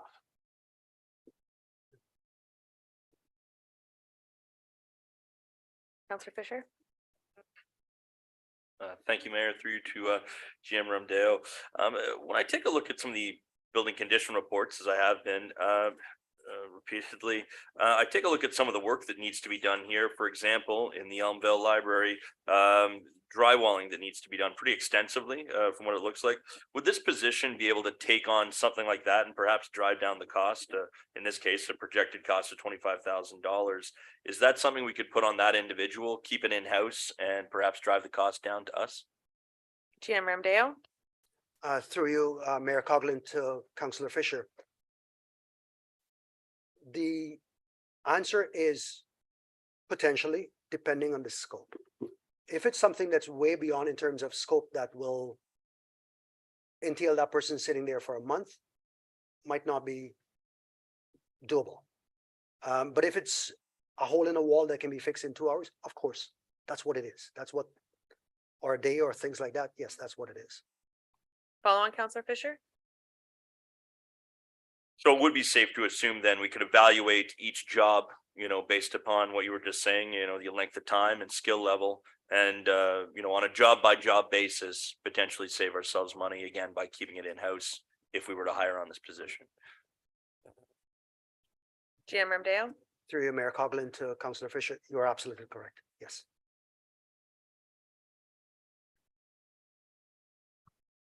I'm seeing no other questions or comments. Program change 11 is for a parks and facilities operator. So in the spring, summer, this person will be out in the parks, cutting grass, doing things like that, grooming fields. In the fall and winter, they'll be in the Elmvale arena. We've done an analysis of and over the years, we've taken on parks. And we will continue to take on more parks with more development. We've done an analysis as it is today to provide the level of service that's expected today. We need 7 full-time operators. We've got 6. So as we go forward, our options are one of 2 things. Right now, we use our supervisor to cut grass, which is, when you think of it, you're paying a supervisor to cut grass at that salary level. So it either means we continue with that process or we back away a little bit on the service so we can do it with the existing staff. And that's what this one is about. To provide the level of service that we do today with all the parks that we're taking on, the resource requirement has gone up. And this is to ask for that staff to continue to provide that level of service. Are there any questions or comments of council? And seeing none, program change 12, GM Ramdeo, do we want to have that discussion at 4.7 or at the later time, or that way we're just, I feel like we'll have the conversation twice if not. Are we happy, council, does that suit as well, or that's fine? Okay, thank you. Okay, awesome. So I'll move on to the projects now. So the first one is Craig's Road. And at each slide, if you've got questions, please ask them here after each slide. So this request is in addition to what we asked for in the past. And what it is for is property acquisition and to begin the site preparatory works for construction that's coming. This is based upon the estimates. This is what we think we require this year. And it's DC funded. Deputy Cabral? Thank you, Mayor Coughlin, through you. General Manager Ramdeo, I'm just wondering about this in light of the fact that at the last presentation, I think there were a number of questions from councillors as to which route the road, Craig Road, should actually take, what was more appropriate given the amount of money that they were asking for the direct route, and whether or not there were alternatives that might be considered to drive that overall cost down. My understanding is it was in the neighborhood of 20, and I think it was in the neighborhood of $50 million at that particular juncture. So I'm just wondering, this particular request here, does this have any bearing on that specific layout for Craig Road, or are we just putting some money in an envelope and that opportunity to see if there's alternatives from staff and our engineering partners that might be more cost effective for the township? Is that something that we could still do, and this money would be used for that? Or have you already identified specific properties that need to be acquired for the path of Craig Road as it exists right now? GM Ramdeo? Thank you, Mayor Coughlin. Through you to Deputy Mayor Cabral. They are all the paths that connect to County Road 27 go through a single property. Part of this is in consideration of that. Having said that, the vast majority of the cost of this project is from Gill Road to 27. Because of the grade difference, because of what you see there in the grayed out areas, that's our impact to the land. And each one of those horizontal lines across the grade is terracing in terrace because of the grade difference. And that's it. It's close to 800,000 meter cube of materials we've got to move. It's not a simple job, and it's not a cheap one in that location. So most of the cost is there. This money you're seeing here is for property acquisition. We've got 2 plots of land, the privately owned, we've got M&R next to it. And it's to start the preparation work at Gill and other areas. So that's what this is. Thank you. And to Councillor Fisher. Through you, Mayor, to Mr. Ramdeo. So the slide we're looking at right here is the connection to 27 through that land, or the 2 pieces of land that we need to acquire, one of which being the M&R, as you just mentioned, and the other being a privately held piece of property. So is it safe to assume then we're moving ahead with purchasing the property? I know we had talked before about different ways to acquire it. Have we narrowed that down as of yet? And because we're talking about a dollar figure here, but going back to the last presentation, it was sort of hypothetical, and we hadn't decided how we would acquire it as of yet. So do we have some sort of clarity at this point? GM Ramdeo? Through you, Mayor Coughlin, to Councillor Fisher. No, we do not have clarity on the 2 choices. Both remain open. this budget request is, as Deputy Mayor Cabral had said, putting it in the envelope in case that's what we have to do. We've got the funds to move on it right away. That's what this is. All the options remain open to us, and we intend to use the best option that's available in the interest of the municipality. Follow on, Councillor Fisher?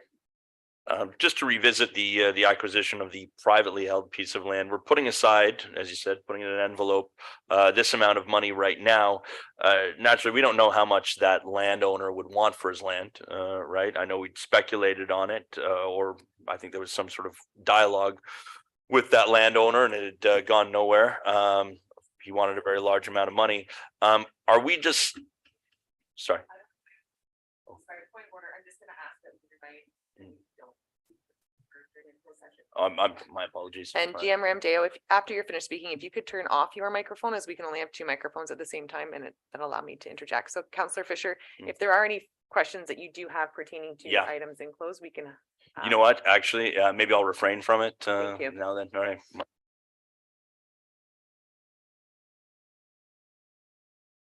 All right, GM Ramdeo sorry, members of council, are there any other open session questions about Craig Road? And not seeing any, back to GM Ramdeo. So Director Radigan, if you can, for members of council, the financial aspect of these 5 projects, you can find them on pages.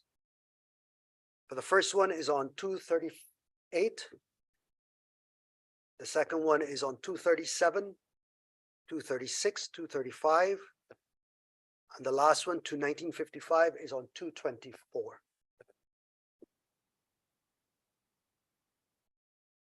Give you a few seconds.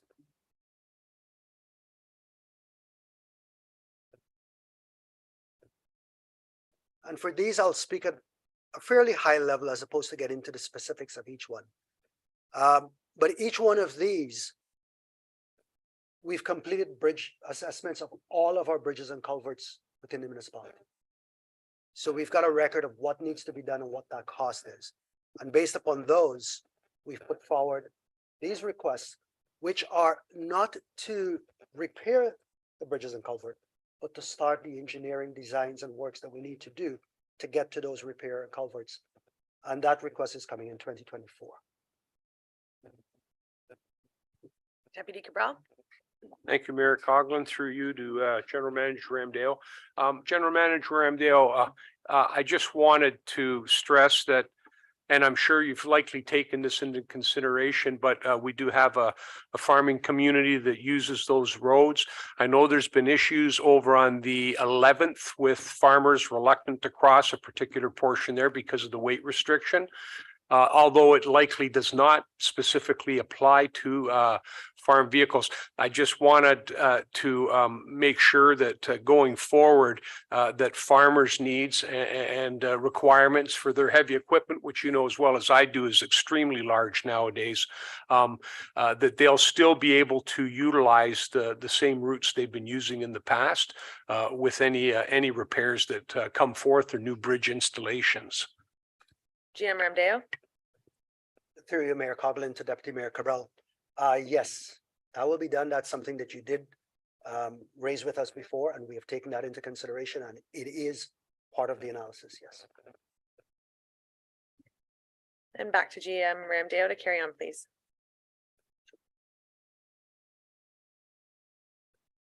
So for these are the road requests, and for these are on pages 223, which is Kerr Street, and then from 240 to 245.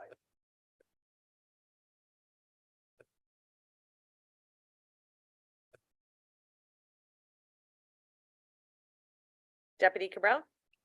Thank you. I just wanted to make sure that I'm on the same page because this Mill Street West shows here as 2030-06, but I think it shows somewhere else as 2018. Is that I'm sure it's the same one and that this is a typo. I just want to confirm that.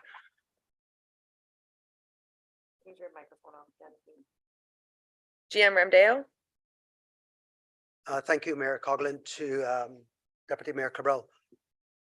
There are two sections of Mill Street that needs to be done. There's this one, and then there is the one closer to 93 that has drainage issues. And I can talk to you offline as to which one is coming. But that second one is late in later years. Any other questions, council? And seeing none.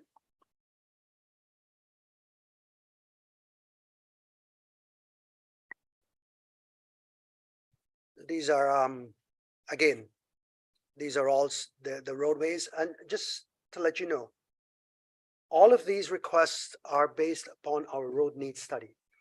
And my idea is the ones that are in the worst condition, those are the ones that we are addressing first. And the photographs that you saw really do tell the story as to why these were put forward. The two that I'll speak to are, Director Radigan, if you can just back up one. Sidewalk reconstruction. According to the assessments that we've got, our sidewalks really do need a lot of work. And this is to start the program. And it's going to be for years to come. Every year, we're just getting to it a little bit at a time. And this is to start that program. Our transportation master plan, last year, we've got some funds. This second request is the second half of that funding. We hope to award that program February 15th and get it started. And this is the fund to the completion of that. What the transportation master plan will give us are all of what we need to do to the way we are today to ensure that we've got an efficient system, but also with all the growth that's coming, what are the things outside of those development areas that those developments are triggering? Because we need to put that back there. And that's what this will tell us, so we're not putting it to the tax base.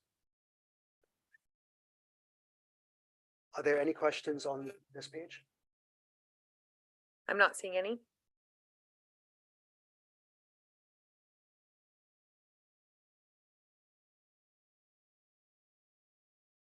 For this particular one, these are on page is 51 through 251 through 257.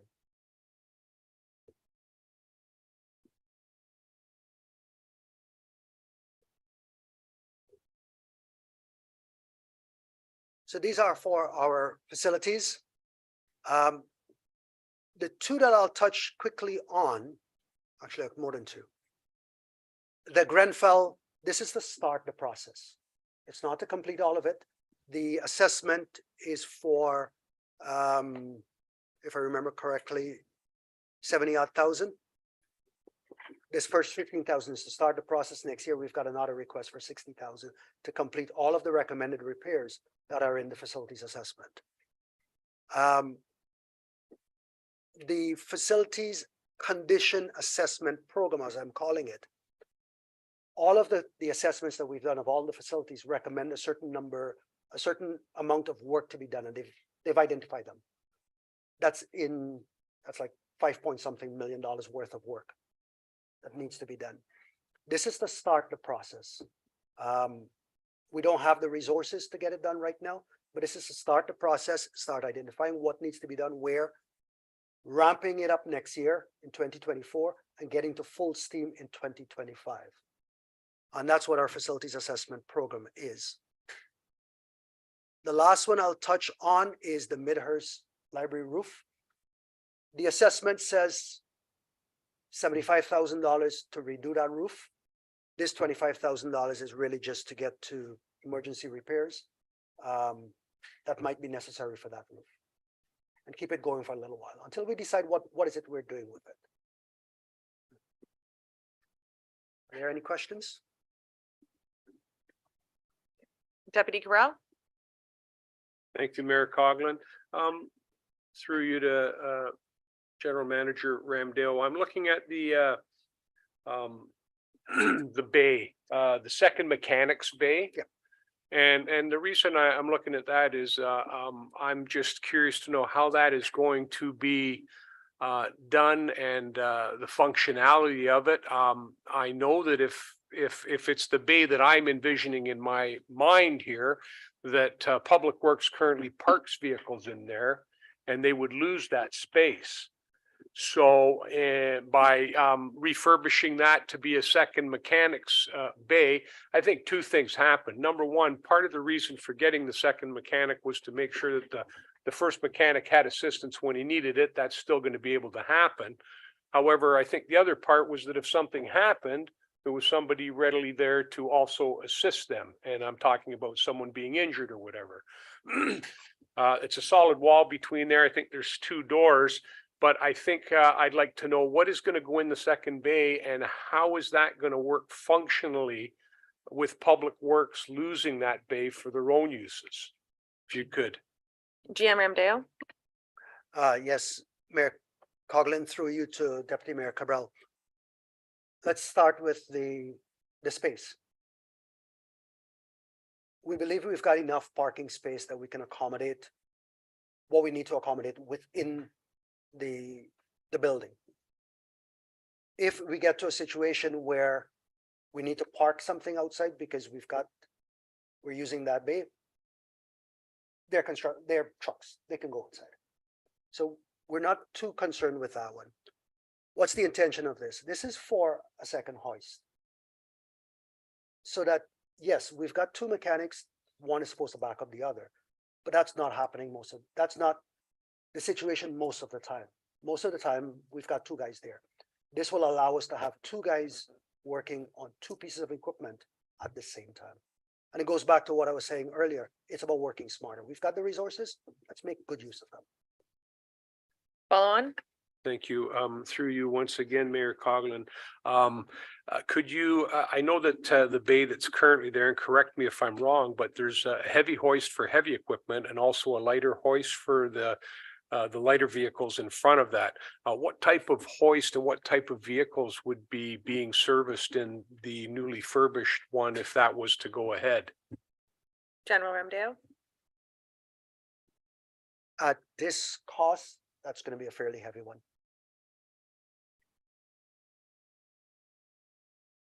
I'm not seeing any. Oh, sorry, Councillor Fisher. Just a quick question about the Midhurst Library roof. I see that it's in asphalt shingle right now. Would we be using the same material? And what would be the warranty or expected life expectancy of that roof if we were to replace it? GM Ramdale. Thank you, Mayor Coughlin, through you to Councillor Fisher. This particular request is not for replacement. This is for maintenance work, so it'll be asphalt. If we're changing the asphalt, I would expect the life of an asphalt roof, 15 years thereabouts, assuming that the substrate below is in decent condition. That I don't know. Right, now, once we take off the materials, that's when we'll know. Follow on, Councillor Fisher. So just to clarify, it is not an entire roof for $25,000, right? It's just a repair or a partial repair to the roof. GM Ramdale. Through you, Mayor Coughlin, to Councillor Fisher. That is correct. It is repair. Right. Councillor Moore. Thank you, Mayor Coughlin. My apologies. I had to step away for a minute. But on here, I do see the Grenfell Community Center. So I want to just ask Director Ramdale then about the improvements that are scheduled for this year, certainly in excess of $15,000 maybe. And if I've missed this explanation, my apologies. GM Ramdale. Yes, Mayor Coughlin, through you to Councillor Moore. This is the first request for Grenfell. In 2024, we've got the other $60,750 to complete all of the recommended repairs as per the assessment report. Follow on, Councillor Moore. Thank you. I thought that those improvements were to be made in 2023. I thought that was passed in council. GM Ramdeo or Director Radigan? GM Ramdeo? I'll take it. Through you, Mayor Coughlin, to Councillor Moore. Yes, council did direct us to complete all of the recommendation in the assessment report is that over 5 years, if I remember correctly, there were $75,000 worth of maintenance work to be done. And council did direct us to get it all done all at once. Given where we are today in terms of resources, we think we'll start it this year, but we will not get it all done this year. Hence the request in two portions.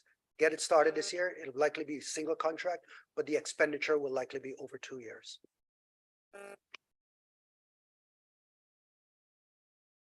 Back to Councillor Moore. Thank you. I think my only concern with that is the cost of supplies and the cost of labor. And, you know, by the time we look maybe to next year, it's going to cost us a significant amount more. I already thought that it was somewhat undervalued for what they had asked to have completed. So I would actually prefer to see this completed this year.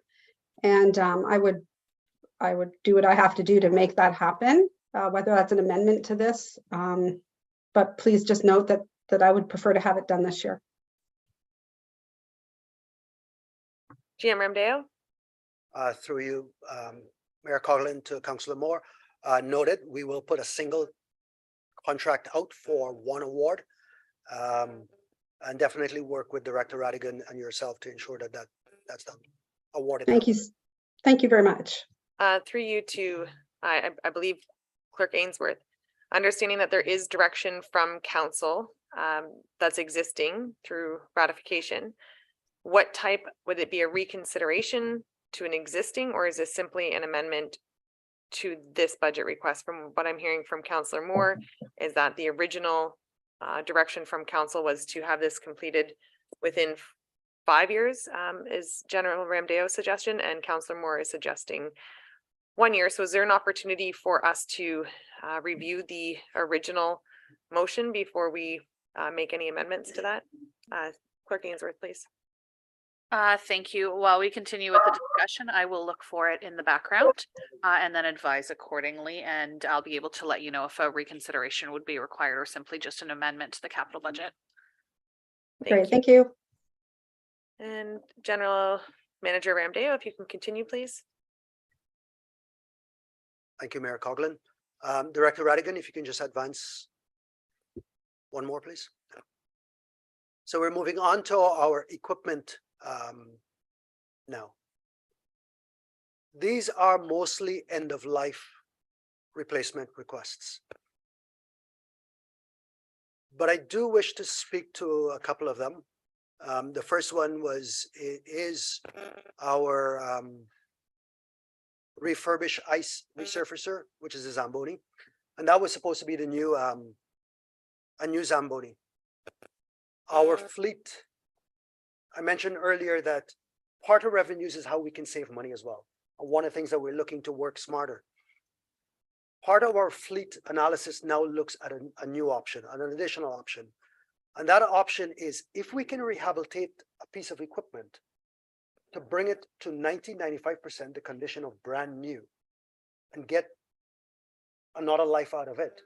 And to be able to do that in a cost-effective way, we're looking to do that. It's not doable in every piece of equipment. It's not doable in every instance, but we're looking at every choice to see if we can do it and where we can do it. And when we can do it, we'll do it. So in this particular one, we're asking for $25,000 to rehabilitate. The original projection was a new Zamboni, which is over $200,000. So that is saving $175,000. You're not seeing it as a reflection in revenues, but it's saving $175,000. That's 1% of our taxes. And that's what we're doing. That's how we're working smarter. GM Ramdeo, before you do continue, Councillor Fisher has a question. Sure. Through you to Mr. Ramdeo. Just in regards to the loader, I'm looking at it for 325,000. I'm assuming because everything's down to the dollar here, these are based upon estimates.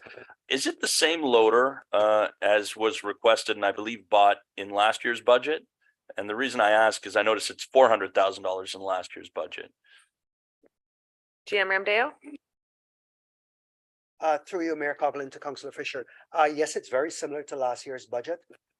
This 325,000 is actually based upon reach out to suppliers about what the costs are today. Follow on? So I can assume then that these are fairly close to what we've received estimates on from suppliers, these prices. GM Ramdeo? Through you, Mayor Coughlin, to Councillor Fisher. That is correct. Council, do we have any additional questions on any of the items that are here? Deputy Mayor Cabral? Thank you, Mayor Coughlin. I might as well step into the loader. I had a question regarding that as well. The previous loader, the ask was $400,000. I think the loader came in at just over about $250,000. Then there was a trade-in value. I forget how it all worked out, but it ended up being actually less than half the price. And I noticed in this particular one here, the 325 did catch my eye a little bit. As I say, the other one came in at $250,000, and that's not that long ago. However, maybe prices do go up that much. Maybe there's a demand for them right now. What I do feel is that I don't know whether or not keeping the existing loader as a secondary vehicle, given trade-in value, if it was at all similar to what we got for the other loader that we did trade in. I think the trade-in value was in the neighborhood of some odd $1,000. And I'm thinking that given the loader price has increased so that we're looking at 325 instead of 250, that likely the residual value in loaders would also have gone up too, similar to cars. You know, new ones go up, used ones go up. And the only reason I bring that up is both these vehicles are going to come with a warranty. And let's say, for instance, we have $70,000 coming back from that loader. I'm wondering if we wouldn't be further ahead should one of the loaders break down to simply go out and rent one on an as-need basis and let the existing loader go. And if there is no breakdowns, I mean, we're ahead of the game by, you know, could be $70,000 or $80,000. So although I don't necessarily have a problem with the loader itself, I do have concerns about keeping a third loader in our back pocket when both loaders will be warrantied. And you can probably rent an industrial loader. I would surmise for between $5,000 and $6,000 for a month. GM Ramdeo, do you have comment on that? Through you, Mayor Coughlin, to Deputy Mayor Cabral. In terms of this particular request is for the loader. In terms of what we do with the third one at that point in time, it is something that I could include in the staff report that will come for this one. In terms of the options, and council can have, I'll put all of the information forward in terms of the rental cost, which I do not know at this point in time, availability, everything else. I can put that there so we can make that informed decision at that point in time. I mean, and that's typical of the process that generally happens. It's options for that at the time. And I'd like to go to Director Radigan. Thank you, Mayor Coughlin. I just wanted to provide some insight that the funding for this new loader is from DC funds. If we were to choose to not keep the other one, this would not be DC eligible. The whole purpose of DC funds is for new equipment or growth related equipment. If we are looking at trading in the existing loader, we are technically just replacing, and hence it would not be eligible for DC funding. Thank you. Interesting. I learned something today. Thank you. Going to Councillor Fisher. Just a question of interest. If that's the case, we're having it paid for with DC funding, and we have to keep the previous loader. Is there a sort of a statute of time? Is that for 2 years, 5 years? Is it stipulated to us? Really just out of curiosity. Director Radigan? Thank you, Mayor Coughlin, through you to Councillor Fisher. The idea behind charging DC reserves is because we need to be able to accommodate growth. That growth does not go away. So this is something that we would need this new loader, and we would need the existing loader in our fleet because you need it to accommodate growth. So the time period is indefinite. Deputy Mayor Cabral? Thank you very much, Mayor Coughlin. I understand the DC aspect, but I'm not lost on the fact that DCs can also be utilized for other purposes. So I'm not necessarily sold that because it's a DC eligible that necessitates us keeping that third loader. I don't see that much difference from when we sold the last one.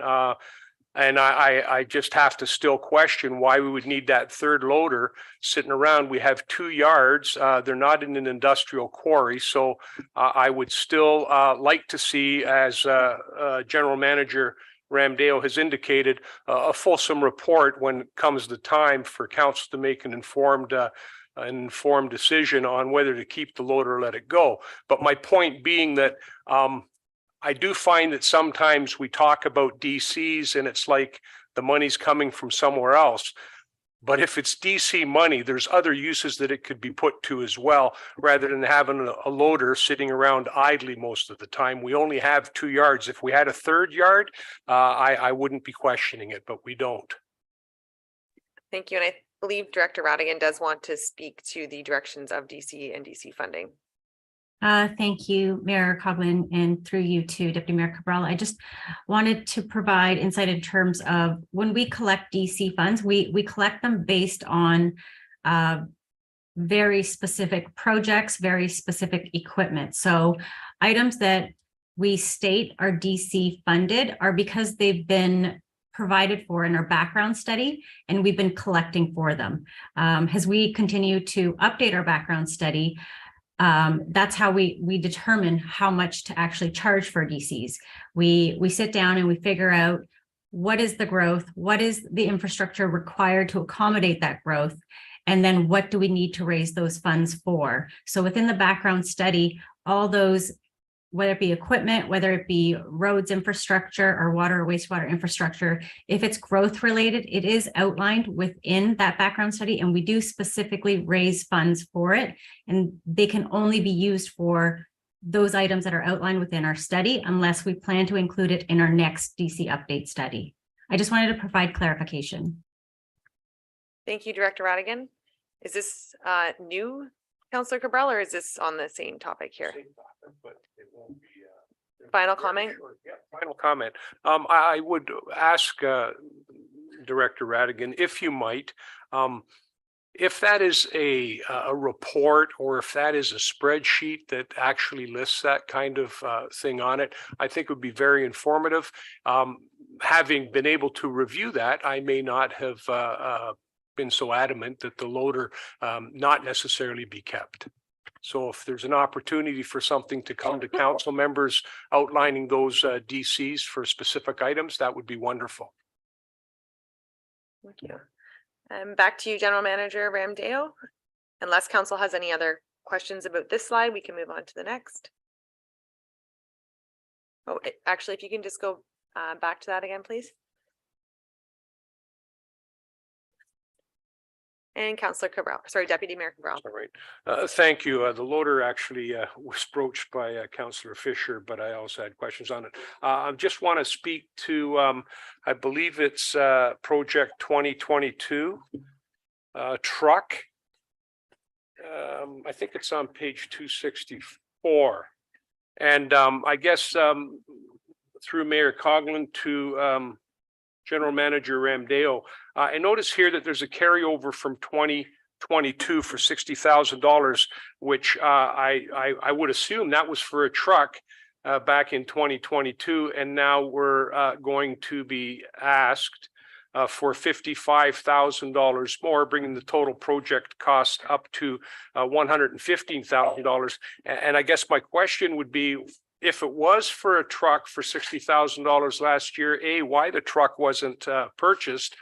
Because it kind of makes me wonder whether or not the additional $55,000 was for a truck that you find yourself in need of today, when it should have maybe been a subsequent ask rather than adding it to another project that already went before. So maybe you could bring me up to speed.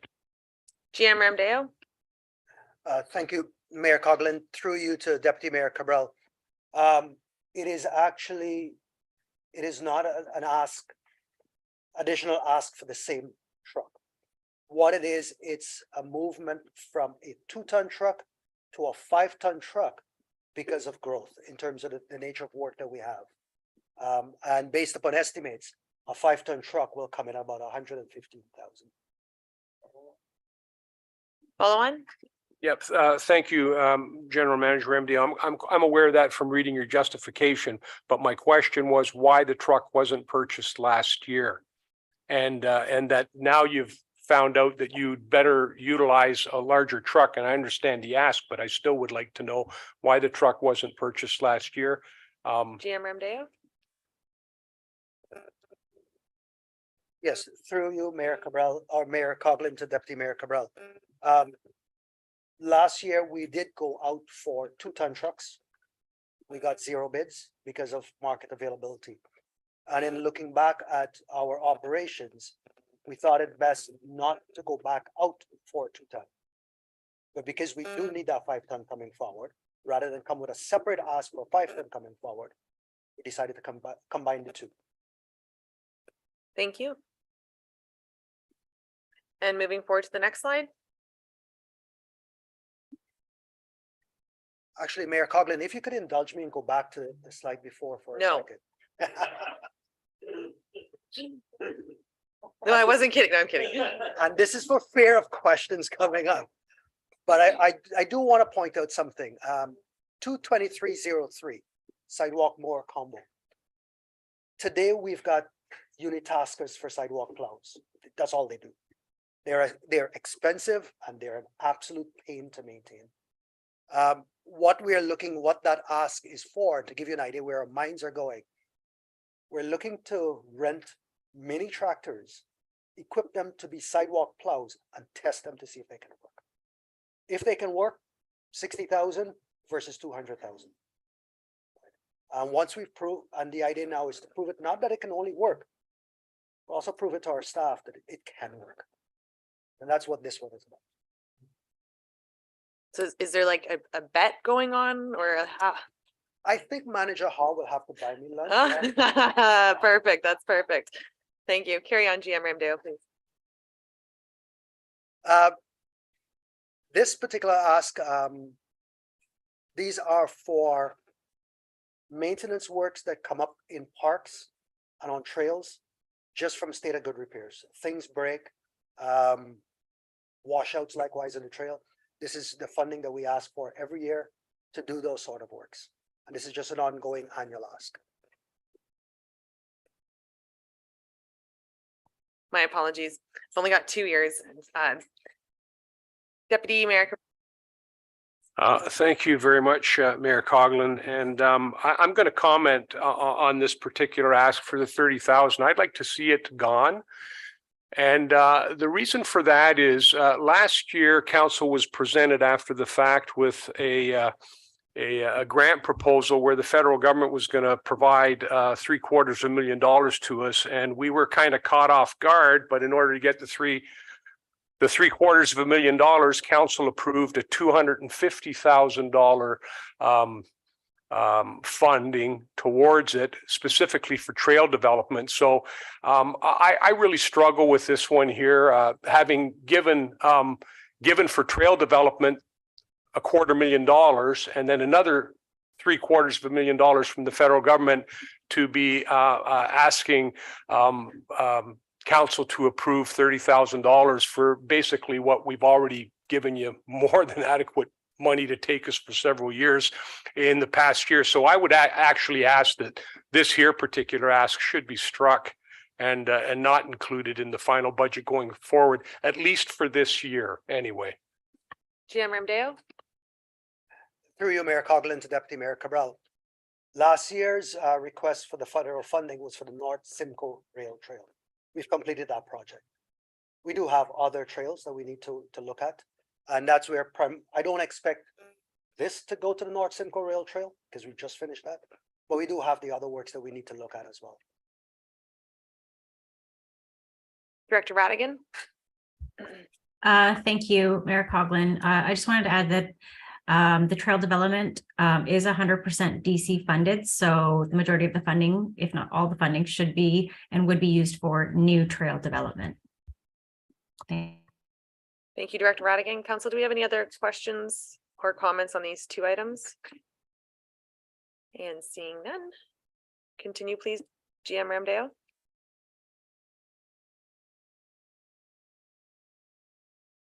Director Radigan, if you can just. Thanks. Our wastewater asks, the rates as shown before is as Director Radigan explained earlier. So I'd rather not go back into those. And if you, Director Radigan, if you can advance one more slide, please. Thank you. These requests are for essentially to start looking ahead in terms of water and wastewater, and to start filling the gaps we've got in terms of data. In terms of, so speak to the three for the data, the water, wastewater facilities condition assessments, our buildings themselves. We really don't have a firm handle on their condition, what's necessary, and what's needed to go forward. This request is to fill that gap. It also feeds into our asset management plan for it as well. The Hillsdale work, we've got development works that are coming in Hillsdale. We may have to do some of our own work in conjunction with that. This is a place marker there to fund those. The upgrades are simple, are the upgrades that we do on a regular basis across the entire network. Most of our water, wastewater, most of our water is in pretty good condition, but we do have areas that need work. This is to fund those. The water meter replacement program, this will be the final year of it. Should have been finished last year. We've still got some loose ends. This money is to complete those loose ends and finish that program. Are there any questions? I see none. Cool.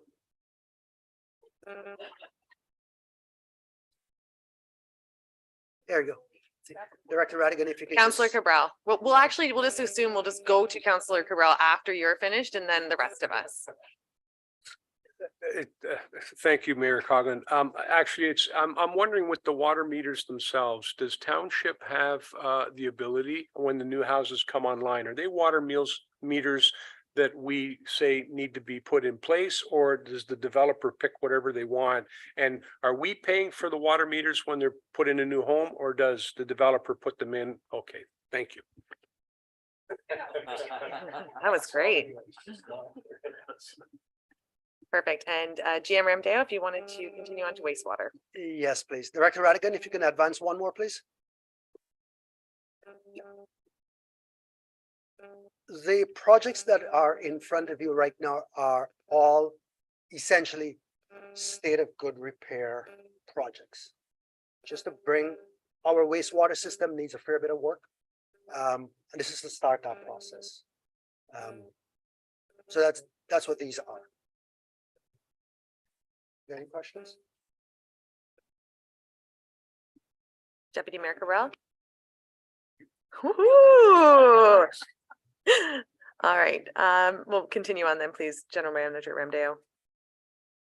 And at this point in time, if you've got any other questions for myself or Director Radigan on the iOS program, because that's the end of my presentation. I am seeing none, but we do have a clarification from Clerk Ainsworth with regards to the Grenfell Hall. Thank you through the mayor to council. The direction from previous council in August did state that the Grenfell Hall project in its entirety be budgeted for 2023. So to correct that, within the minutes to show the progression, the motion that approves the capital budget and 10-year plan, I'm just going to add a section to it to state with the correction for the Grenfell Hall. That way it's able to be followed, but that was the previous direction from council. And council is comfortable with that, Councillor Moore? Councillor Moore? Thank you very much, Mayor Coughlin. I wonder if we could take an opportunity for just a minute to ask CAO Schmidt to explain to council where the funds come from for that. CAO Schmidt? He was actually just waving to ask to speak to Oh, maybe we're thinking the same. I can't see you on my screen, sorry. CAO Schmidt? Thank you, Mayor Coughlin, through you to Councillor Moore. And yes, I was trying to flag down the clerk on this. So in that specific motion that was approved by previous council, the funding was to come 100% from development. And so as some members of council may recall, that we were successful in negotiating some contributions, if you will, from the development community. And as such, those funds would come in and have been approved by council to be directed towards this project. So there is no, although there will be a requirement to amend the capital, should council continue to want to do this, although we have the recommendation already, there would be no net tax impact. It would be fully funded from development and or the contribution we got from development. So again, no additional increase in tax. Wonderful. And back to Director Radigan, please. Thank you, Mayor Coughlin. So we have gone through the entire operating tax supported budget as well as the rate supported budgets, and we have gone through the capital budget as well. Before you is just a recap of the impact on the average residential property, excluding program changes. And I just wanted to show the program changes once again prior to concluding today's presentation. So there are 13 program changes, 533,298 of those dollars is coming from either supplementary revenue, water or wastewater, or the building reserve fund. By including those program changes, the township would be looking at a blended tax rate increase of 3.52% or $12.15 a month. So that concludes my presentation as well. I will turn it back over to Mayor Coughlin for further deliberations. Thank you, Director Radigan, and thank you very much to staff for getting us to this point. This is where we will now, as council, go through department by department as an overview. The first thing I will do is ask for a mover and seconder to get that department or motion on the floor. At that point, after we have the mover and seconder, at that point, I will ask for if there's any questions or comments. If there's anything that you want to discuss at all that pertains to that, that's where we open that up and we can talk about if you wanted to add something, we can push it to later. If you wanted to remove something, we can probably take care of it at that point. So this is pretty fluid, but we'll start and we'll continue to move through them. But yes, please don't, if you're not sure if it's the right time or not, ask it. And that way we don't have to go back. I would rather talk about something a couple times to make sure we get it in the right spot. So the first one I have here is, may I have a mover and seconder to refer the draft operating budget council? And I have Councillors Garwood and Cabral that the 2023 draft operating budget pertaining to council be referred to the February 2nd, 2023 budget session for consideration. Council, are there any questions or discussions on this? Besides Councillor, no, I'm just kidding. Deputy Cabral. Just a point of clarification, since it is council budget, if there is a motion that's going to be brought before council at this meeting. There's a section for council members. Do you want me to wait till then? Because it would likely or could likely impact this particular part of the agenda. I'm just going to ask for some clarification. So you have a question about something that is in the council section of the budget binder? No, I don't know whether or not my motion would be something that would be included in the council budget in 2023, or whether or not it would just be included somewhere else in the operational budget. Okay, why don't you tell us what it is and we can figure out where to best place it. I don't know, the other members of council wouldn't be aware of this, but way back when, I did make a motion, and actually as the last few years have gone by, it seems to me that it might be, if I could find it now. There we go. It was in regards to, and I'll just tell you what it was in regards to. What it was in regards to was a special discretionary operational fund for each ward. So would you like me to read my motion now or save it for after? I'm very curious now. I'd like to hear it. Well, you heard it before. Oh, sorry, Clerk Ainsworth is telling me I'm wrong. Clerk Ainsworth. Can wait. Thank you. So the intent for the motion separated by department is if you'd like to remove something from the budget or amend something that's currently in the budget. If it's an addition, there is that section at the end for the council additions. She was telling me I was wrong. That's fine. So if there's anything that council would like to pull or amend from this section, and seeing none, all those in favor? That is carried. One down. On to the next one. May I have a mover and seconder to refer the draft operating budget office of the CAO, People and Talent, and note that program change number 1 is to be dealt with separately. So I need a mover and seconder, please. Deputy Mayor Cabral, Councillor Thompson, that the 2023-24 draft operating budget office of the CAO and People and Talent be referred to the February 2nd, 2023 budget session for consideration. And council, is there anything you would like to see pulled?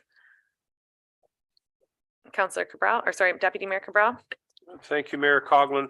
I'm just reaching back here and thinking about the two asks, the Economic Development Officer and the Community Engagement Officer / Communications Officer, being a brand new one. I certainly understand that there's a need for it and justification for it.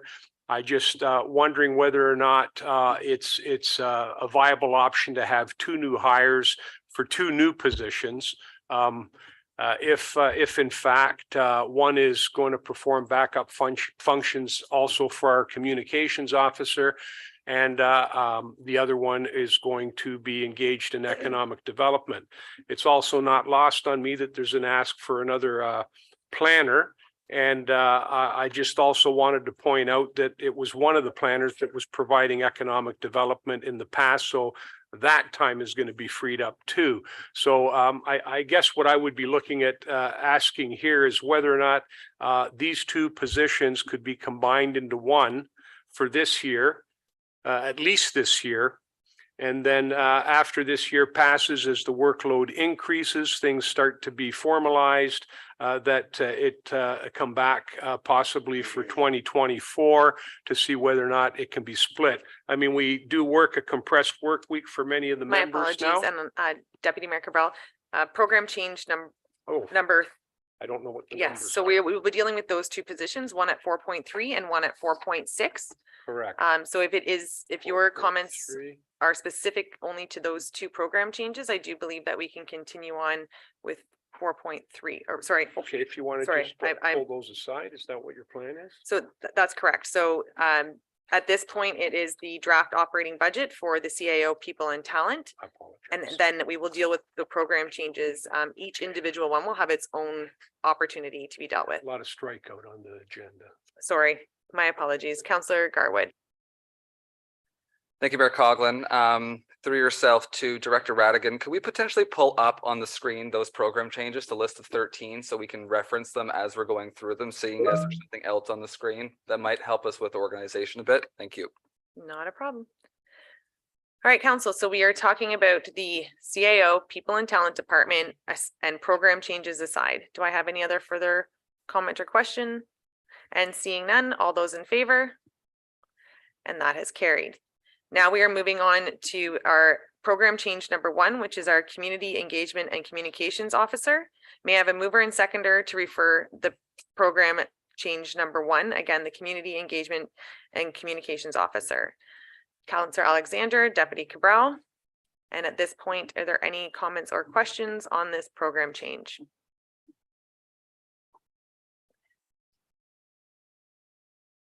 You do? No, oh, okay, sorry. Well, I was looking to go to, so Deputy Mayor Cabral. I think we're still running into the same problem because this is dependent on another program change coming down the pipe. But as I was saying, I'm just of a mind that these two positions, particularly with the compressed work week, might be able to be accommodated with one position. And for the rest of this year at least, and then given what formulates from that and what programs come into place and the different things that get accomplished and how that all plays out to look at enhancing the program in 2024. So that's my comment on it. I don't know if I have to make a motion to do it, and I don't know if I can because we're not at the other one yet, but if not, maybe this one can be set aside for future discussion. Thank you, Deputy Mayor Cabral. And before I do go to CAO Schmidt for any comment that he might have on that, I find difficulty in the ability for us as council members to decide that those two positions can be merged together. I think that we can choose how many new positions we want to fund. I myself don't know whether that could be possible or would be best suited for the municipality. So at this point, if Deputy Cabral, if you did want to put forward a motion to not have this position move forward or to have it funded at a different level, which would then make it a part-time position. But I will remind that everything that we have, or personally that I have heard from the community engagement and communications officer, it seems to be the answer to almost everything the residents that I was hearing echoing over and over again. And also in the last few years, anytime that we have gone out for a contract or part-time position, we have not been successful in obtaining that. There is the war on talent out there, if you will. And this position, this is not the first time a position of this type has come to council. I think I've probably been seeing it for the last 5 years. Staff have been asking for it. So I personally would like to see this program or this program change move forward. I think it's something that our residents have requested directly. But if you would like to bring forward a motion to amend this moving forward, you could do so. You would just require a seconder. Thank you, Mayor Coughlin. I didn't know I was going to be debating it specifically with you at this point in time. I was hoping that we might be able to accomplish what staff is looking for. However, I have to be mindful that these two positions have actually been fulfilled to some degree by staff, and that part of this whole exercise was to permit some focus on these two disciplines and relieve the current staff that's filling it, gap stop, to be able to do it. I agree that the positions certainly lend credibility and are worthwhile. I do recall being at the strategic planning session and that this did come up. However, what I'm trying to point out is that one of the people that was involved in both the BIA and the economic development piece, as well as working with RT7 and Simcoe County on some of the outreach and some of that type of thing, was in fact attached to the planning department, and that planning department is in fact asking for an additional planner, and that planner that was engaged in the economic development won't be doing that anymore. And we already have a full-time communications officer. So I'm just suggesting that if two of these positions, they seem to be so intertwined that I think an individual might be able to do a pretty darn good job of doing both at the inception of both of these positions, only because I don't necessarily know that there is that much available for them there to automatically say we have a hole over here, we need to fill it with a full-time position. That's the point I'm trying to make. So I'm trying to look for a way to accommodate staff's request and also be mindful of our taxpayers and our resident dollars. Council, is there any? Councillor Alexander? Thank you, Mayor Coughlin. I'm just going to comment on this. And again, I do agree that I think both positions are eventually needed. I am in agreement with Deputy Mayor Cabral in a way to satisfy both without saying no to one or the other would be a good kind of middle ground to then move towards potentially 2 full-time next year if we're warranted. Councillor Garwood. Thank you, Mayor Coughlin. I'm going to take a bit of a different approach on this one when I make comment. I feel the community engagement and communications officer position, I see that already as 2 positions merged into one. I see the need for this position specifically on 2 aspects. One, the Elmville Farmers Market. We know that there's been a pain point there in regards to ensuring that it's staffed, and not only staffed, but continues to grow, continues to move forward, and continue to get better.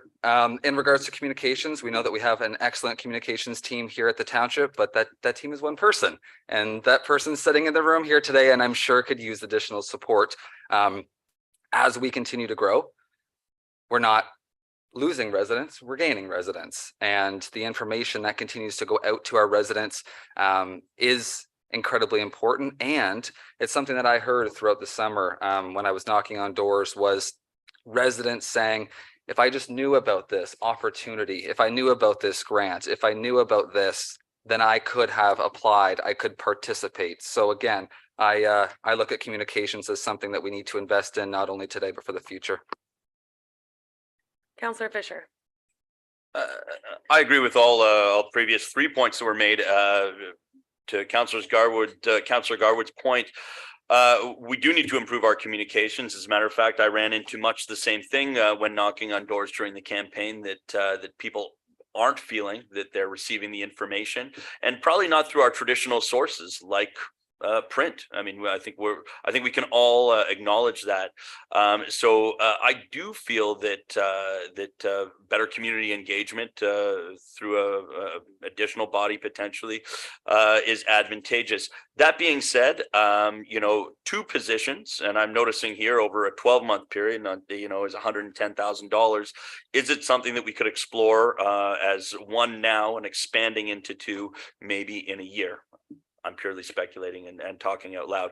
But that being said, I do see value in the position in communicating throughout Springwater, but could we be doing it with 1 position for the interim, particularly given the dollar figure?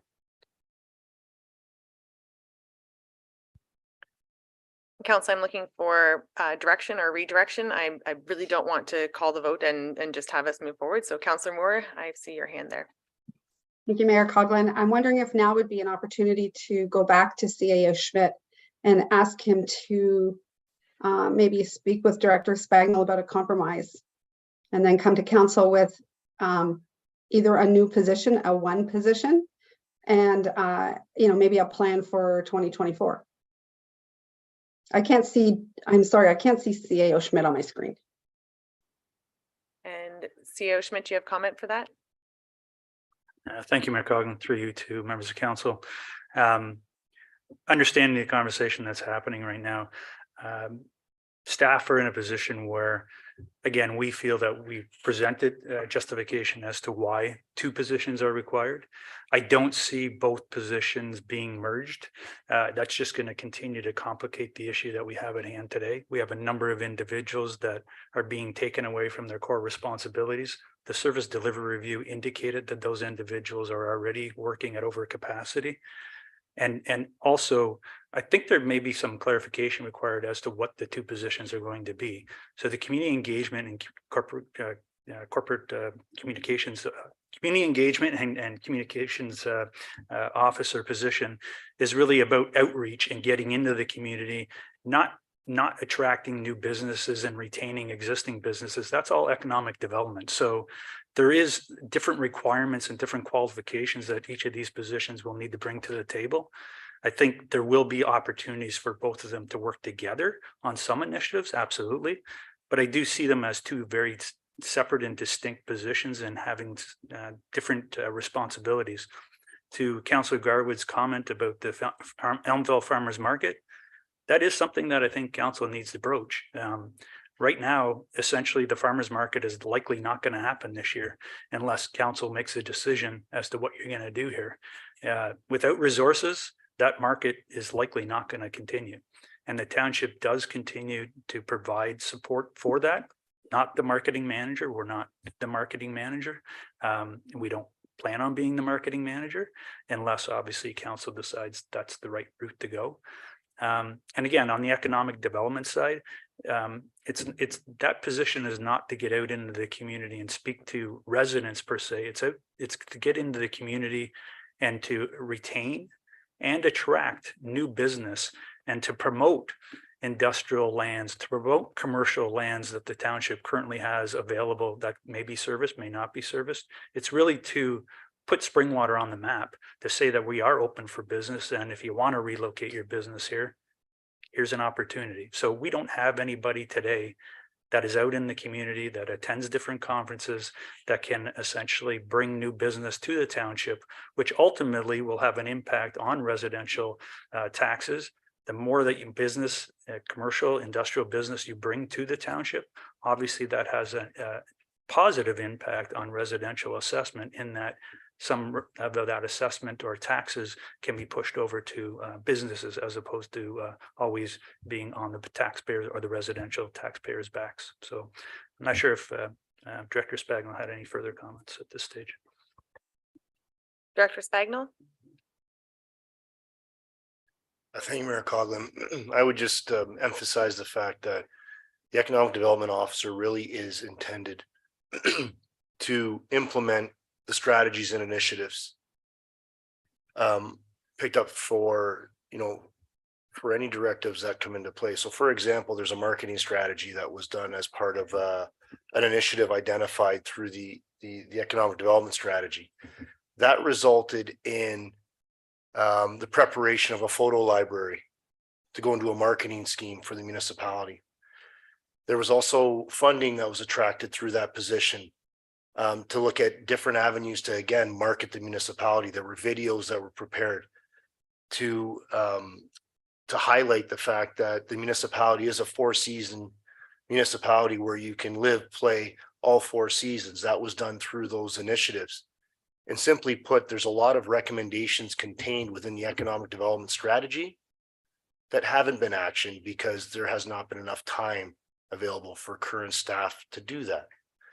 By splitting these 2 positions up, it allows for boots on the ground out in the community to be active in the events so that somebody can be more proactive and get out there into the community. And the separate position for the economic development officer could set the stage and the framework for what needs to happen out in the community. So one is boots on the ground, one is going through that implementation through different initiatives that are meant to build the community and improve the community. So that's why from staff's perspective, these have been outlined as needs. They're not wants. These are needs that have been identified for quite some time. And that's why they're before council. And I just like to add that, just going back to my presentation, again, it comes down to providing the time so that staff can direct the attention and the resources needed to fulfill their duties and to the municipality. And right now, I would say that can't happen. And I don't think it's sustainable in how things are set up right now. I have Councillor Thompson, Garwood, then Cabral. Just to comment, Mayor Coughlin, just my opinion is I think both of these positions need full-time focus to be effective and not part-time focus. Councillor Garwood? Thank you, Mayor Coughlin. And I'm going to direct this to most likely CAO Schmidt. There was a mention by Director Spagnell, in regards to in the past and then the need for this and having been brought forward, have these positions or similar positions like this been brought forward in the past to previous councils, whether they were, well, clearly they don't exist, so they weren't approved at that time? CEO Schmidt. Sorry, thank you, Mayor Coggan. Through you to Councillor Garwood. It's my understanding that an economic development officer position has been brought forward to the township previously for council's consideration. With regards to community engagement, the position that we're recommending or proposing, I don't recall the exact position that we're proposing today coming previously. Again, this is through review with staff, with senior management, as well as obviously some discussions that we've endured through the community-based strategic plan. And of course, what we're hearing out in the community about, again, trying to improve and enhance our communications. And also, again, being out in the community, understanding the communication or the what's happening in the community. Obviously, I understand council plays a bit of a role there as well. But again, this individual, as Director Spagnell indicated, would be going to different special events, partnering with our community rec associations and ensuring that their events continue to be successful and are sustainable, getting out at those events, listening to what's happening in the community, to bringing back those messages to us so that we understand and we can adapt to whatever those concerns may be. But it's also another way for us to direct communication from the township out into the community. You know, we do use, and you've mentioned it tonight, the Springwater News, and we've talked about other platforms where, you know, whether it's Barrie Advance or others, those only are reaching certain individuals in the community. We want to have a face in the community whereby we want to be able to have this individual go out and actually face to face have a communication and have a discussion with the community. That's really what this position is about, is being a face in the community, because some of our messaging is obviously not getting out there. And Councillor or Deputy Mayor Cabral. Thank you, Mayor Coughlin. And once again, I don't have a problem with the positions. I was looking for a full-time person, and obviously it sounds like nobody thinks that anybody else can wear two hats, although it seems that much of our staff on an ad hoc basis has done exactly that. And I got to admit, they seem to have done a pretty good job. I just think that brand new positions coming online, and immediately putting a full-time person into it, two full-time people into it. I would think maybe there'd be opportunity maybe to start off even with, if you want two positions, I would almost suggest maybe two part-time, permanent part-time positions to start, and then see how that goes down the road. And if the workload and all that is there and it's working to our advantage, to township's advantage, then enhance it. Make one full-time, and if the other person wants to stay on, they can take it as well. If not, we could go source out other people. So that's my thoughts on it as far as just moving forward. It just seems like we got a position, got to fill it with a full-time person at 100%, when I don't know whether or not that's what needs to happen right now. And I'm also curious to know whether any other municipalities or neighboring municipalities have any part-time people in those types of positions. I think that would be an interesting thing to find out. Next, we have Councillor Garwood. Thank you, Mayor Coughlin. More of a comment and clarification. So I know we've been talking about the community engagement / communications officer and the economic development officer in conjunction, but in my mind, I want to step back one here. We're talking about the community engagement and communications officer. So that's the first clarification I wanted to make. The second one is, when I think about wearing multiple hats, well, I already see this as two potential jobs merged into one. And the third point I wanted to mention is about what CAO Schmidt had mentioned in regards to the Springwater Farmers Market that's held in Elmvale.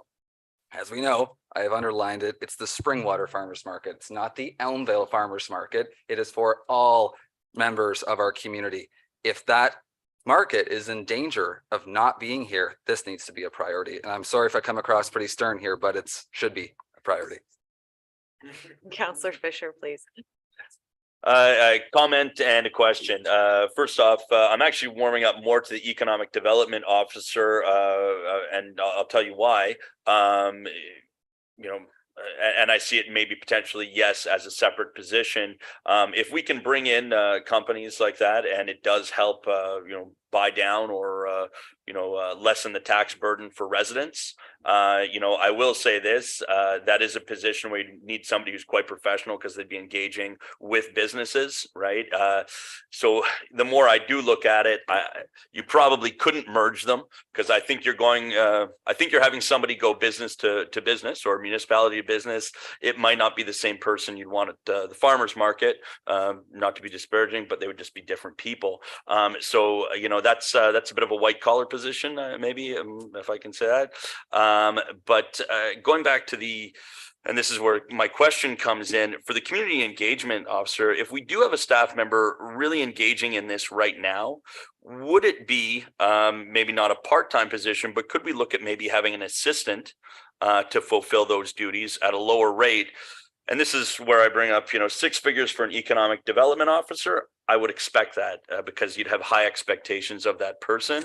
But I am looking at $110,000 for the, you know, communications person. Could we bring that down significantly and look at maybe an assistant to the person who does this already to fulfill maybe, you know, other tasks? CAO Schmidt and then Counselor Moore. Thank you, Mayor Coughlin. Through you to Councillor Fisher. Councillor Fisher, just to be clear, nobody's doing community engagement in the township right now, and that's part of the challenge. And so that's really what the ask is to ensure that we have the ability to have, through this position, somebody that will perform community engagement. Keeping in mind, you know, we just went through a community engagement session with the community hub. We went through one with the official plan. We're going to go through more in the future. You know, instead of paying a consultant to do community engagement, why wouldn't you have your own staff actually start to consider doing the community engagement piece? And hopefully we'll actually reduce the amount of money that we have to rely on consultants to engage. And I'll be quite honest with you, some of those engagements, some of those consultants, not so much. I don't need to say anything more, I don't think. So as for reducing it, keeping in mind, again, this is full compensation, right? So this is including salaries, benefits, as well as some training dollars to ensure that we continue to invest in these individuals, and also some dollars set aside for obviously IT equipment and a workstation. So it's not that we're paying them $100,000 per year per se, right? It's all encompassing. And you know, the way that it's currently presented in the budget, it is recommended to be coming out of the supplementary revenue. Hence, there would be right now no net tax impact to the municipality should council proceed in this fashion. I'm going to go with follow on with Counselor Fisher, then I had Counselor Moore, and then I have Counselor Alexander. After Counselor Alexander has spoken, I am going to ask that if council does not have an amendment to put forward, I will be calling the vote.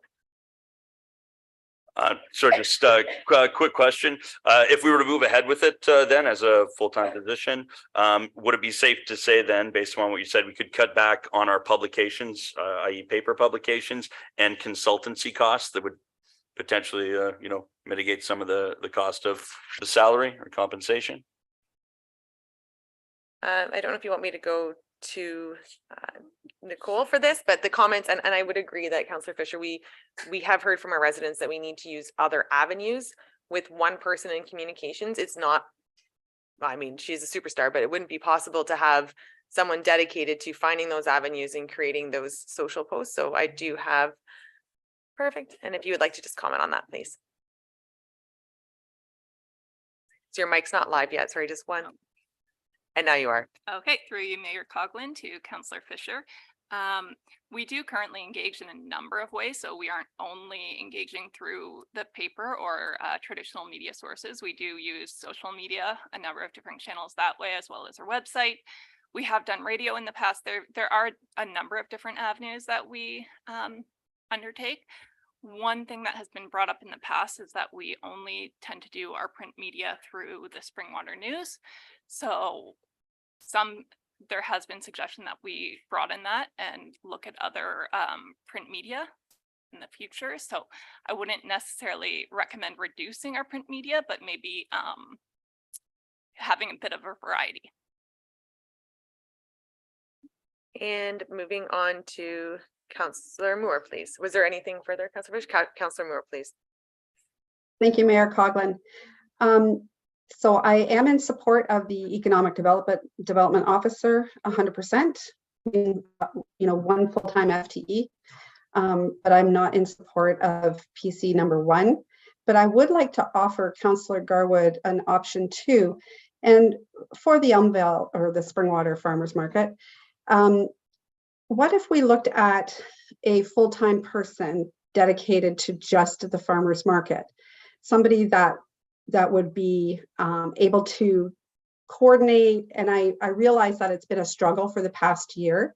And if we were able to hire somebody at a minimum wage even, and that could be their job, would that be enough to satisfy, sort of, I would hate to see that market go as well. So I would like to try to conserve it, and I'd be more than happy to sit on a committee to strategize on how to come up with ideas to retain the folks that are there and attract new people.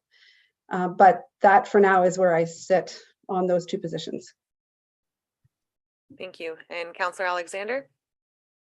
Thank you, Mayor Coughlin.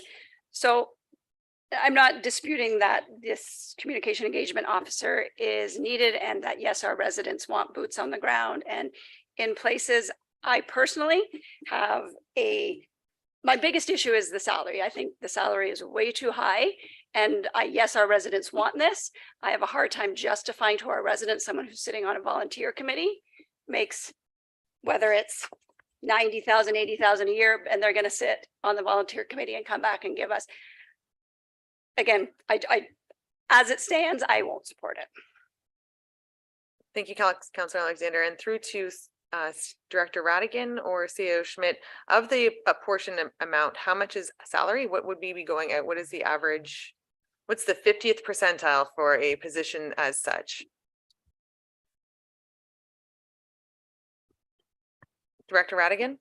Thank you, Mayor Coughlin. I don't mind starting, and I'll just, I'm not sure if this one was at the 50th percentile, but the salary and benefits portion is $92,408.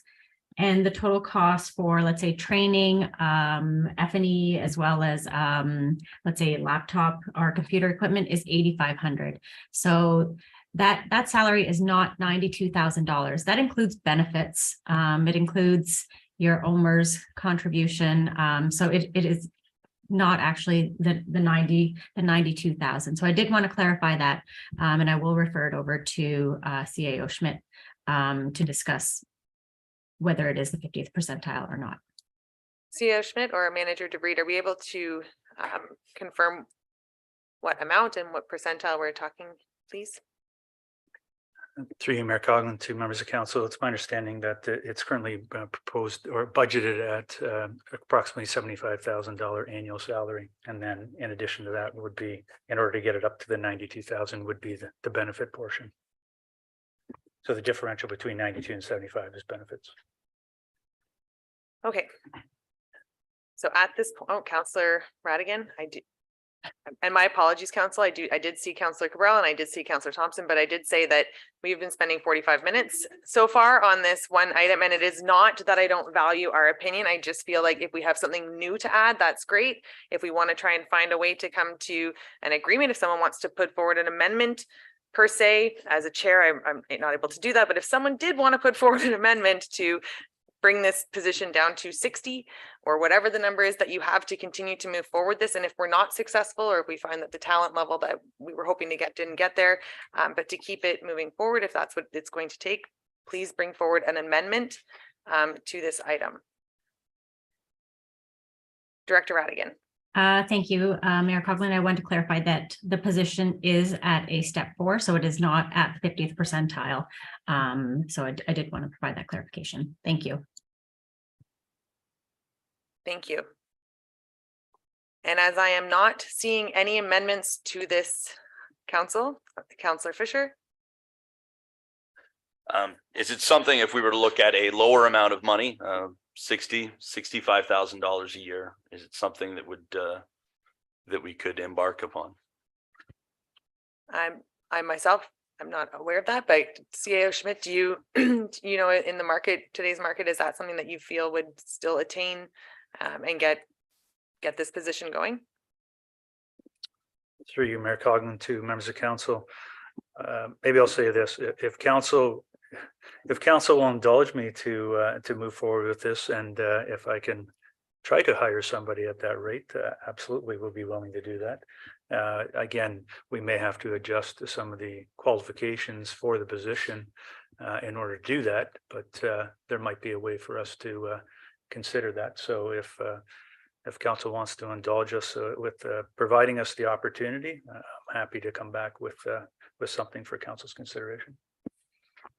Deputy Mayor Cabral. Thank you, Mayor Coughlin. I might as well just put it out there. I can't support that option. This was brought before council based on the pay grid, based on the qualifications, based on the person that they were looking to fulfill this position. I think we do the position itself a disservice by now turning around and saying we'll take someone for less money. So nobody was interested in a part-time or a job sharing thing. So unfortunately, I can't support this position the way it is.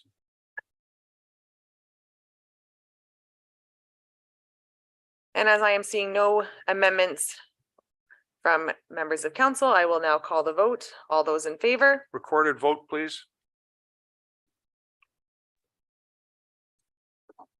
I'll just wait for the clerk to prepare, please. Mayor Coughlin. Councillor Moore? Thank you. So just to be clear, we're voting right now on to keep these in the budget or to say no to these positions in the budget. We're not waiting until our next meeting. That is correct. This would formulate the new budget for our next meeting. Okay. And we now have a recorded vote. Go ahead, Clerk Ainsworth. Thank you. So just to clarify, this motion is for the approval of program change number 1, the community engagement and communications officer. It is not, it does not involve the economic development officer, strictly just the community engagement officer. So with the recorded vote, each member of council will verbally state their vote one at a time. I will call out your name and please state yes or no. Councillor Garwood. Yes. Councillor Alexander. No. My apologies. Councillor Thompson. Yes. Your microphone, please. Yes. Councillor Moore. No. Councillor Fisher. No. Deputy Mayor Cabral. No. And Mayor Coughlin. Yes. That motion is lost. Thank you, council. May I have a mover and seconder to refer to the draft operating budget, corporate services? We are now moving on to 4.4. I would need a mover and seconder. Councillor Alexander, Deputy Mayor Cabral, that the 2023-24 draft operating budget, corporate services, be referred to the February 2nd budget session for consideration. And again, this is not including program change number 2 or 3. This is simply everything in there aside from the program changes. So if there's anything on there that would anybody like pulled, Deputy Mayor Cabral. Thank you, Mayor Coughlin. And I meant to ask this earlier on, but I think this is just as appropriate because it's dealing with the operating budget for corporate services. And I don't know whether or not there's an answer forthcoming. However, it does come to mind that insurance renewal tends to happen at the very beginning of April. My renewal's in February. I got my renewal in the mail at the end of December. I don't know how it works with the municipality, but I'm asking whether or not staff have any idea of what our increase or what we're looking at possibly for the renewal of liability insurance for the township coming down the road. If there's any information at all. Director Radigan? Thank you, Mayor Coughlin. Through you to Deputy Mayor Cabral. We have already started the process of completing the data that is required to submit to BFL prior to the renewal. Unfortunately, it is a lengthy process, and we are doing an initial meeting in the next few weeks with BFL to discuss where the market is at and the continuation of the hard market. They may be able to provide me with a high level percentage range, but at this point in time, I can only foresee an increase just in terms of where the economy is going and where that we continue to see a hard market. But when I do have an update, I'd be happy to provide that through a CIP to council. But the renewal will be coming forward for the March 15th date for council's meeting. Thank you. Council, is there any further questions? Councillor Moore? Thank you, Mayor Coughlin. I just want to double check with Deputy Mayor Cabral. With the infrastructure reserve increase, I know Director Radigan spoke to if we added 1%, it would actually be 3%, et cetera. Did you want to change this or leave this at the 1% the way it's posted? Councillor Moore, that's a program change that's identified as a separate item on the agenda. Is that not what we're dealing with right now? No, we currently are dealing with item 4.4, which is everything about the operating budget except for the program changes. Oh, I'm sorry. Okay, yeah. Sorry. I missed that part. Thank you. And seeing nothing further, all in favor? And that has carried. And now, Council, we are moving on to program change number 2, which is the GIS coordinator. May I have a mover and seconder to refer program change number 2? Deputy Mayor Cabral, Councillor Alexander. Are there any more comments? Seeing none, all in favor? And that has carried. At this point, I'm going to ask for council's indulgence. This is 4.4. This is pertaining to the fees and charges study. I'm asking that we move this to after 7.1 or with 7.1 so we can have a fulsome discussion at the time. I don't think we're able to pass that without having a discussion at that. So therefore, we'll move on to our draft. Deputy Cabral. Yeah, thank you, Mayor Coughlin. But if you're doing that, I just would like to know whether or not when we get to 7.1, there's a different date there suggesting that it go to February 15th. So I'm wondering if when we get there, we might be able to change that to the 2nd. I'm sure we can take care of the housekeeping at the time. Thank you. So 4.5, may I have a mover and seconder to refer the draft operating budget of fire and emergency services? Councillors Fisher and Thompson, that the 2023-24 draft operating budget, fire and emergency services be referred to the February 2nd budget session for consideration. Are there any items that council would like to see pulled or amended? And seeing none, all in favor? And that has carried. Moving on to item 4.5. This is the program change, the fire prevention officer. May I have a mover and seconder to get this on the floor, please? Councillors Fisher and Garwood. That the program change PC number 5, fire prevention officer public educator, be referred to the February 2nd, 2023 budget session for consideration. Any changes or discussion? Seeing none, all in favor? And that has carried. Moving on to 4.6. Again, this is the building services, not including program change number 6, which is the economic development officer. This is just the building and planning services as we saw it. So may I have a mover and a seconder to refer the draft operating budget for building and planning services? Councillors Fisher and Moore, that the 2023 draft operating budget, building and planning services be referred to the February 2nd budget session for consideration. Councillor, is there any comments or to be pulled? Councillor Moore. No. All those in favor? And that has carried. Now we're moving on to program change number 6, which is the economic development officer. I do believe that we have had some discussion, but we have lots of opportunity here. So I'm asking for a mover and seconder to get this on the floor. Deputy Mayor Cabral, Councillor Garwood, that program change PC, economic development officer, be referred to the February 2nd, 2023 budget session for consideration. Council, do you have any further conversation or comments on the position? And seeing none, all those in favor? And that has carried. Moving on now to 4.6, may I have a mover and a seconder for program change number 7, which is the junior planner position. Councilors Alexander and Fisher, that program change PC number 7, junior planner position, be referred to the February 2nd, 2023 budget session for consideration. Would anyone like to amend? Seeing none, all those in favor? And that has carried. I will now move on to our iOS department. May I have a mover and seconder to refer the draft operating budget for infrastructure and operational services? Deputies Cabral and Councillor Thompson, that the 2023 draft operating budget for infrastructure and operational services be referred to February 2nd, 2023 budget for a session for consideration. Is there any further discussion or is there any amendments to this? And I am seeing none. All those in favor? And that has carried. Moving on to program change number 8. This is the equipment operators. May I please have a mover and seconder? Councillor Cabral, Deputy Fisher. Okay, try that again.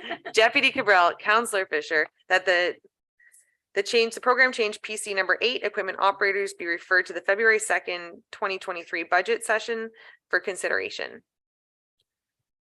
Not any comment or Struggling, but you so yeah. All those in favor? And that has carried. If I'm moving too fast, please. I'm not trying to rush this. I'm just moving on to 4.7. This is program change number 9, the engineering technologist. May I have a mover and seconder to get that on the floor, please? Councillor Garwood and Councillor Fisher, that the program change PC number 9, engineering technologist, be referred to the February 2nd, 2023 budget session for consideration. Council, do you have any amendments to this program change? And seeing none, all in favor? And that has carried. Moving on now to 4.7. I feel like an auctioneer a little bit. Moving on to 4.7, may I have a mover and seconder to get program change number 10, which is the facilities building and maintenance technician, on the floor, please? Councillors Moore and Thompson, that program change PC number 10, facilities building maintenance technician, be referred to the February 2nd, 2023 budget session for consideration. Council, do you have any questions, comments? Deputy Mayor Cabral. Oh my God, sorry about that. Thank you, Mayor Coghlan. Through you to General Manager Remdale. I'm just hopeful whether or not you might be able to just provide maybe a broader scope of the types of jobs that this person would do once again. And can you also provide some kind of an idea? You said there might be some cost savings as well by not hiring out for certain specific jobs. Do you have any idea maybe what the costs would have been over the course of the last year for some of these minor repairs where we had to pay someone to come in and do it rather than our own? Just a ballpark figure would work for me.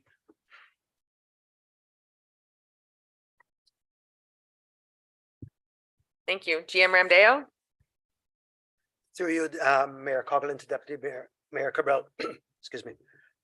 Our analysis is that this person spends about 70% of their hours on these sort of tasks.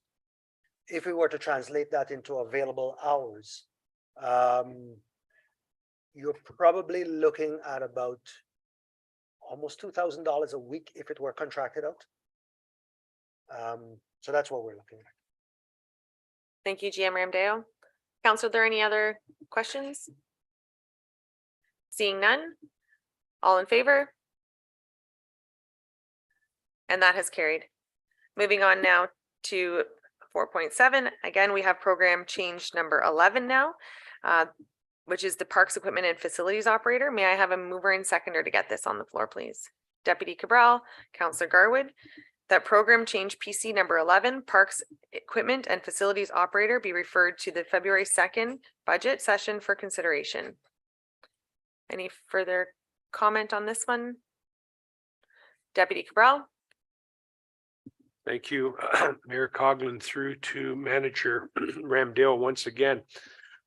I know that part of the justification for this involved some of the new developments that are going in, the additional playgrounds and whatnot.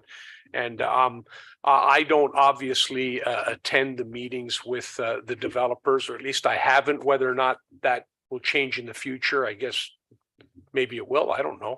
But I would like to know from you, based on your updates during council meetings, at what point in time this year, and all I'm thinking about is not necessarily that not to move the position forward, but whether or not it's appropriate to move that position forward right now, if some of the playgrounds and grass cutting obligations that we're going to be assuming won't be in place at the mixed development or other developments during the course of the next, say, 10 or 12 months. So not that I don't want to say go ahead and do it, but maybe there's an opportunity to push it down the road a bit. So please, if you will. GM Ramdale.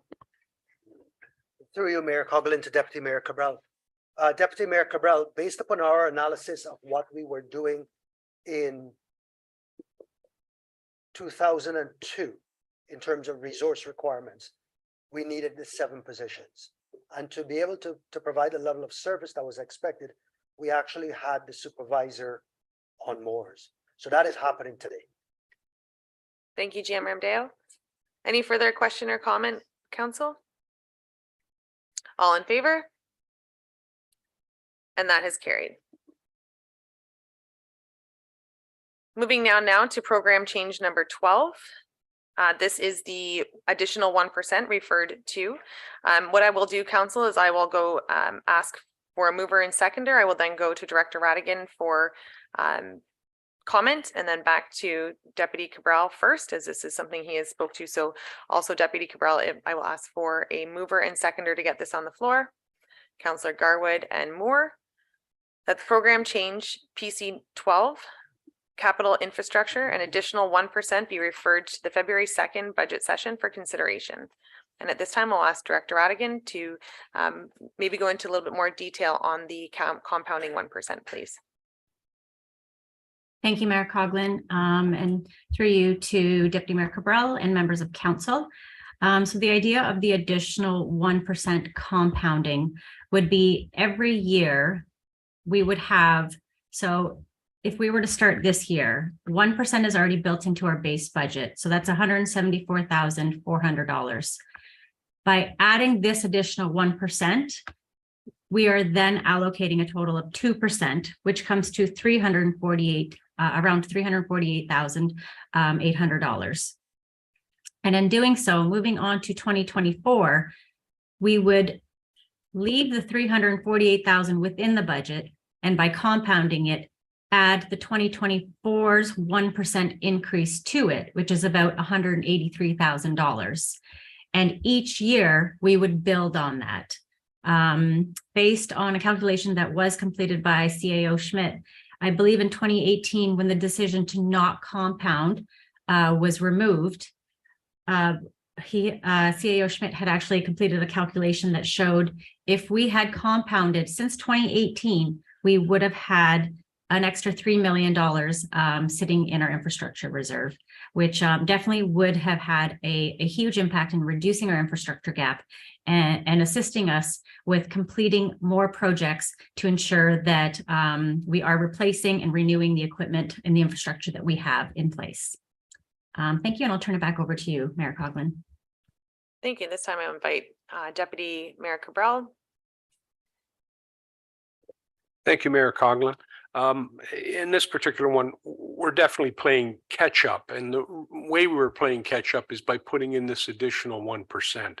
And I'm pretty sure that if I was to think back to the presentation, it's really a bit of a drop in the bucket. So I think anything we could do at this stage of the game going forward, even if it's just a 1-year addition to that, I think is not going to hurt. And I would propose that the funding that was or had been allocated to the, what position was that? depending on the funding source, you are correct that we did remove approximately $100,000. That could be allocated towards that. So an amendment at this time to have this considered would provide the proper financials at our next meeting so that council would be able to consider the after we're done today, what the new number is moving forward with the approved program changes. And we can also have this be referred to our next meeting so that Director Radigan does have an opportunity to show us what an additional one-time 1% would And look I'd like. like to make that amendment.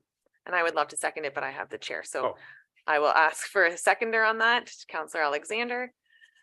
And all in favor of the amendment, which includes to have so we are approving this as we are going to go back to the pre-2018 where it's a compounding annual every year. So that decision is final and that we will continue through our term until we change our minds. But also this one-time additional 1% in this year. So we will first vote on the amendment. All those in favor?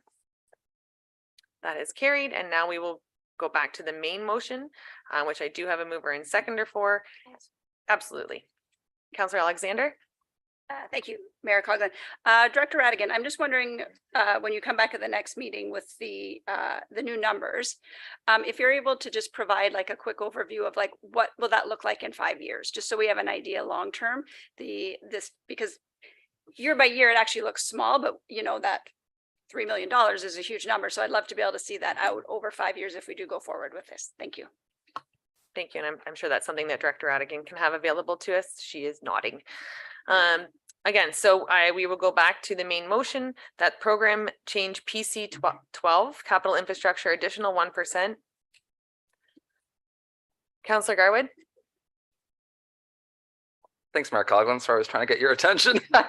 It's pretty hard to do right now. I just wanted to clarify in regards to the one-time additional 1%. So if we're adding 1%, 1% is that $174,000. Is that correct? So it's in addition to what was just determined, we're adding not $100,000, we're adding $174,000. Is that correct?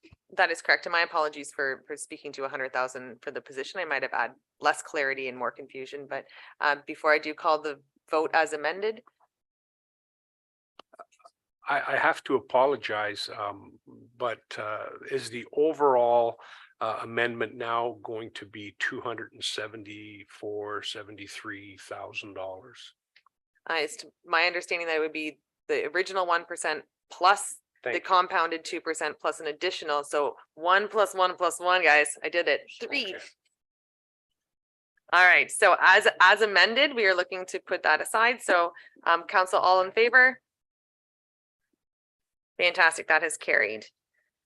We are now on to 4.8. May I have a mover and seconder for the draft operating budget of policing services? That the draft operating budget police services be referred to the February 2nd, 2023 budget session for consideration. Any further comments or questions? Councillor Cabral?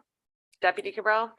Thank you, Mayor Coughlin. I'm just going to ask through you to CEO Schmidt, if CEO Schmidt, if you might be so kind as maybe electronically provide members of council with what the services are that the OPP currently provides for the dollar figures that we give them, or what we expect them to provide. If you would, please. Thank you.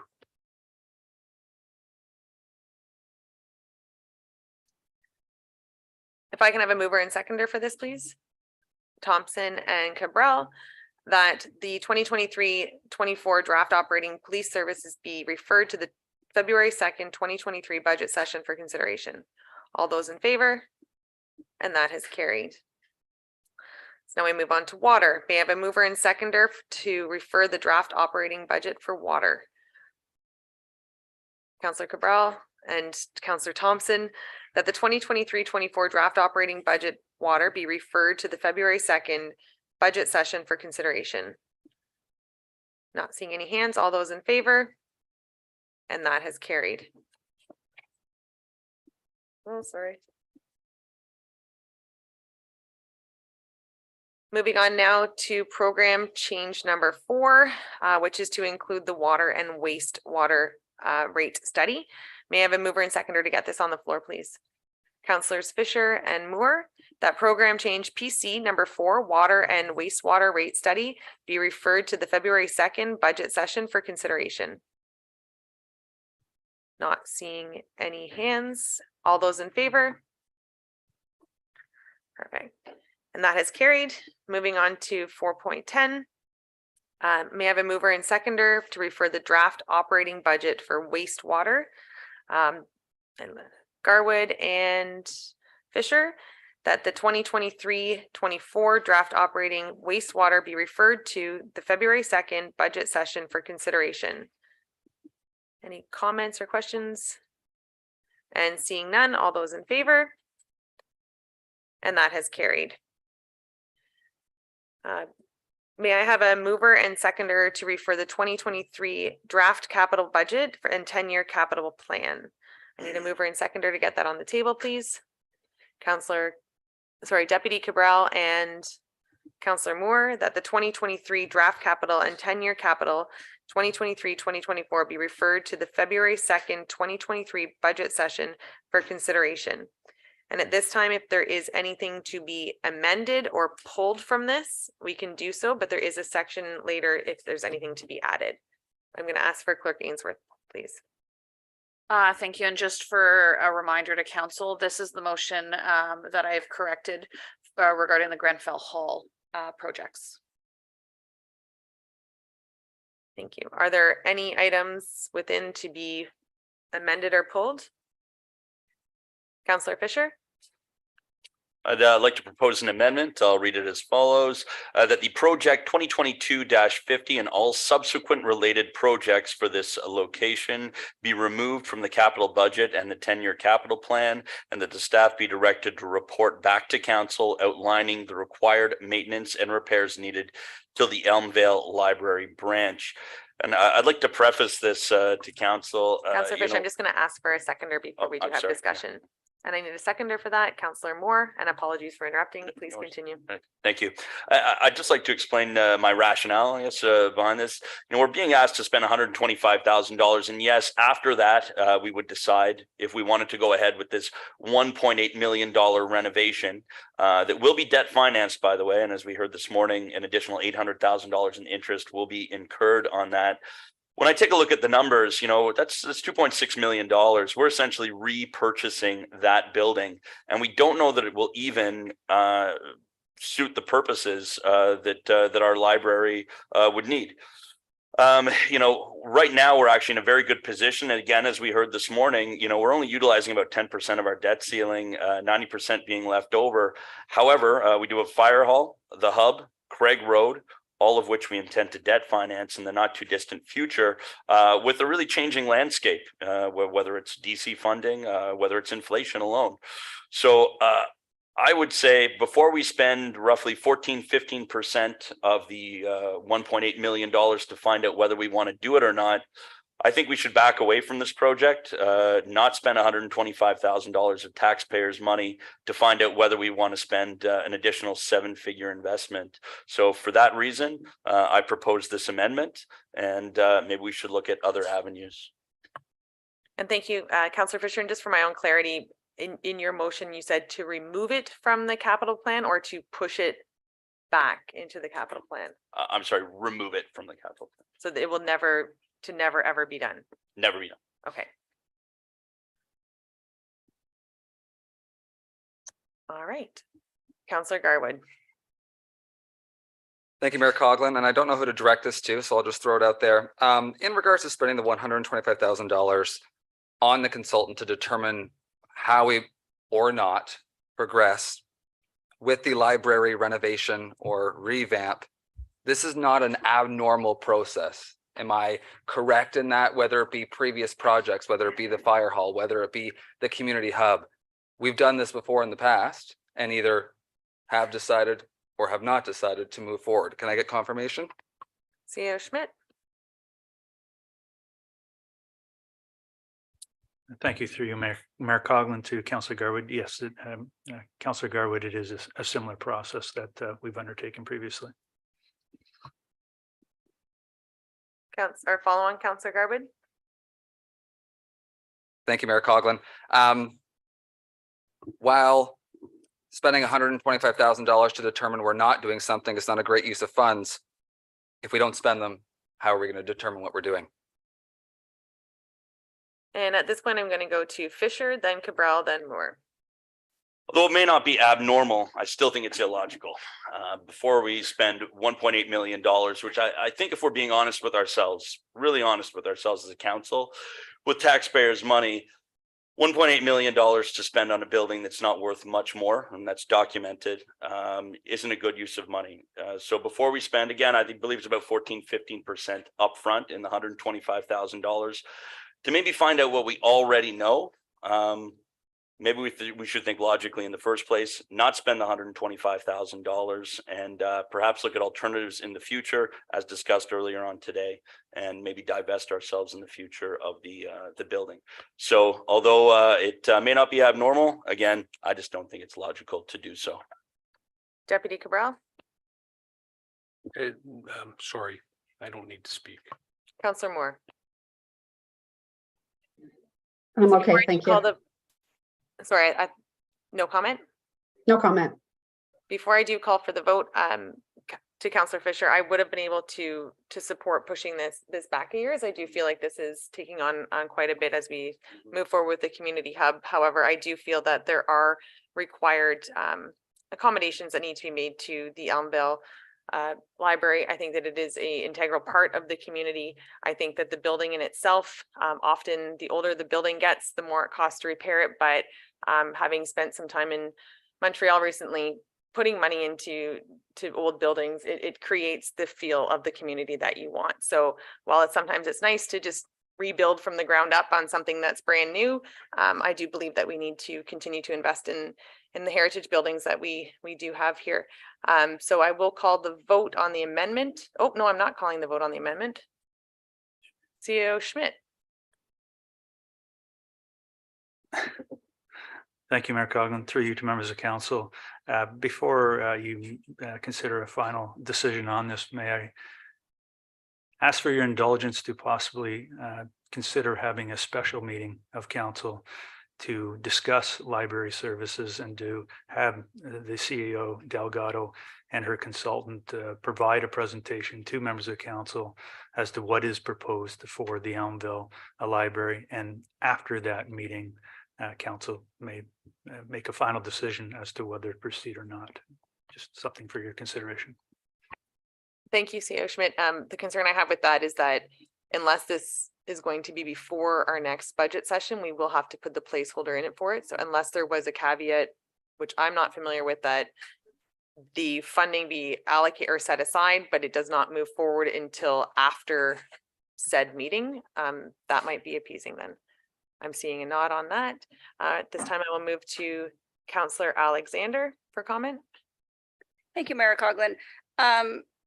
I would be very much in favor if we could do that special meeting. I do agree with Councillor Fisher in that it's a lot of money to put in an old building, and not that I don't want to preserve a heritage building, because I absolutely do. I'm just worried what our vision is for that building isn't going to be able to happen in that building. Or if it is, the costs are just going to grow and grow because it's an old building. So I would love the opportunity just to be able to explore what it is CEO Delgado's vision, and then kind of be able to make a decision at that point on where we're putting our funds and how I don't want to say no to everything from the library just because of that. So yeah, I would love that opportunity if we could have that secondary meeting. Before I do go to the other hands that are up, Councillor Fisher, are you withdrawing this amendment and putting forward a separate amendment, or would you want council to vote on this project as it stands? Excuse me. Sorry, two comments, and then I was wondering if maybe I could amend it. One, it's not really a heritage building; it's 18 years old. So just throw that out there. But to the mayor's comment, though, it will need repairs, as a matter of fact. And actually, you're quite right. I've actually read through the reports, and it is in need of repair, right? Not to the tune of $1.8 million. I think it's far less amount. But I would amend this to basically put it off for a year and take a look at it at a later date. It is owned by the municipality, and I believe that we can't just let them waste away. But that being said, I think we really need to pump the brakes on going down the road, even if it's an initial $125,000. I feel maybe psychologically, once we spend it, we get the ball rolling, we spent that much, we lend ourselves to spending seven figures afterwards, when maybe we should actually, in fairness to the library, maybe we should have a grander vision that's maybe more fiscally responsible. So I would amend the motion to your point. Clerk Ainsworth, and then Cabral, Garwood, Moore. Thank you. So there are a couple of options for the amendment.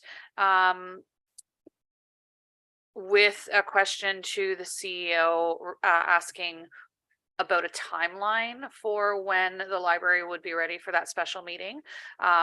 Councillor Fisher did mention a year, but we could put either a placeholder saying that there's a condition that a special meeting be held to review the library master plan before a final decision for the funding is made, or depending on the timing of this special meeting, to defer the project until 2024. So there's the two options. I'm going to go back to Councillor Fisher for a final comment, and then again, I do have Cabral, Garwood, Moore, and now Thompson. Thank you, Mayor. Just a quick comment, and I'm not proposing that we defer badly needed maintenance for a year because, and I've mentioned it before, mention it very quickly again, sorry. You know, the skylight, I can see plainly that it's leaking. That will be water damage and it will cost us more in the future. The downspout could be repaired in an afternoon, but I can see plainly in the picture. And that flat roof, it's estimating $13,000, but it's of high urgency to be fixed. So in no way am I saying we stop maintaining it for a year. I just think the renovation project, so however we wanted to word that, And moving on to Deputy Cabral. Thank you, Mayor Coughlin, and that's kind of what I was going to say is the immediate repair should still be undertaken. And in addition to that, my only comment would be that this may very well open up opportunity to not take the funds away, but utilize the funds in a more creative manner that might actually introduce more usable space rather than the limitations that currently exist. Councillor Garwood. Thank you, Mayor Coughlin. Just for clarification, I know there was discussion in regards to having a special discussion or special meeting. While I want to give CEO Delgado and the or whoever she has with her the opportunity to present more information to us before we hastily make a decision in regards to the future of the library. While I agree with Deputy Mayor Cabral and Councillor Fisher in regards to repairs that need to be made quick, I believe this might require a larger discussion, and I personally would like to see that larger discussion occur at a later date. So through all this, oh, Councillor Thompson, I'm sorry. Could somebody clarify for me the actual age of the building? Because I thought it was older than 18 years. Delgado? You don't need to come forward, it's fine. That building was built in 1990. Okay, thank you. I know it says there's a fire in the facility assessment, but that was. Okay. Still not here.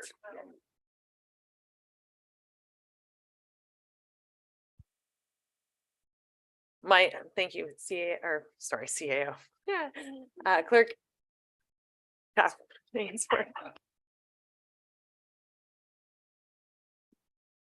Thank you. Based on Councillor Fisher's comments, I believe he would like to see the project deferred to 2024 with a special meeting to be held to review the library master plan in advance of the 2024 special budget. And I've also included a caveat that maintenance needed for the 2023 year continue to be included within the budget if necessary. Final comment, Deputy Cabral? Actually, a possible friendly amendment. I would need to know what it was to decide if it was friendly. Well, deciding whether it's friendly is up to Councillor Fisher. Actually, it's up to the chair, but we can debate the procedural bylaw at a different time. Anyway, what I would like to also see is maybe something from staff on the community hall across the road. You know, what's been done there, what we anticipate doing with that, and I guess what I'm saying is maybe other potential options to actually move the library to a new facility in the Elmvale area.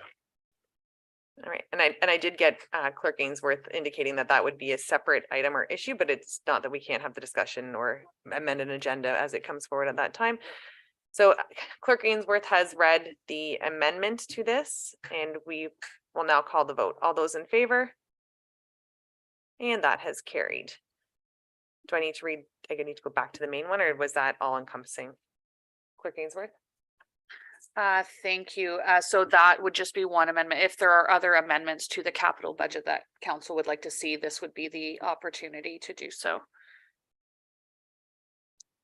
Deputy Cabral. Thank you, Mayor Coughlin. And just clarification, not necessarily I want to vote anything away. With respect to project number, where are we here? 2019-57, with respect to the replacement and rebuilding of the Elmvale tennis courts. There's a carryover of $25,000 from last year. But I always have to ask this question. There was a significant amount set aside back in that year for the library, and I just want to make sure that that's still in the reserves to go with this $25,000. CAO Schmidt.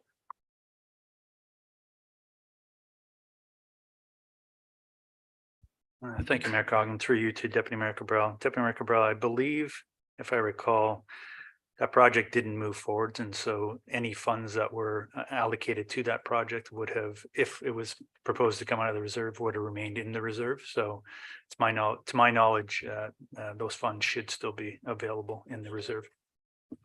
Thank you. And Director Radigan for comment as well, please. Thank you, Mayor Coughlin, and through you to Deputy Mayor Cabral.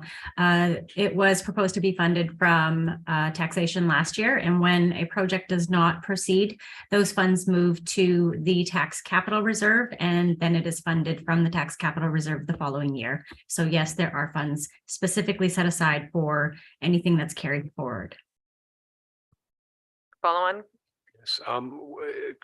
Thank you, Mayor Coughlin, through you to Director Radigan. Would it be possible then, either through email or otherwise, to just provide the number of dollars that are actually available in total presently for the replacement and rebuilding of the Elmvale tennis courts, including the $25,000 or whatever was allocated previous to that?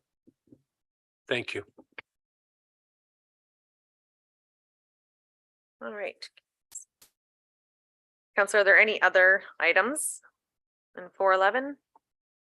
And seeing none, that the 2023 draft capital budget and 10-year capital plan 2023 to 2024 be referred to the February 2nd, 2023 budget session for consideration as amended. And with the correction for Grenfell Hall. Thank you. All those in favor? And that has carried. I'm going to take a quick bio break if anybody else needs a break here. Again, it is 3:50, and if we could be back in session for 4 o'clock, understanding that Councillor Moore does have to leave at 4:15. Council, does anyone else have discretion as to how long we would like to carry this conversation this evening? CAO Schmidt, if you could also comment from staff's perspective as well, please. Council's consideration. We can talk amongst ourselves during break and figure that out. Okay, we'll talk and figure it out here at 4 o'clock. So see everyone back at 4, please.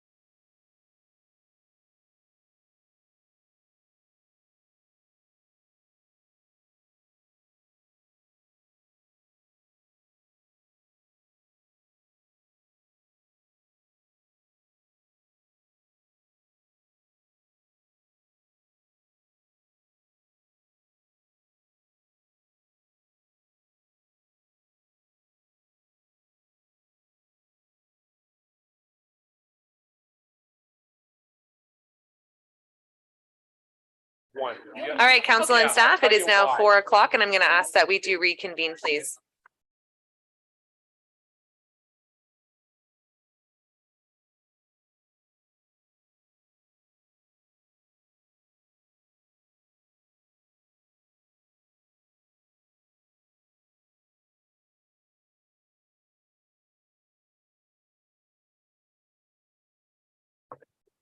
All right, council, we are now moving on to 6.1. And before we get to 6.1, Clerk Ainsworth has confirmed that there were no written submissions from residents regarding the draft 2023-24 budget. And before I go on to item 6.1, which is SSEA, I would like to refer to Director Radigan to see where our number has laid with the changes made by council thus far. Thank you, Mayor Coughlin, through you to Deputy Mayor Cabral and members of council. So based on the two program changes, so program change 1, which was removed, and program change 3, which was increased by an additional 1%, the Township of Springwater would be looking at a blended tax increase of 3.73%. Prior to that, we were at 3.52%. So I just wanted to provide council with an update as to where we would stand. Thank you. Thank you, and thank you for getting that to us during the meeting. May I have a mover and seconder to refer the 2023 SSEA budget request, please? Councilors Fisher and Deputy Cabral, that the 2023 SSEA operating budget request in the amount of $96,770 representing Springwater's share be referred to the February 2nd, 2023 budget session for consideration. Any comments? All those in favor? That has carried. Mover and seconder for the NVCA, please. I don't want to do it either. Sorry, we have to have somebody. Thompson and Garwood. It doesn't mean you fully support it. It just means we got to get on there. I would love to, never mind. I'm not going to direct council. May I have a mover and seconder to refer the, we already did that, the 2023 NVCA operating levy request in the amount of $211,073.28 representing Springwater share be referred to the February 2nd, 2023 budget session for consideration. And that the 2023 NVCA asset management levy request in the amount of $9,246.52 representing Springwater's share be referred to the February 2nd, 2023 budget session for consideration. All those in favor? And that has carried. May I have a mover and seconder for the Springwater Public Library operating budget, please?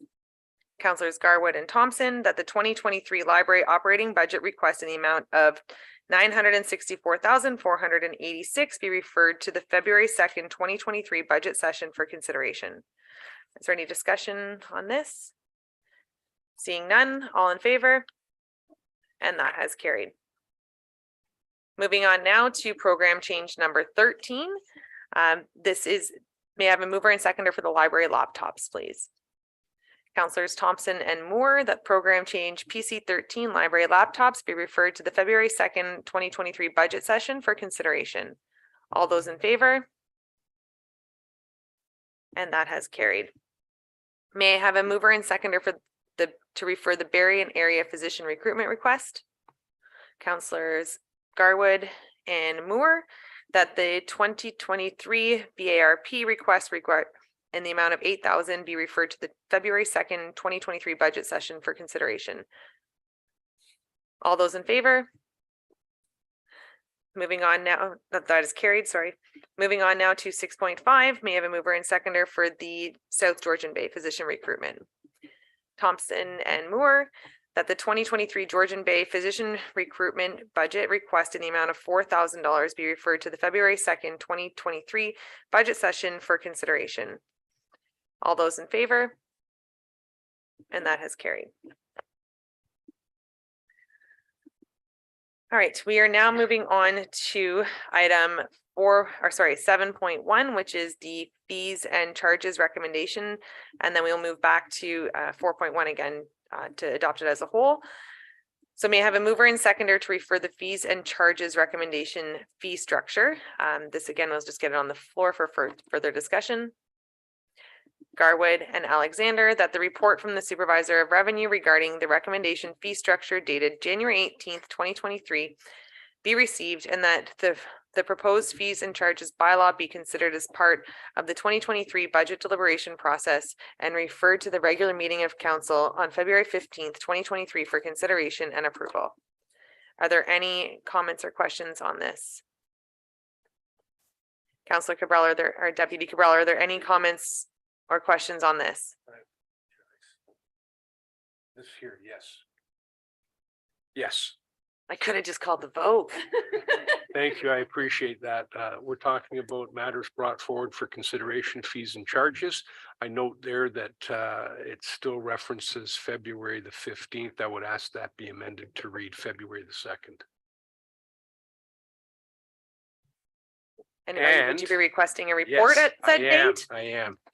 And I would also ask that staff bring forth a report in respect of the fee structure and charge structure, particular for those fees that are in excess of 75% increase, with options for the potential phasing in of the final fee. And do you have a seconder for that amendment? You do. You have Councillor Garwood. And the rest of council, if we could support that, all in favor? And that will be brought forward. And then at that point, I will go back to 4 point something. Just give me 1 second to find it here. Oh, that is carried. Sorry, I forgot to read that part out loud. I go back to. We're back now to 4.4. May I have a mover and seconder for program change number 3. This would a mover and seconder for program change number 3, which is the fees and charges study. Councillors Alexander and Fisher, that program change number 3, the fees and charge study, be referred to the February 2nd budget session for consideration. And it's not as amended because it's a separate motion, correct? All those in favor? And that has carried.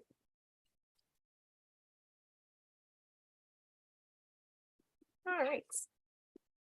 At this point, does any member of council have a motion to make any addition to the operating or capital budgets? Councillor Moore. Thank you very much. I wonder if at this time I could ask Manager Dean to bring forward a bit of information for council on a proposed shed that I'd like to have installed in the Stone Manor Park.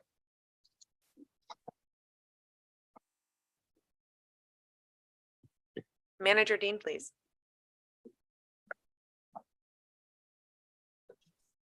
And you're muted. Sorry about that. Thank you, Mayor Colgan, and through yourself to Councillor Moore and the rest of council. So we have Councillor Moore and I have been approached by a group in Stone Manor that help to oversee the Stone Manor outdoor rink, which is located at the Stone Manor Park on Oliver Mills Road. So that is in the phase 1 park. And there is a group there, like in many other areas, that help oversee this outdoor park for residents, or sorry, outdoor rink for residents in the winter. Currently at this park, there is not storage for the equipment. So they have put a request forward for the township to consider constructing a storage shed. So the thought is kind of a 10 by 10 or no larger than 10 by 10 type of outdoor storage shed to help store their equipment for their outdoor rink. Also potentially have the water line run through it and some electrical to it so that the water line can remain heated within this storage shed. So last year they did have issues with their water line freezing. We did have staff and Aqua attend the site at that point, and unfortunately the freezing was deep enough in the ground that they were not able to access the water from their water pipe for I probably won't have the dates right, but for at least the tail end of the season, about 3 weeks or so. So the request has come forward. So from a park standpoint, what would be required would be a concrete pad for the shed to be on, approximately a 10 by 10 shed to be put in place. And if through discussions with council, potentially the water line run from its current location into the shed and electrical drawn from the side of the road into the shed. So we do not have firm quotes or estimations at this point, but we are working on those and have reached out. And I believe Councillor Moore has some budget numbers she would like to speak to and request, but we do suspect it would be likely in the $15,000 to $20,000 mark. Thank you. May I go ahead? And Councillor Moore? Thank you, Mayor Coghlan. Just a brief history too, and perspective that Stone Manor subdivision has roughly 750 homes, and almost 2,000 people were speaking about using one outdoor rink. So really equivalent to Elmville almost, where they also have one outdoor rink. So this is run by a group of really dedicated volunteers, but they are lugging these hoses and they're lugging them down the street, and they really just want a storage space. So what I'm asking for is just to have a shed erected for them so they can have one key or two keys for their volunteers to lock up all their stuff, and then they can easily flood the rink. So asking for maximum $20,000. I think in conversation with CAO Schmidt as well as Manager Dean and Deputy Mayor Cabral, he felt too that this was a reasonable number, maybe even 15,000. So we're not looking for anything fancy, but I would appreciate the support. And at that, I would understand Deputy Cabral to be seconding this. All right, Councillor, is there any discussion on this? Councillor Alexander? Thank you, Mayor Coghlan. So my assumption is there's no outbuilding there at all, because I know from the Phelpston perspective, they built a shed for us because we were told we weren't actually allowed to leave the snowblower and the gas in the same building. So I would think moving forward, you would absolutely need some sort of shed. Otherwise, as you said, people are just bringing this down the road with them, which is also not a great option for the township, because I do know, or I believe I understand, these volunteers are actually covered under our insurance as well. So I would be in complete support of this. I would actually think it's something we have to do. Thank Councillor Garwood? Thank you, Mayor Coghlan. Through you to Manager Dean. While I also agree with Councillor Alexander in regards to Councillor Moore's motion, I believe it's absolutely needed. This potentially brings up issues with other rinks. Does this currently exist at a problem elsewhere that we should be reviewing? I'm asking because I don't know. So if you could provide some light on that, that'd be great. Manager Dean, do all other 13 outdoor rinks have a shed or somewhere for storage? Thank you, Mayor Coghlan. Currently, all outdoor rinks do not all have sheds. Just as a follow-on to that, how many of the 13 do, off the top of your head? I believe we have 4 without, and all of our kind of more major ones located at our community halls or more of our community parks do have some kind of storage shed or storage space located at them. Okay. Thank you. Any other comments or questions? Councillor Fisher. Just a quick comment. I believe that it's in our best interest to maintain and upgrade these facilities with things like sheds like this. One reason too is they're basically all volunteer run, so we can't expect them to go over and above just icing the rinks. We need to help them. We need to help them help us. So I believe this is for $20,000. It's a worthwhile venture. And Councillor Moore, if I can have the location again for the record. It's the Phase 1 park in Stone Manor. Thank you. Councillor, is there any further comment or question? Councillor Garwood. Thank you, Mayor Coghlan. Through you, I'm thinking Clerk Ainsworth, would it be appropriate time to request more information in regards to those spaces that do not have those buildings for future discussion, or is this not the appropriate time? Just wanted to That mention could just be at an items for future consideration at a regular meeting. All right, council, all those in favor? And that has carried. Thank you very much, council. And Councillor Moore, I understand that you are needing to be left. Do you have anything else before? I would No. typically go to another member of council, but understanding you do have to leave, is there anything else you would like to? I just would like to ask Deputy Mayor Cabral really quickly if his motion regarding discretionary funds, is that going to come forward now? It can, yeah. I'll hang around for, if you could do that Cabral? quickly. Yeah. Yes, please. Thank you very much, Mayor Coughlin. I do have an item. It's been before council before, and I think over the course of the last few years sitting on council and coming to meetings, I've found that I think it would be beneficial to each ward councillor.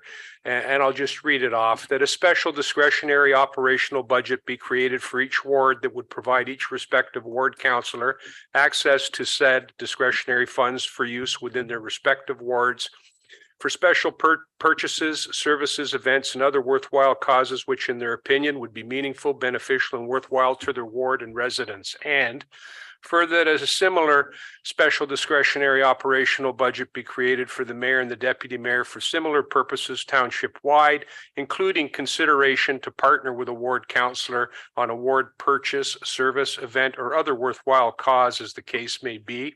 And further, that policy and process be established to guide council members when directing funds to any specific project.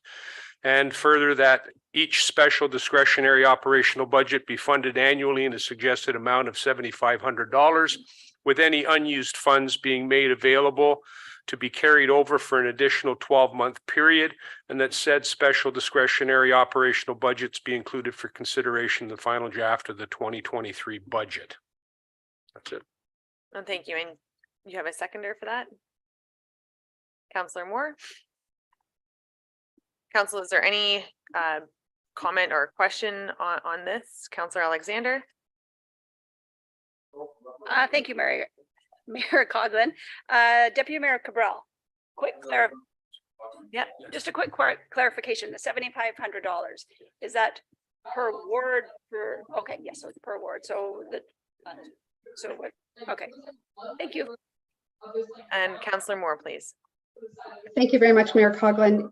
I just want to say that the reason I really like this idea is because on a few different occasions, I've had to come to council for things like a skating tarp, for instance, that's really kind of specific to my ward that this group of residents use. And, they want a little help with some funding. They fundraised some, but it's a hard ask sometimes coming to council for little one-offs like that. And it would be really nice to have some discretionary funds that I think with a policy in place that says, you still have to come to council with it. So possibly we would still have a discussion maybe about how those funds are being used, but ultimately it is your final decision. I think it would be really nice to have some flexibility. Councillor Garwood? Thank you, Mayor Coughlin. And just to confirm that the $7,500 per position on council, so $52,500 total, that would be covered by the ratepayer. Is that correct in regards to the 2023 budget? Sorry, Deputy Cabral? It could be part and partial to the taxation amount for the 2023 budget, unless, of course, there is a reserve which these funds might be able to come from. And I do understand that we do have the Springwater Spring. However, those are seem to be community driven when they come before us seeking funds. So it's much different from the proposal that I've presented. So maybe I could reach out through Mayor Coughlin to Director Radigan to see if there is any available envelopes of money that might satisfy this cost rather than, ultimately it's all coming from the taxpayers, but it's also going back into the specific wards, and any money that doesn't get spent ultimately is lost and goes back into the general coffers. I guess I do have, I guess I have quite a few questions about it. So for an initiative as such that was just brought forward for a shed, would that be something that a councillor could use to put towards these projects? I see, I guess in my experience in the last 8 years, anytime there's been a community need or anything that anyone across the municipality was able to come to council and do a delegation, and all of council at that time would decide. I think for things like shovels or hoses, our staff have been working really closely and really well with the partnerships and supporting the volunteers that we do have. I mean, that's a lot of money over 4 years. And am I to understand then it would be the discretion of the councillor, and then they would come to council for approval of discretions, or it would just be spent? Because in the conversation, what I heard from Councillor Cabral was that it would just be to the discretion of the individual, and what I heard from Councillor Moore is that it would come back to council. So clarification on that, please. I am. Thank you. Thank you. Actually, Mayor Coughlin, I would, as I said in my motion, to the discretion of the ward councillor or the council member, and also the development of a set of policies and guidelines so that council members felt confident in the decision they were making was to be going to good use. To be quite honest with you, I thought the best place for the paperwork to be after it had come into township would actually be as part of the council information package. Thereby every resident of the township would be able to review it if they wish to do so, and any member of council would be able to review it, and if they felt that it was something they wanted to bring forward at a council meeting, they'd certainly be able to do it. Unfortunately, the shed wouldn't necessarily qualify for the funds because it's in excess of the $7,500. However, having said that, if it was something that came up this year and nothing else came up, the carryover actually would provide that ward councillor or council member to facilitate the shed. And also it provides opportunity when it is something that they may not have sufficient funds in their special account for. They can reach out to the deputy mayor or the mayor, who would also have access to similar funds that they may want to partner with a ward councillor to facilitate a specific project.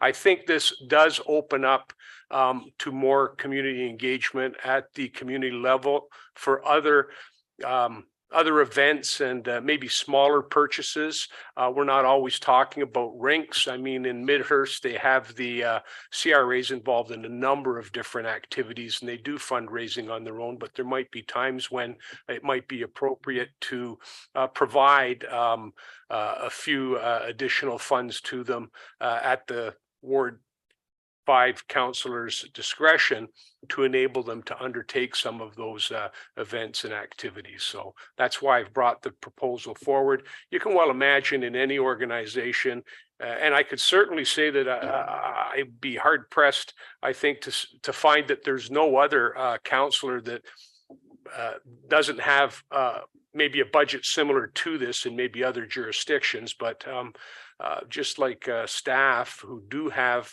the ability to make purchases and do certain things without, complete oversight, let's say, and coming before a council of seven of their peers, it just would make things, especially for the smaller items, it would just make it a little bit easier to have those done. And before I do go to Councillor Fisher, Deputy Cabral, can you provide an example to me just so I fully understand what types of things staff would be buying for the general public at the discretion of an individual staff member? What I'm saying is they have operational funds that they can direct to things that they feel are necessary for either their work or the operation of their office. And when it comes to recreational activities that are for the public, I'm sure there's equipment purchases that are made without a whole lot of oversight in order to facilitate that.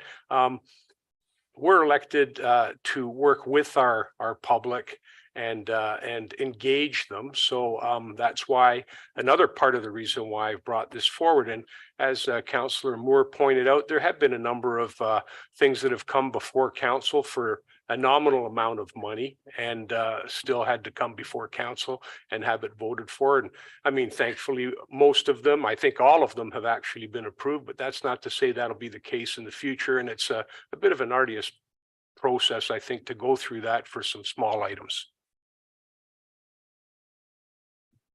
Any further discussion? Councillors Garwood and Alexander, and then we will call the vote. Oh, Thompson. Okay, sorry. Oh, Garwood and then Alexander, please. Thank you, Mayor Coughlin. And just to clarify, Deputy Mayor Cabral, would the idea here be with the $7,500 that is, excuse me, available per ward councillor, the mayor and the deputy mayor, residents could approach one of us, could inquire about tables for a community event, for the Springwater Farmers Market, for example, something along those lines, ensuring that the policies in regards to what applies and what does not apply to this fund are transparent and available to the public. Is that your vision for this, just for clarity?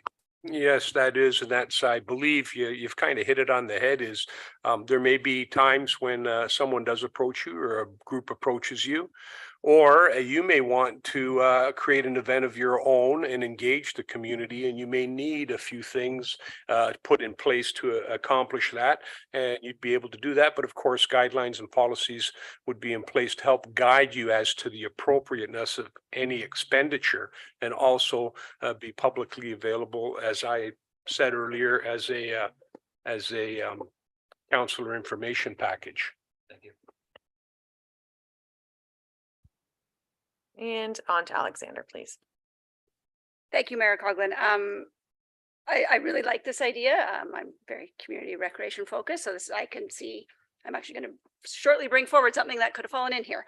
I actually do feel this makes us more accountable to our residents, because if the asks are coming, there are going to be some asks that probably we're going to say no to.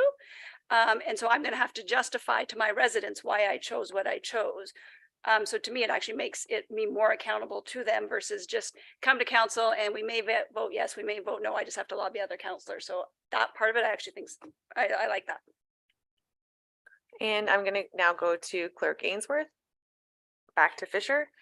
I thought I was going to call them back to Fisher. Just a comment. I do like this. I think actually it speeds up the efficiency for councillors and the mayor and deputy mayor when attaining things for our respective wards. One thing I do worry about, maybe I shouldn't be, being that I'm a sitting councillor right now, but 4 years from now, when somebody's running for election, they have $7,500 in their pocket, plus, $5,000, $6,000, whatever our spending limit is. I think we need to be cognizant of that. I like the idea over the 4 years, but I'm wondering if how would we deal with the rules around elections? Because certainly, if you're deviant with the money, you could. Thank you, Councillor Fisher. And I actually just whispered over to Clerk Ainsworth. I'm like, not in the year of an election. So I do think that can all come through the policy and understanding that this is the will of council. If we did want to vote to have this policy brought forward, we would be placeholding 52,000. No, it would just be this year's. So whichever. And then we can discuss this, but no funds would be spent until there's an agreement on discretionary policies. Yes. Yes, Clerk Ainsworth. Thank you. Through the mayor to council. There is the council expense policy was amended to include a discretionary fund allotment. And there are amounts and rules set out within the policy. This policy was approved, I believe, September 7th of 2022. Right now, it currently states that the mayor would have a $3,000 annual discretionary fund, and mayor, deputy mayor, and ward councillors $1,000 each. It is quite a bit of a lengthy guideline in here, just stating what the allowances are and aren't. Might I suggest a deferral to the February 2nd session so that staff can look into and forward back the details of the actual discretionary policy. Thank you, Clerk Ainsworth. And I think if council was to vote to have this referred at that time, if during that time, this information can be shared with us, and if it simply becomes that we increase the amounts allotted through this information that's already there, if that suits, we can move forward at that time. But I think Deputy Mayor Cabral. Thank you, Mayor Coughlin. I do recall that, and I know that in the past, the mayor has had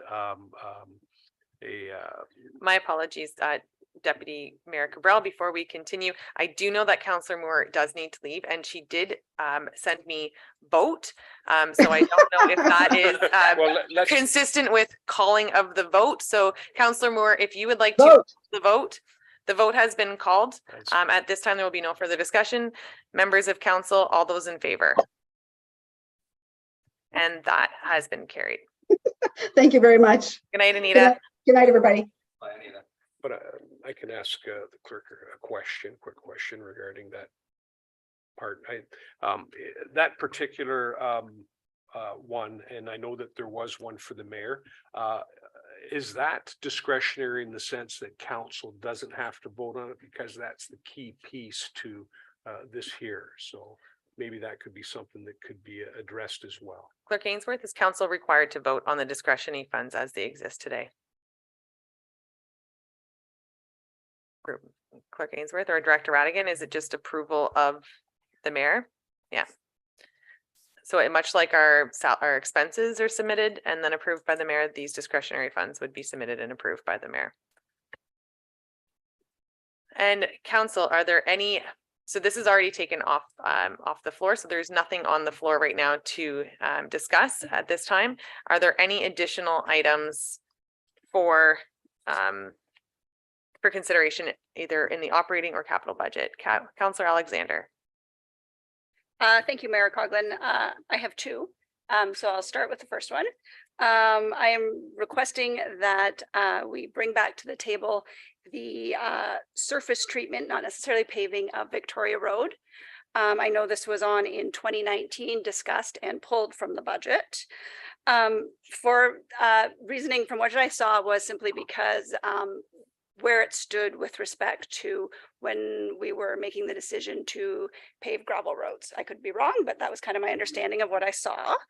And while I certainly do understand that, I think for me, I'm pretty sure almost every resident on Victoria Road, which is about 15 houses, email me about this. They feel quite strongly. It's not simply a road that's a gravel road. It is a road that is pothole after pothole after pothole. I drove down it, and probably in the best conditions right now because we're in the winter, so it's frozen. It is horrific. There's no real drainage opportunity for it because there doesn't appear to be any ditch. I know in discussions with General Manager Ramdeo, the cost, he would recommend like a surface treatment, which would fall around $65,000, which was the same as what was brought forth in 2019, I believe. Right now, they do surface treatment it, gravel, grade it, sorry, maintain it. I have heard from the residents that lasts maybe a week. As soon as it rains, all the potholes are back. So I would just like to bring that forward for consideration. And a seconder before I go to GM Ramdeo, Deputy Mayor Cabral and GM is there comment at this time, or is it just brought forward? Their comment. Okay, thank you. GM Ramdeo.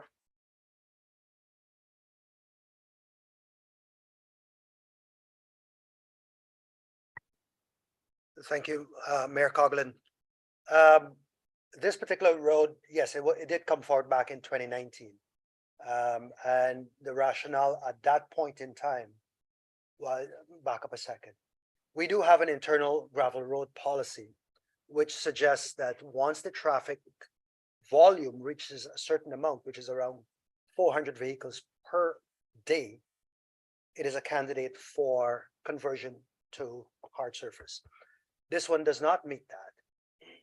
It did come forward back in 2019 for consideration, not because of the volume, but rather because of the location and the consideration of staff that it is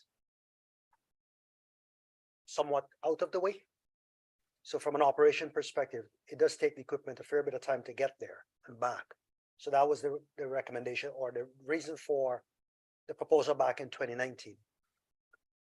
Under the existing or the gravel conversion policy that we do have right now, it would not be a normal candidate for resurfacing. Thank you. And I will go to Councillor Garwood, and then I too have a question as well.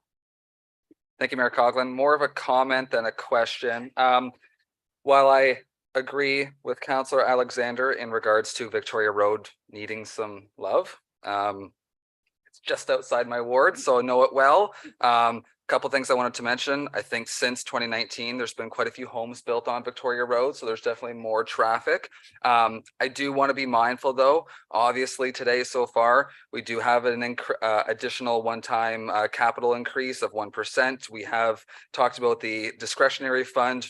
We're already at a blended rate of 3.73%. So as we continue to add on items, I just want to be mindful of the ratepayer and that blended rate.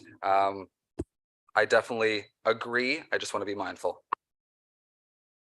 Thank you. And GM Ramdeo, the roads need study that you have and you went through and then each road got a number assigned to it. What number is this road assigned? Yes, Mayor Coughlin. I believe the number you're talking about, it's the structural condition. It's an 8 out of 10.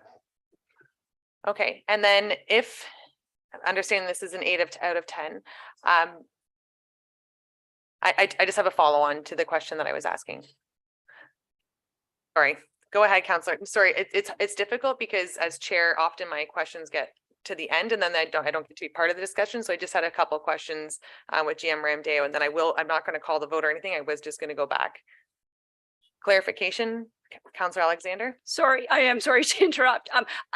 8 out of 10 being good or bad, just so I understand where the conversation is going. Thank you. GM Ramdeo.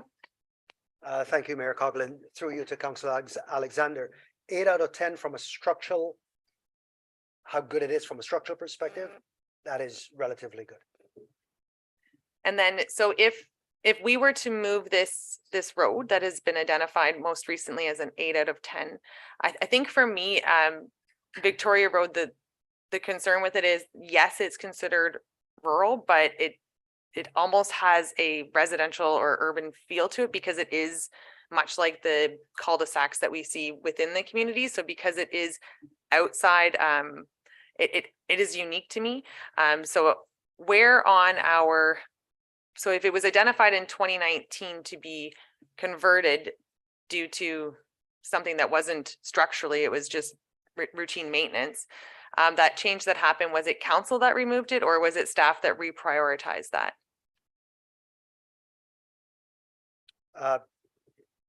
Through you, Mayor Coughlin, to all of council, it was council through a motion that deferred that project.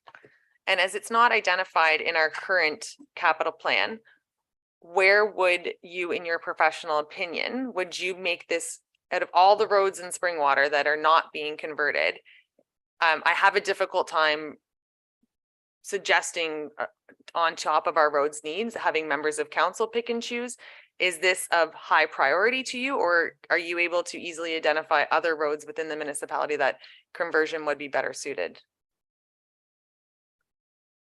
Through you again, Mayor Coughlin, to all of council, let me answer it this way. It is not in our 10-year program. Thank you. Councillors Alexander, Garwood, Cabral, Coughlin. Thank you. So understanding that it's not in your 10-year plan, I'm struggling to understand why staff brought it forward in 2019. And thank you. And for clarification, not brought forward, it was identified to be redone. So why was that to be done in 2019? Through you, Mayor Coughlin, to Councillor Alexander. From what I understand, it was a consideration of the distance away from the yards and the time it would take to get equipment there on a regular basis. On a average year, we would grade that roadway about 6 times a year. So it was from that consideration. A road such as this, we would typically add gravel and just keep it going.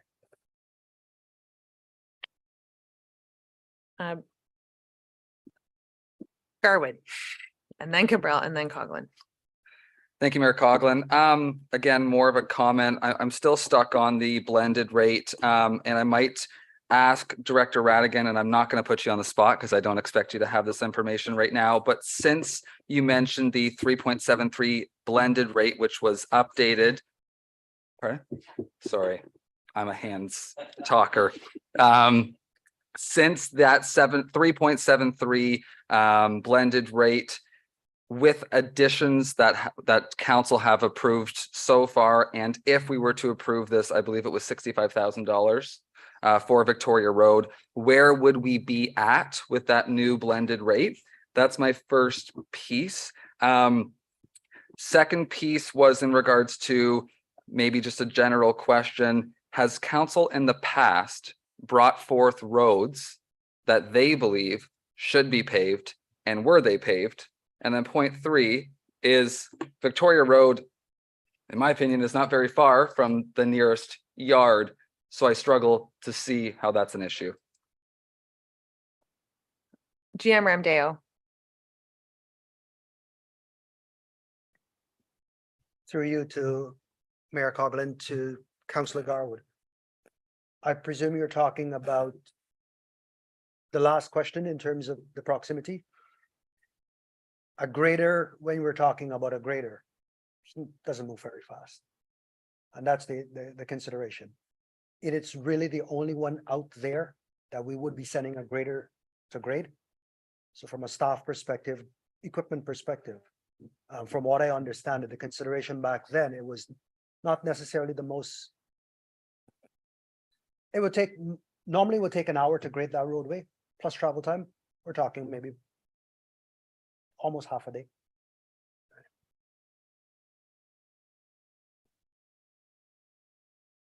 And on to Deputy Cabral, please. Thank you very much, Mayor Coughlin. Excuse me. Actually, way back when in 2019, and I'm going to take some heat from this, and I got to admit, no. I like to be 100% transparent. Council prior to made a conscious effort and had proposed to prioritize gravel to hard top conversions.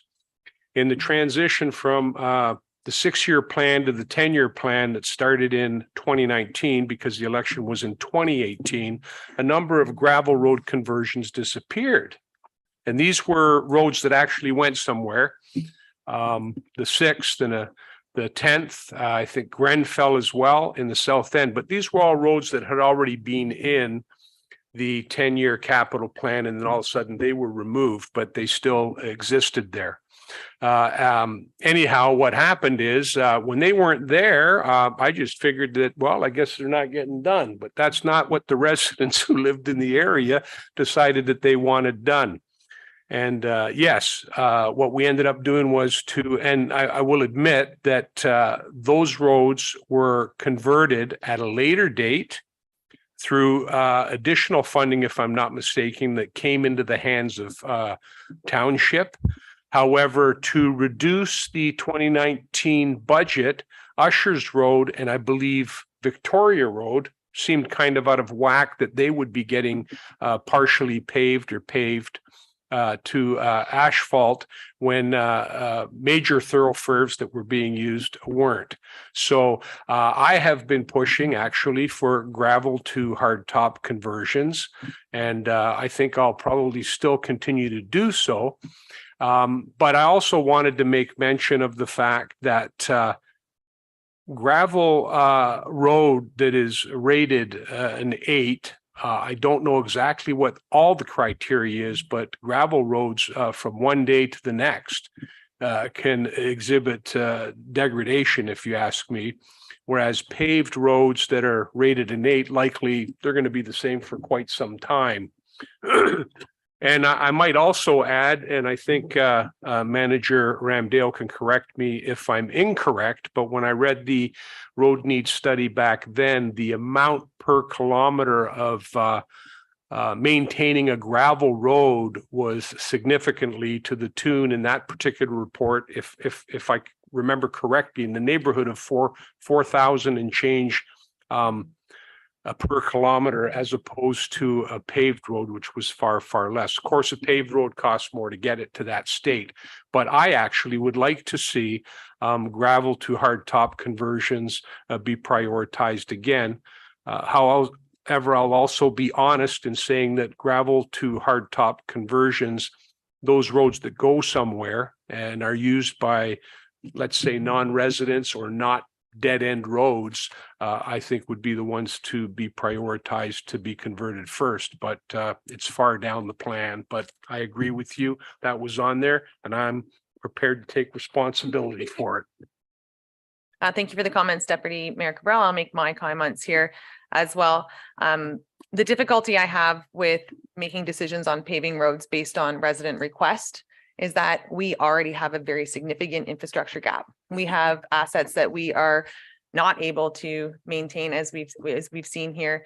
As far as talking about a gravel conversion plan, I am absolutely open to having that conversation if it's a plan. If it's not just one road here and one road here, and my neighbor wants this paved or my buddy wants this paved or whatever the case may be, I think that we need to make a wholesome decision based on a full plan. Pulling something back up that our general manager has just said to us that it's not even in our 10-year capital. So that to me is a problem. If we have identified that there are roads out there that our residents are not satisfied, we need to look at our 10-year capital. We need to decide where these roads fit in, but bringing forward a project and saying this needs to go in front of everything else, that maybe if we're going to choose to spend $62,000 on gravel conversion, I would then go back to the experts and say, where would you like to spend that $62,000? Where is it best suited across the municipality? So just as I didn't when Councillor Cabral brought forward paving his road, I will not support this, because I think that if we're going to have a plan and we're going to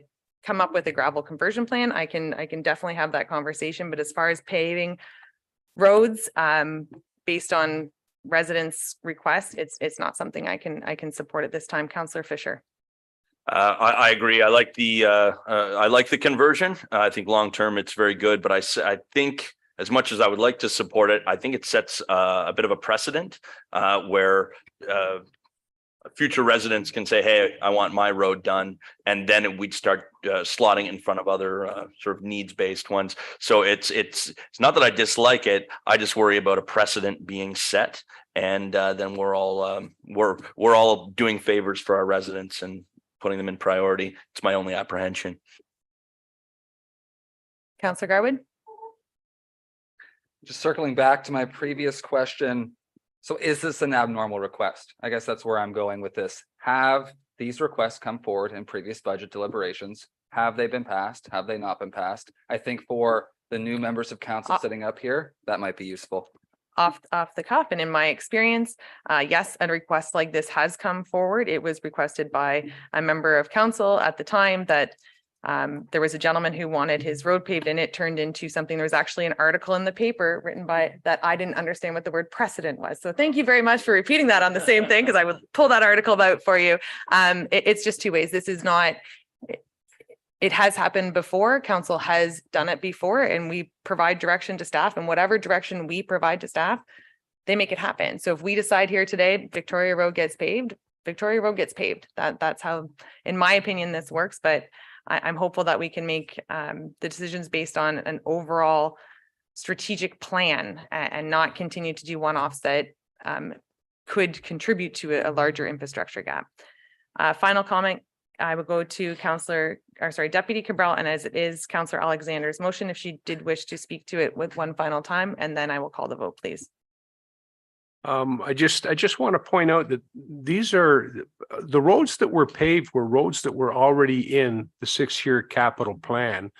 folks read those documents and they base what they're going to do on those documents. And then when all of those roads that were going to be paved prior to General Manager Ramdale. So, I do understand it's a bit difficult, more in that sense, but to say, well, they were there, but now they've disappeared. I think we go back to the haves and the haves nots. And so I just want to point that out there. These weren't roads that had never seen the light of day. These were stretches of roadway that had been in the capital plan for a number of years and then disappeared. And Councillor Alexander, CAO Schmidt does have comment. Would you like to go, CAO Schmidt? Thank you, Mayor Coughlin. Just listening to the conversation here, I think the one thing that has changed in the last number of years is on Monday, you received our asset management plan. And that asset management plan was not in existence until, it was in development, if you will.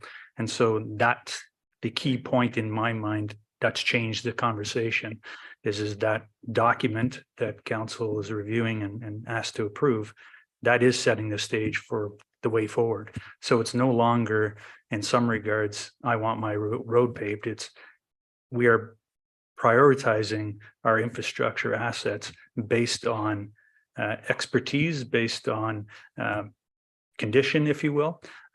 So that the landscape's changed, I would say. So. Councillor Alexander, any final comments? Yes, please. One clarification. What would the vote need to be with Councillor Moore not here? How does that work?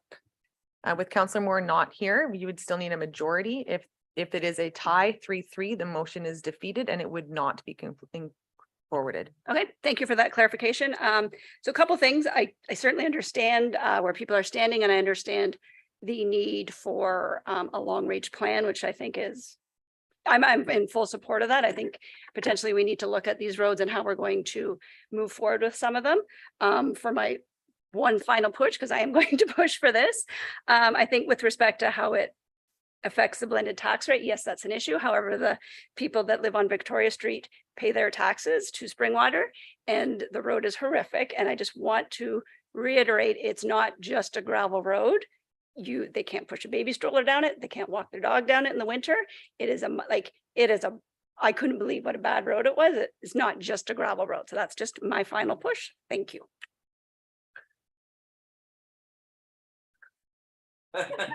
I do apologize, and it's not that I don't respect what you have to offer. It's just if we don't end the conversation, it would just continue on. So council, at this time, I will call for the vote. All those in favor? And those opposed? And the motion has been defeated. And Councillor Alexander, you did say you had another, but if you're anything like me, if you need a minute before you move on to the next one, no problem. I'm good. Thank you. Councillor Alexander. All right, let me get to my notes. I've needed a minute. Okay, so the second request is with respect to the Hillsdale Pavilion, with respect to asking for 2 upgrades to it. A number of residents have come forward. One they would like to see a pickleball court painted, I would say, is on the existing pavilion.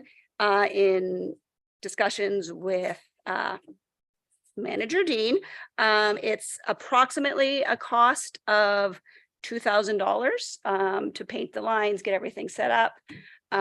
And with respect to similar pickleball courts in the region, the residents are then responsible for their own nets and equipment.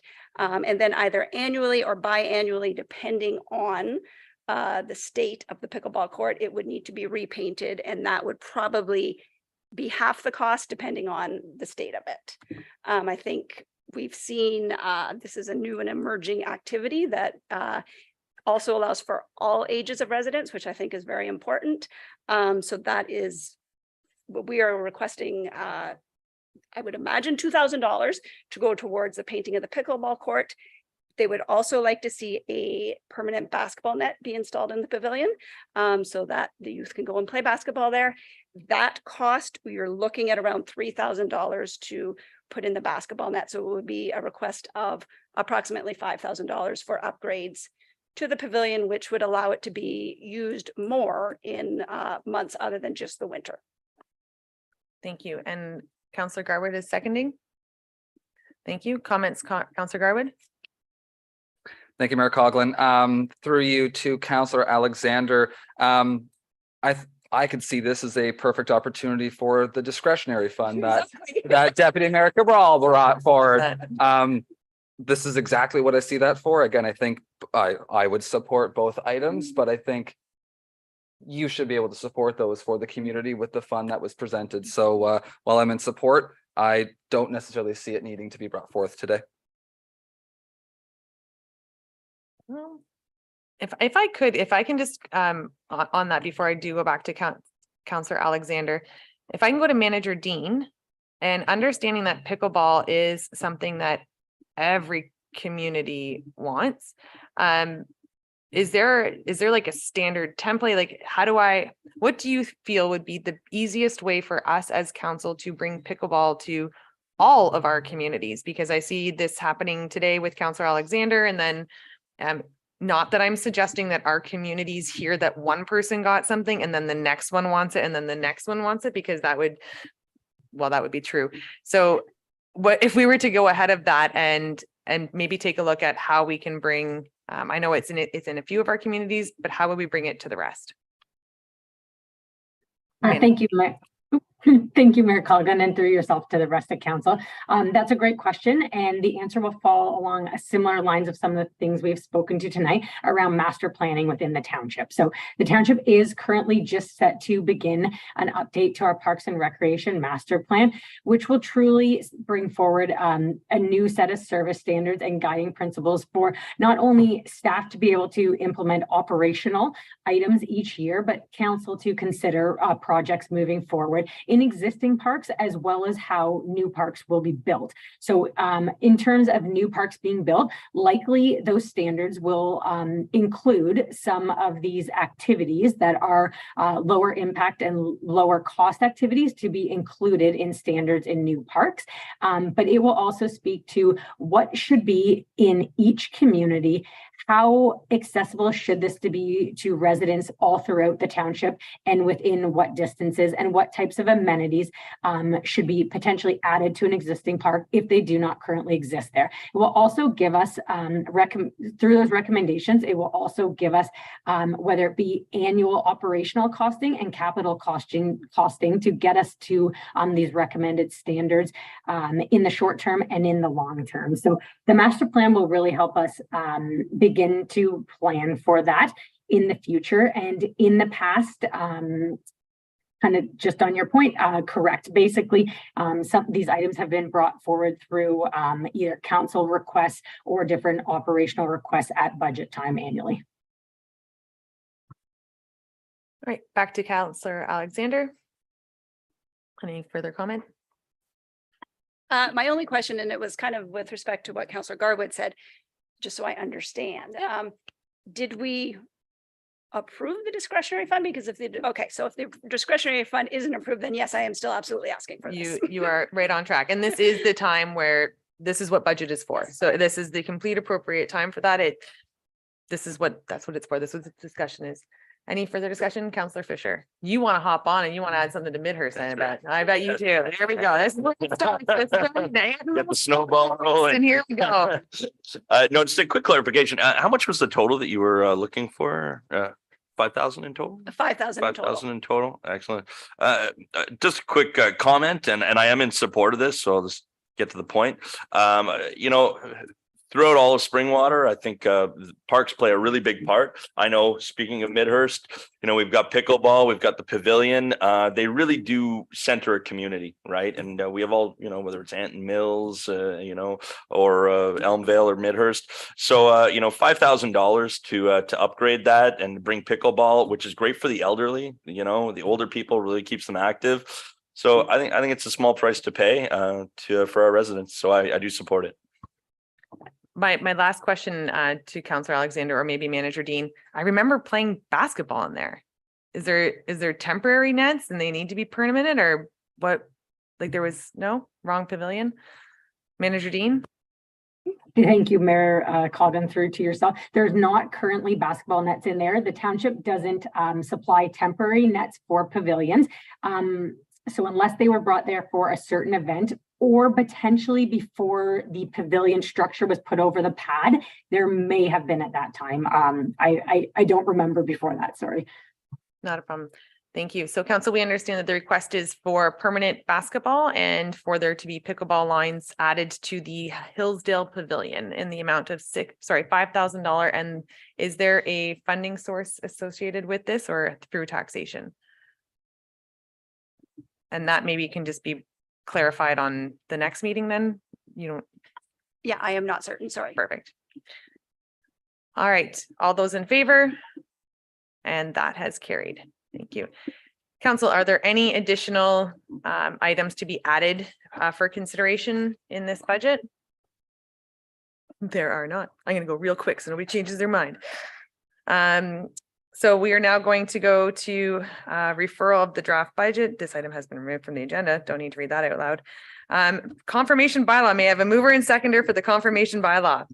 Councillors Garwood and Thompson, that the bylaw 2023-10 to confirm, excuse me, and adopt the proceedings of council at the special meeting held on January 20th, 2023, listed herein, be signed and sealed by the mayor and clerk. All those in favor? And that has carried. And our adjournment, may I have a mover and a seconder to adjourn the meeting, please? Councillors Fisher and Garwood, that the special meeting of the Township of Springwater does now adjourn at 5:01 p.m. to meet again in a regular meeting on February 1st, 2023 at 6:30 p.m. All those in favor? And that has carried. Have a great night.